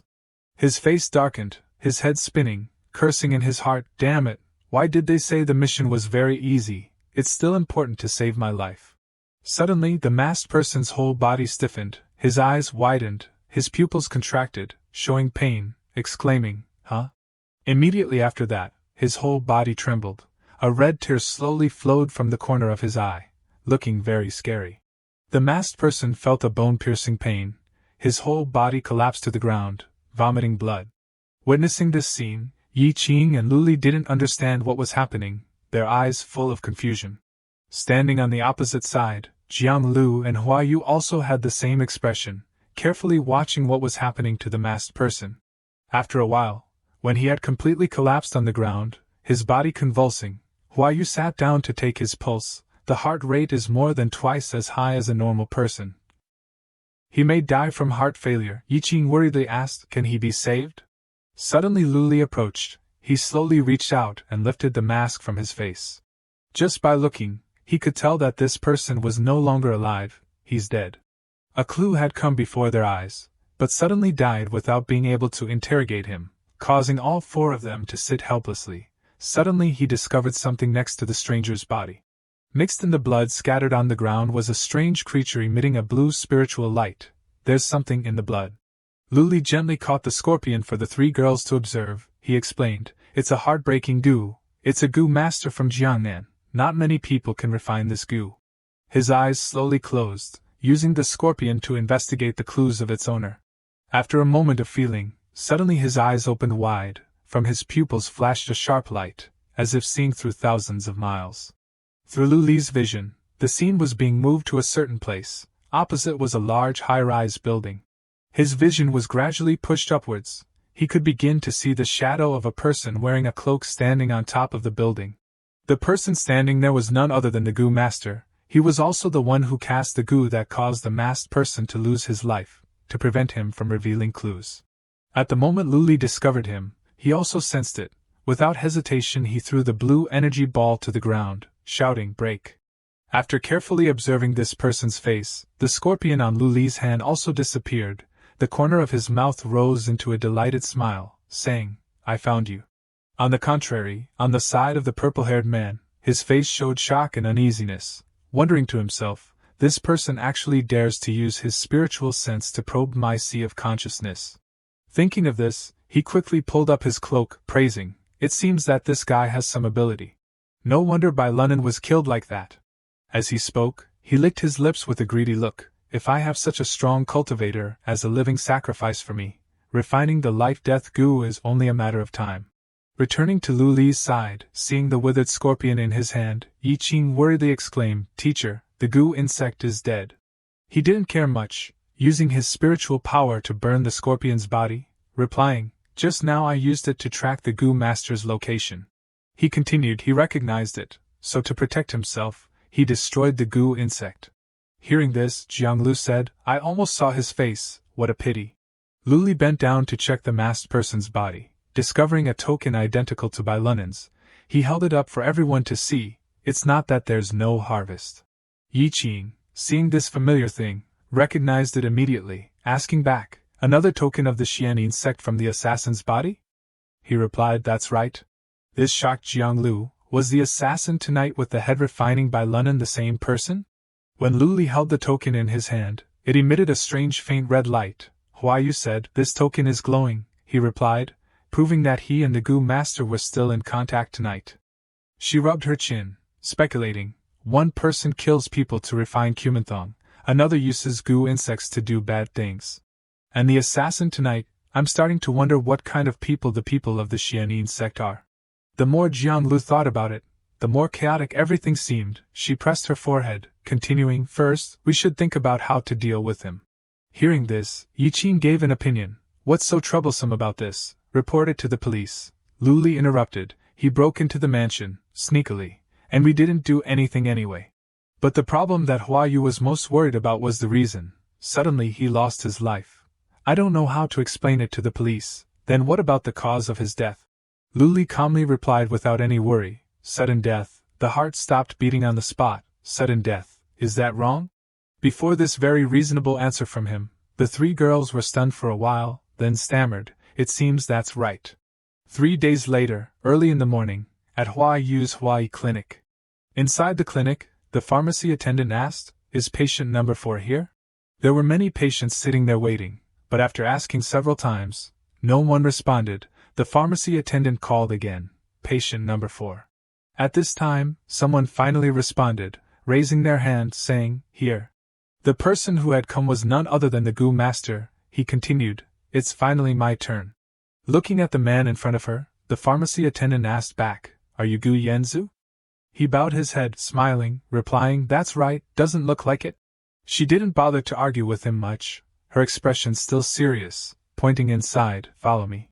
A moment later, finally Miao Feng was led inside the room and Hayou took his pulse to diagnose him. The atmosphere fell silent. She was still in that indifferent state as always, gently placing 2 fingers on his pulse to check.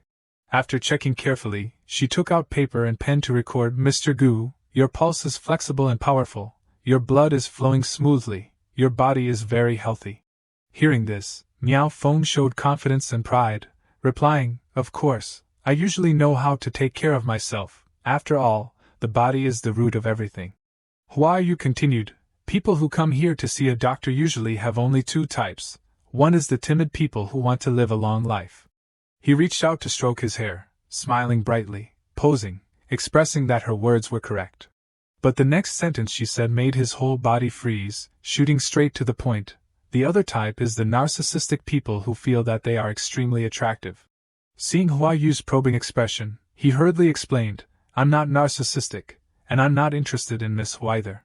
Miao Feng's complexion suddenly changed 180 degrees, his eyes full of desire, continuing, "What I want is you."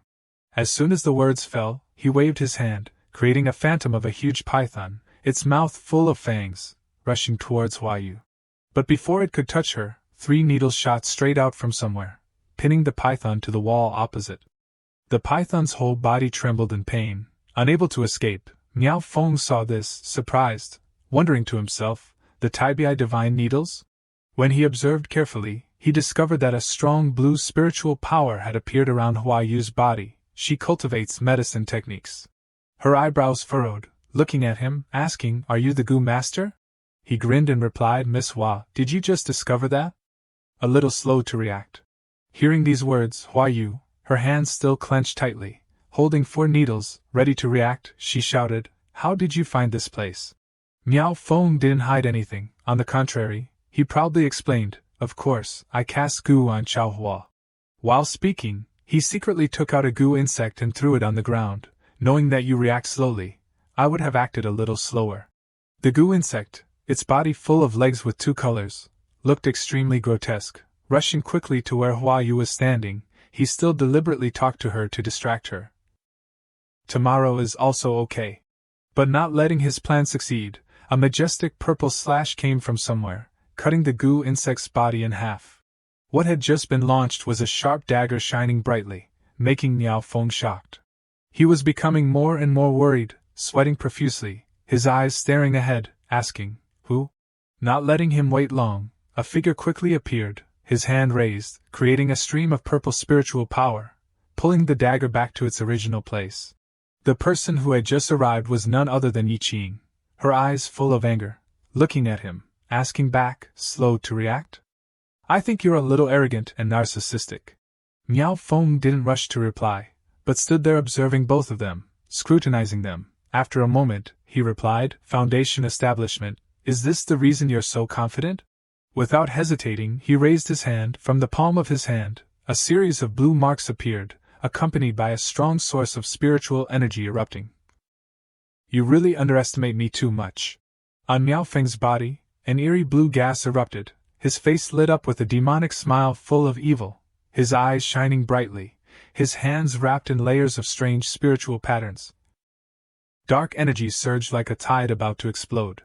He said, "I just entered the spirit meridian realm, and I have the help of goo insects." Before he could finish speaking, Hayou interrupted, her hands forming a seal in front of her chest. Creating a spiritual force that swirled like a tornado, she shouted, "Profound barrier formation." Immediately, the room was now covered by a green light, enveloping the space like a solid barrier. The arch formation created a pressure. After creating a barrier around, completely separating the room from the outside, Hayou said, "I'll maintain the profound barrier formation, to prevent him from using goo insects to harm innocent patients." "Please take action," Ying smiled, replying, "Rest assured." As soon as the words fell, she didn't have the slightest fear, stepping straight forward, standing opposite Miao Feng. Ying looked at him, raising her hand, beckoning a few times, provocatively urging, "It's just the spirit meridian realm, make your move." Seeing that he was being looked down upon, he gritted his teeth, his eyes red, flashing with a cruel light. A violent aura poured out from his arms wrapped in black energy. Ready to launch a fatal blow at any moment, he shouted, "You're looking for death." Before this ferocious punch, she didn't have the slightest fear. Her jade hand tightly grasped Miao Feng's murderous fist. The shocking air spread around, causing the ground under her feet to shake slightly. Immediately afterwards, Ying took a step back, her arm raised high. A stream of purple air swirled around her body like a blazing fire. She launched a counterattack, reversing his arm behind him, making him unable to resist. Feeling the pain coming, he widened his eyes in horror, cold sweat pouring out on his forehead, his face turning pale. Not giving him a chance to counterattack, she turned decisively. Her hand swung out, carrying a stream of brilliant purple energy, like lightning in the night sky. A sharp punch swept across, wrapped in a shocking air, making the space seem to crack. In the blink of an eye, Miao Feng had been knocked into the air, his body spinning. Shouting in panic. Looking at him flying away like a dried frog, Ying asked in her heart, "Is that all you got?" The more he thought about it, the more he couldn't believe that he had been easily knocked away like that, his teeth grinding, exclaiming in frustration, "Impossible." Seeing that he still hadn't admitted defeat, she gave him another chance, wiggling her fingers, calling him, "Then I'll give you another chance." Looking at Ying's attitude, Miao Feng's self-esteem was trampled mercilessly, his face flushed with anger, his eyebrows furrowed with dissatisfaction. Unable to endure it any longer, he stood tall like a demonic shadow, a surging blue-black light rising from his body, like tens of thousands of wronged souls gathering. His hands forming a seal in front of his chest, flashes of lightning struck fiercely, carrying destructive power. The surrounding air trembled. Wilderness, wanderer bones. Endless resentment transforms into a storm. As soon as he finished speaking, he controlled the dense tornado, launching it straight at where Ying was standing, shouting, "Corpse bone resentment storm." In the blink of an eye, she had been surrounded by each stream of dense air. Unable to escape, he said, "Your physique is very strong. I'll use spiritual energy to crush you to death." In Miao Feng's pupils at this time, there was only hatred left, losing all humanity. "How can a foundation establishment like you compare to my spirit meridian's spiritual energy?" Yi Qing almost drowned in his evil energy. The cold resentment almost cut through her defense, making her breathless. But at the crucial moment, she turned herself around. A series of purple gas penetrated, shooting straight out. Witnessing that scene, his eyes widened, his face horrified to the extreme. He couldn't believe what was happening. A sure kill move that was just used was broken. What is this? From within the purple aura, Yi Qing slowly stepped out. From her palm a beam of light erupted fiercely, dragging each piece of broken black air under the power of counter-shock. Miao Feng intended to continue to counterattack, but was unexpectedly cut by a stream of spiritual energy. He panicked, hurriedly raising his hands to block in front of him. Not stopping there, from behind Yi Qing, a phantom figure appeared majestically. This was the true martial avatar she created. She stood in the swirling purple aura, her eyes resolute, her body radiating a cold light. Even after escaping the danger of being invaded by evil energy, she still held her head high like a war god, ready to counterattack. The true martial avatar appeared majestic like a god descending to earth, its whole body shining in a brilliant purple light, its eyes flashing coldly, its momentum like tearing the space, carrying a power that made the enemy not dare to breathe. Not wasting another moment, Yi Qing activated her power. She launched a strike, slashing straight towards Miao Feng. The unexpected strike made him unable to react. His body flew backwards, fresh blood spurting out, hitting the wall behind him. His fingers trembled slightly, each finger joint stiffened, turning to stone. The green spiritual energy and the entangled runes were gradually decaying, melting into nothingness. As if a last flame tried to burst between the storm and then died without a farewell. Miao Feng's face was agape, his eyes rolled back, exclaiming, "Spiritual energy transformation. How can a foundation establishment transform spiritual energy?" Yi Qing replied with a smile, "Nothing is impossible. The path we follow is the most perfect path of cultivating immortality." She recalled that day's training when Luli forced them to practice creating poses for a very long time. Jiang Lu was the weakest of the three, so she was tired after practicing a little, her whole body sweating profusely. "Teacher, I saw it said on the cultivation method. Practicing the body before foundation establishment only needs to focus on refining spiritual energy. Why do we still have to practice the physique?" Luli sat down cross-legged, his eyes slowly closing, explaining, "You mean the common cultivation method." As soon as he finished speaking, he raised his hand in front of his chest, forming an energy ball. Inside there were dense black impurities. Immediately afterwards, he slowly divided them into two balls, continuing, "The body of a person who doesn't cultivate is like a muddy pond full of impurities. Practicing the physique can eliminate impurities, increase strength, so cultivators feel that the most important thing in cultivation is refining spiritual energy." Speaking of this, suddenly Luli's eyes looked down below, reminding, but in fact, all three people Jiang Lu, Yi Qing, and Hayou simultaneously approached him to observe carefully. He continued, "Spiritual energy is not thoroughly refined once breaking through the body training stage, but these remaining impurities can't be eliminated. All the cultivation achievements from then on will no longer be pure." He looked at his female disciples with affectionate eyes, explaining, "If we change our thinking, what if we eliminate all the impurities and then refine the spiritual energy?" Doing so, a surprise quickly happened, making everyone amazed, opening their eyes wide. He smiled and continued, "This is also the cultivation plan that you are implementing, perfect cultivation. According to my calculations, a person who cultivates perfectly can easily defeat a cultivator who has a higher level than them. By the time of the late stage of cultivation, you will more easily see the benefits of your perfect cultivation process." Returning to the present, after knowing this perfect cultivation, Miao Feng exclaimed in horror, "Body training like Vajra indestructible, foundation establishment like spiritual energy forming." The more he thought about it, the more he couldn't believe that this cultivation truly existed in the world. This is the perfect cultivation in legend. How is it possible in reality? Before he could finish speaking, Yi Qing looked at him, grinned, reminding, "Stop worrying about these things, first worry about your own life." She seriously pointed directly at his face, asking, "Teacher instructed to ask, what exactly did you come here to do?" Hearing the question, Miao Feng's expression darkened, his eyes as if hiding a terrible secret, trying to hide it, replying, "I said I came to catch you people." Miao Feng was still sitting on the ground, the corners of his mouth rose into a smile, Around his body thousands of spiritual energies appeared, dragging green lights swirling like the roots of ancient trees, tightly wrapping his body, transmitting a source of heaven-defying energy, mixed in the whistling spiritual energy. The barrier fluctuated, he shouted. 10,000 ancient sacrifices. Witnessing that scene, although Yi Qing didn't understand what he intended to do, her intuition told her that danger was coming. Hayou felt that something was very wrong. Before he could achieve his purpose, she ran to stand in front of Yi Qing, shouting, "Stubborn to death, you really don't know how to turn back." As soon as she finished speaking, she didn't hesitate to swing her hand behind her, launching several needles towards Miao Feng, heavenly feather divine needles.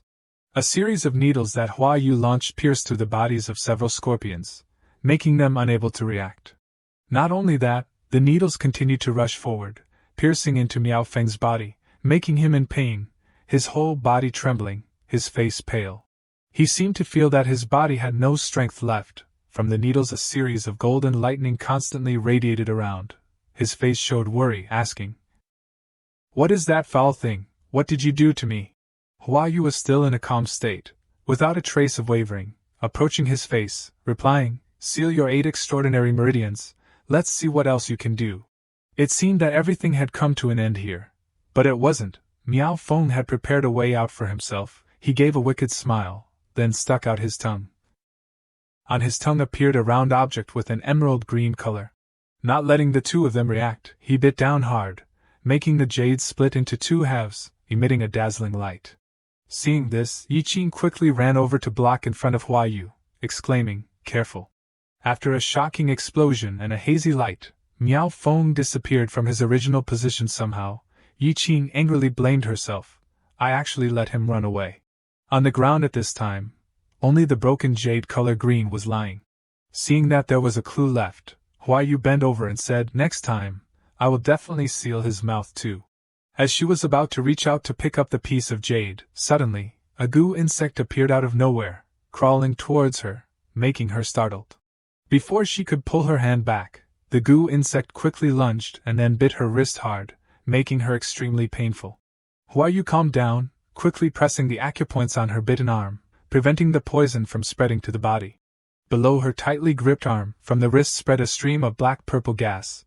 The curse spread like a toxin corroding the meridians. Each wave of pain came, wanting to tear her skin. Looking at the poison spreading in her body, Hayou could see that it was not an ordinary poison like the ones she had seen before. "It's over, this goo poison is too strong." A moment later, in the training room, Hayou sat in meditation, her eyes slowly closing, but her face still showed pain. Sweating profusely, she was trying to use her spiritual power to suppress the toxin that was erupting. Yi Qing at this time finally pulled Luli over. "Teacher, Hayou has been like this for a long time, will she be alright?" Hearing this, he stood still, observing her for a moment, checking the situation, his eyes somewhat serious. He wondered in confusion. Hayou cultivates from medical classics, which is the best way to deal with goo poison. Why has it taken so long and she is still uncomfortable? To be careful, Yi Qing had caught the goo insect and placed it on a piece of paper, bringing it to him. "This is the goo insect that bit Hayou." The goo insect that Yi Qing brought had a very different shape from other goo insects. Its body was round and flat, accompanied by many legs on both sides, but the size wasn't long. Just by looking, Luli immediately recognized it, heavenly ancient corpse goo. There was no more doubt, he finally understood why Hayou couldn't solve this goo poison. No wonder it's so complicated. She heard this and didn't understand what he was talking about, her face confused, asking back, "Heavenly ancient corpse goo, what is it?" Luli didn't rush to explain. He approached Hayou, replying, "Teacher will help Hayou suppress the goo poison first, then explain to you later." Not wasting any more time, he quickly sat cross-legged behind her, his hands slowly gathering spiritual energy in front of his chest. Then, he put his hands on her back. From his palm transmitted a gentle stream of true energy, penetrating deep into the meridians. A soft blue light surrounded her body like a protective screen. His force of cultivation was stable, his inner strength like a spring, guiding the poison out bit by bit. The pain came suddenly, making Hayou startled, her whole body stretched, softly crying out, her face uncomfortable. But he didn't intend to stop. His eyes also closed tightly, continuing to concentrate on treating her thoroughly. Inside the wooden room, Luli sat behind her, one hand placed on her back, each stream of blue spiritual energy flowing powerfully, blending with the green aura around Hayou's body. She seemed to feel that her body had become lighter, no longer having the uncomfortable feeling accompanied by pain. After being treated with care by Luli for a while, finally Hayou woke up, her eyes slowly opening. Seeing that she had woken up, Ying, her face worried, hurriedly grabbed her shoulders, asking, "Hayou, are you okay?" She didn't rush to reply, but glanced at Luli, who was slowly standing up. "Thanks to teacher's help, I'm no longer uncomfortable." Suddenly, his expression changed, his eyes serious as he reminded, "Look at your right hand." Following his words, Hayou also looked at her hand, and she was startled to discover a strange lotus mark had appeared on it at some point. "This is," he replied, "the most beautiful and dangerous thing. Because you've never seen this type of poison before, you don't know about it," he explained. "It's the Tiangu Molian, formed from the Tiangu poison within you." Ying grew increasingly worried and asked, "Even you, teacher, can't remove this goo poison?" Luli replied, "Tiangu is extremely special and can corrode spiritual energy. The characteristic of Tiangu is that it can mutate at any time. Once it enters the body, it will become one with the bones. If we want to remove it, it will definitely affect Hayou's Tao foundation." Hearing these words, Hayou became sad, clenching her arm, wanting to say something but unable to utter a word. So, before she could finish speaking, he smiled to reassure her, "Don't be sad. Teacher only said we can't forcefully remove it, not that there's no cure. At the moment, I can think of two ways. One is to capture the fleeing goo master. He definitely knows how to remove the goo. The second is to go to Nanxinjiang and find the source of this goo." At the same time, in Nanxinjiang, amidst the dark cliffs, a massive black shadow appeared, its red eyes burning like they were scorching the surrounding space. Accompanied by strands of black and red energy swirling around, fierce and chaotic, just waiting to be released. Back in the present, Luli continued, "If we can find the original form of the goo, we can easily remove the goo. On the contrary, it can even assist Hayou." As soon as he finished speaking, Ying couldn't stand still any longer. She hurriedly pulled Hayou's hand. "If there's still a chance, let's go to Nanxinjiang immediately." Before she could take a few steps, Luli helplessly raised his hand to stop her. "Wait, this time, teacher and Hayou will go to Nanxinjiang." Hearing this, she blankly pointed at herself and asked, "Huh? What about me?" He quickly gave her another task: "You stay and help Jianglu find the whereabouts of that goo master." Ying didn't object and immediately agreed, "Yes." A sharp glint flashed in Luli's eyes. Thinking of the goo master made him even angrier. "Daring to injure my disciple, I must make him pay the price." That night, in an abandoned construction site with no one around, the sound of the wind whistling through every crack. Inside the building, Miao Feng was hiding, his whole body trembling as he clutched his injured arm from the fight with Hayou. Hate flashed in his eyes as he gritted his teeth and roared, "Wait until I heal my injuries, and I will definitely stuff them into a worm den. That damned woman actually sealed my 8 extraordinary meridians and made me waste the Qianli Neo." Just as he said this, suddenly a faint red light was glowing and vibrating from his side. Seeing this, Miao Feng quickly reached into his pocket and took out his token. From inside the token, a voice rang out, "I gave you the Qianli Neo. You used it? What happened?" Hearing the question, he didn't hide anything, a worried expression on his face, and hurriedly replied, "Leader, I found the bastard who killed number 11 by Lu Nan." Through a circle of connected seals, the image above showed Miao Feng still continuing to speak, couldn't beat them, used the Qianli Neo to escape. The person watching was wearing a mask with strange patterns, his face unclear. He asked, "What is their strength?" Miao Feng gritted his teeth and replied, "Tujuji. The other 2 are unclear, I didn't fight them."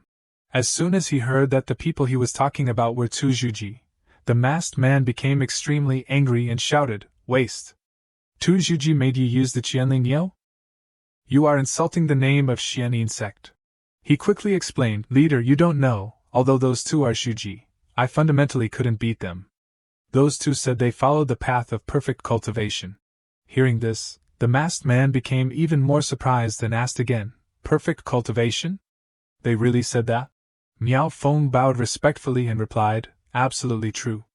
Otherwise, I wouldn't have been defeated by those Zhuji juniors. Suddenly, the masked man's pupils flashed strangely. He was silent for a while before asking himself, perfect cultivation actually exists?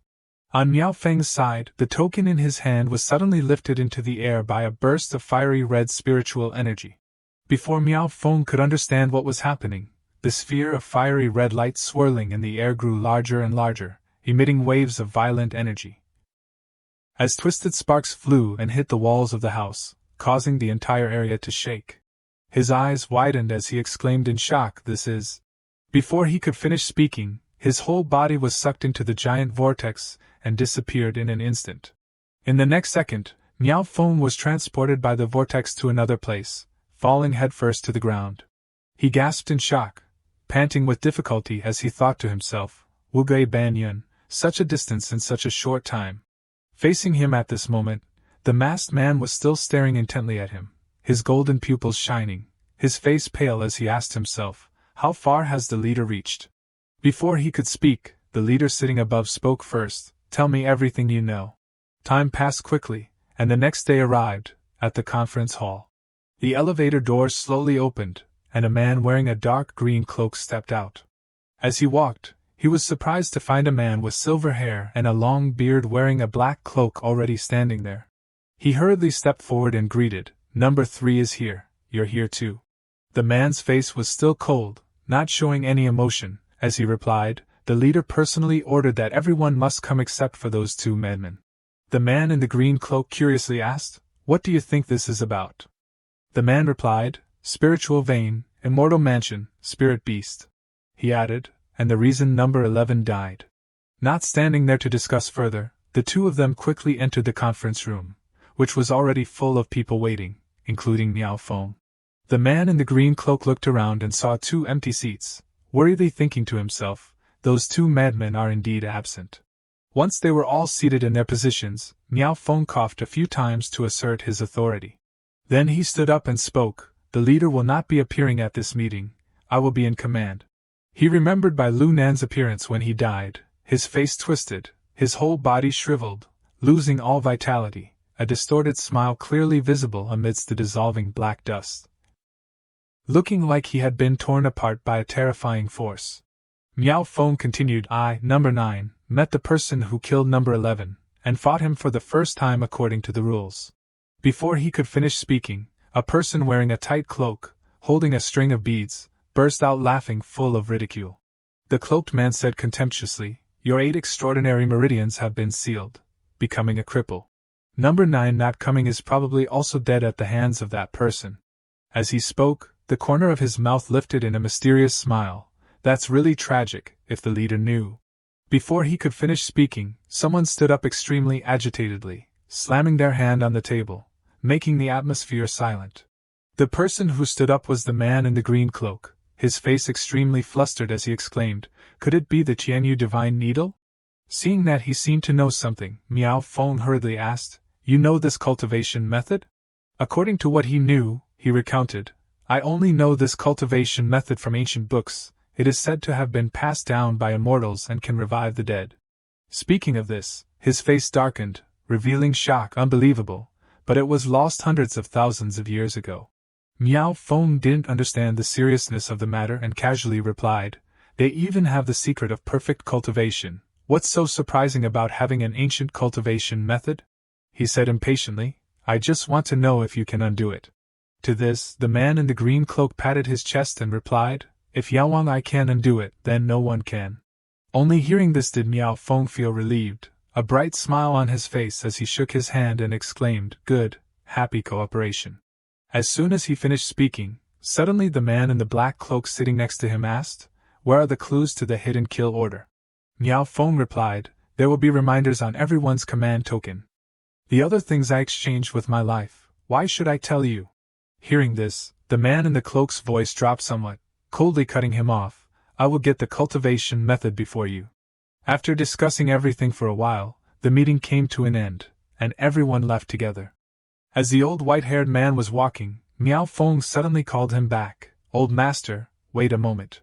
A sharp glint flashed on his face, without any warmth, cutting him off. I don't care about perfect cultivation, and I won't cure you either. But he didn't care much. Instead, he smiled mysteriously and continued, No, I want to ask you for a scarlet test-hung beast. He calmly stepped forward, stroking his beard and asked, Scarlet test-hung beast? That thing is not easy to raise, what will you exchange it for?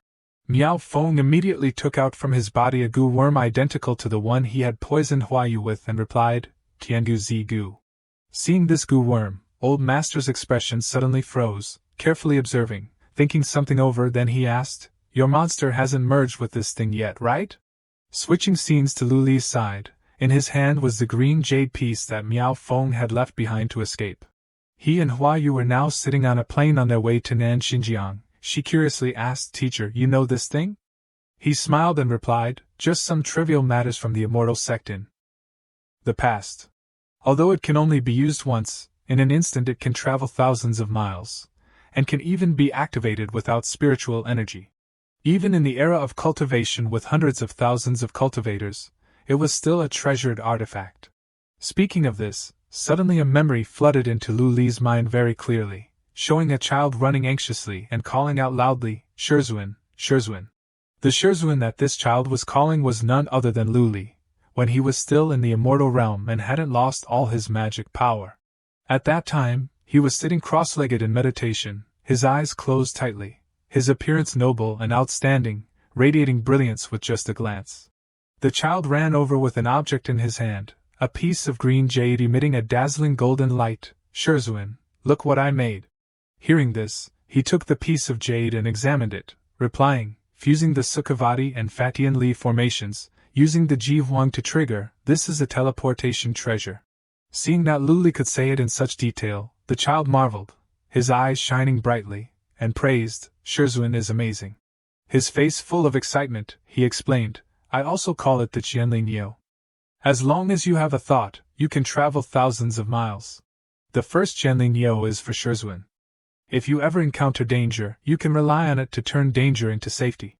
As soon as he finished speaking, suddenly another senior brother came from somewhere and interrupted. But Shao Sinner, what in the three realms can threaten Shurzuan? Hearing this, the child's whole body froze, his face blank as he exclaimed, That's right. But Luli didn't criticize this object, on the contrary, he cherished it very much and put it inside his robe. No, Wei sure likes this gift from Shao Sinner very much. Waiting for this, the child's mood improved a lot, happily jumping and shouting, Shurzuan received it, great. Back in the present, although it was just a fleeting memory, Luli could feel the deep loss in his heart, his eyes thoughtful as he looked at the piece of jade made by his beloved disciple that he had once given him. Seeing him sitting there silently and motionless, Hayou asked worriedly, Teacher, what are you thinking about? He smiled and replied, I'm remembering some old friends. A possibility that he felt was very likely flashed in his mind, Shao Sinner, the Qianli Niu has appeared again. Could it be that the owner of it is your descendant? On the side of the leader's main hall, Miao Feng knelt on the ground and said, reporting to the leader, I have issued the task to the entire alliance. He continued, Once my cultivation recovers, I will definitely retrieve the secret of perfect cultivation for you. The leader, still with that cold expression, looked down and asked, what's your plan? Miao Feng raised his head and replied, Divine Dr. Hayou, one of the people who has mastered the secret of perfect cultivation, has the Tiangu poison in her body. Only I, Miao, can solve it. And I have obtained number 3 Scarlet Test-hung beast.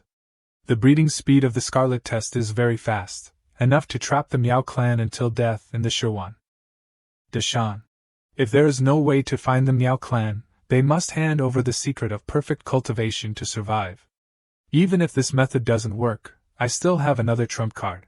Hearing this, the leader gently raised his finger. From the fingertip a flickering green light burst out like a living flame, the magical energy concentrated.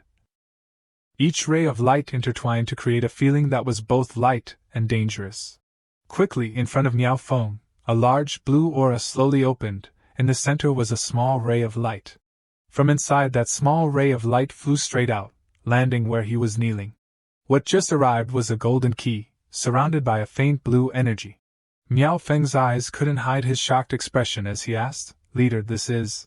The leader raised his hand and explained, This is the key to open the Shinji Galu box. The box is in the Xianyin treasure vault. After you get it, bring it to the Jiezi space. The Shinji Galu is inside the box. After it is activated, its battle power can reach Dongxian Hoqi.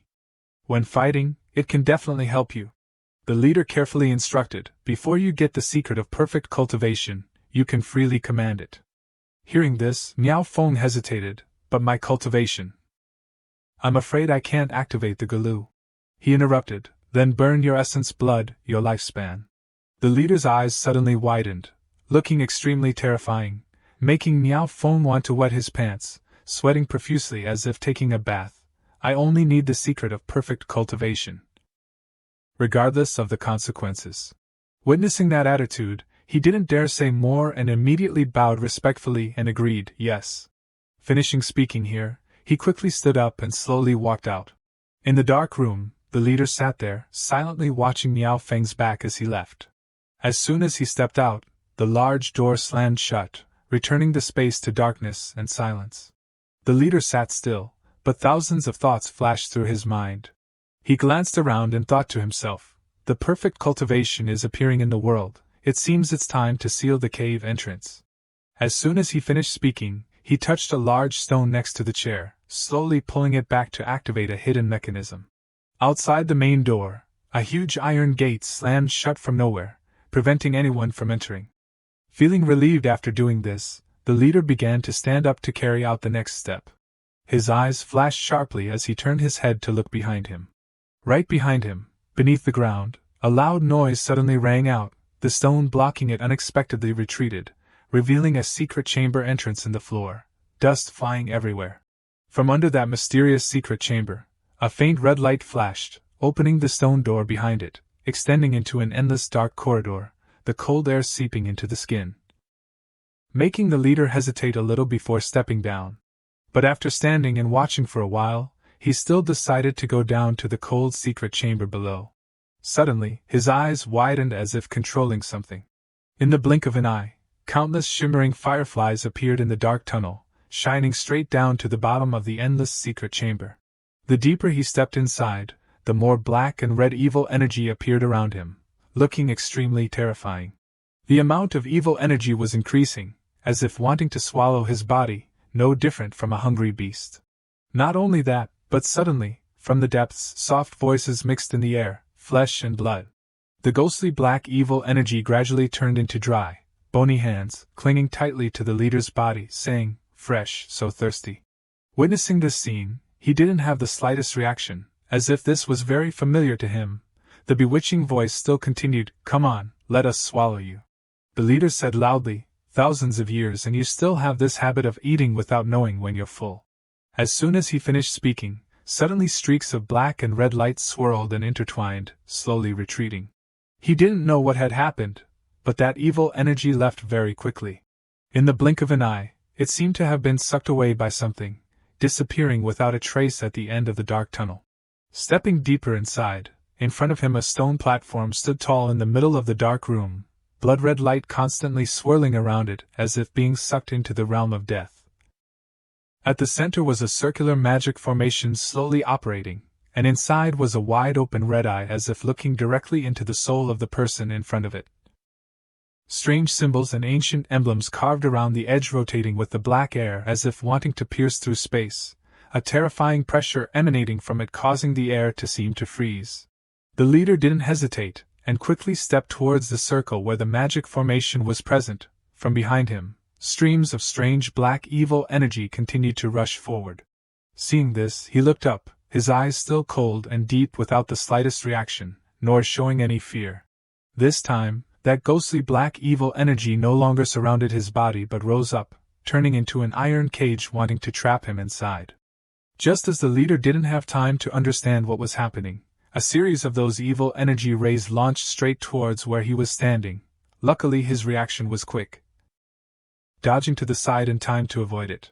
His eyes full of incomprehension, he exclaimed, "Ancestors, wait!"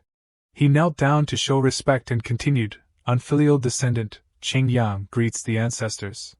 But today I really have something to come here to see the records of the ancestors. If I have disturbed you, I sincerely apologize." Before the respectful attitude of the leader, those black evil energy rays also slowly retracted, no longer attacking him.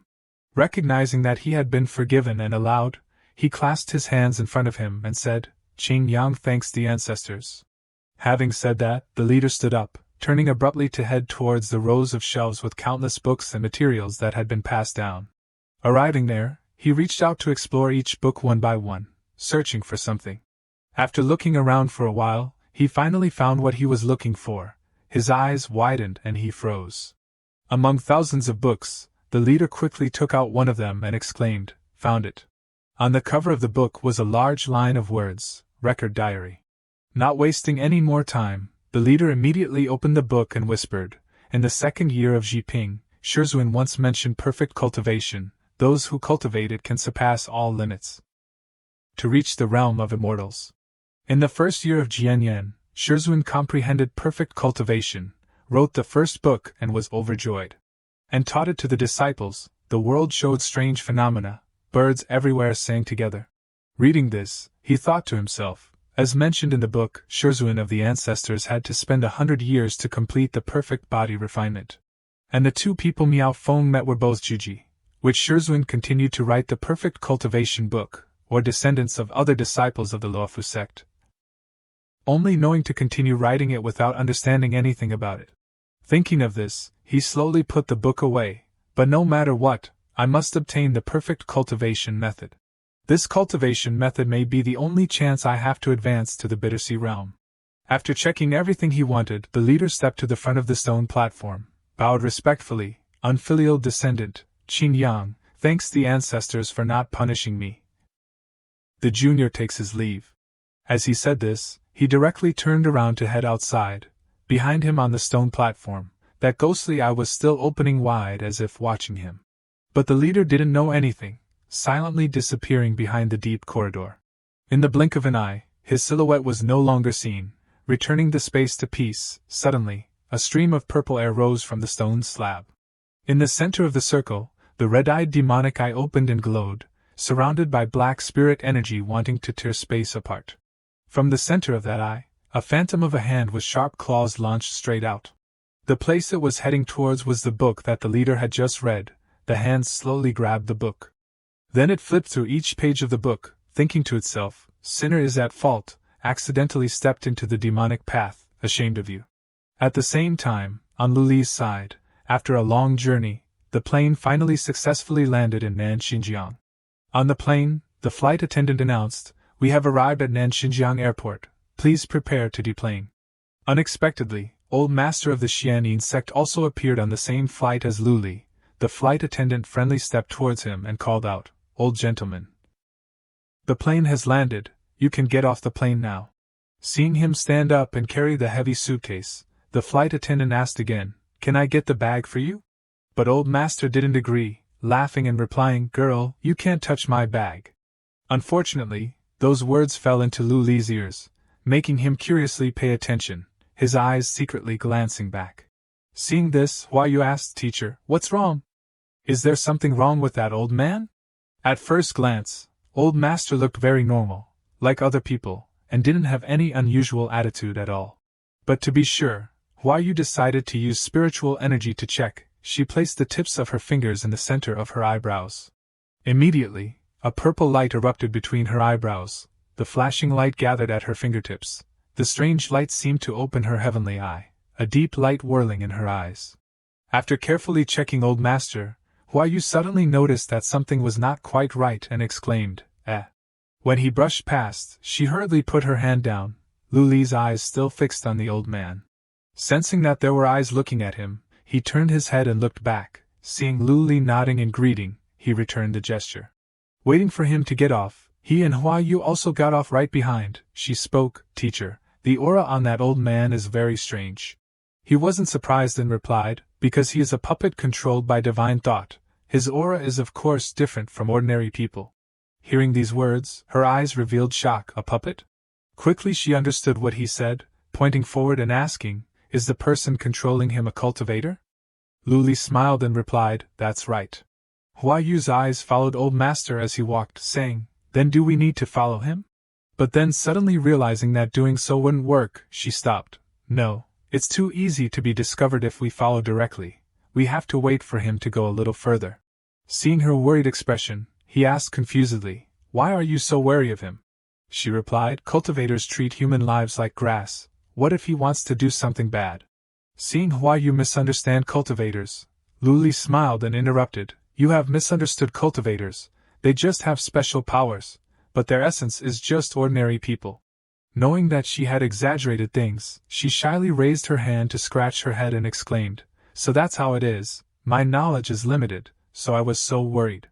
His eyes calmly looked ahead and continued, "The cultivators we have met recently are indeed not good people. It's not unreasonable for you to worry like this." Finishing speaking, he decided to use magic power, his eyes slowly closing to check, "I will use divine sense to follow him." Through divine sense, Luli could see that old master was now getting into a gold-colored car, so he could see all of his actions at any time. Without hesitating, he urged, "Follow, we must quickly find the middleman." Hayou curiously asked, "Find the middleman? But aren't we going to inquire about the Miao family Gu sect?" Luli thought for a while and said the Miao family has always been reclusive. According to what he knew, if you want to find them in this vast mountain, you must have a middleman to lead the way.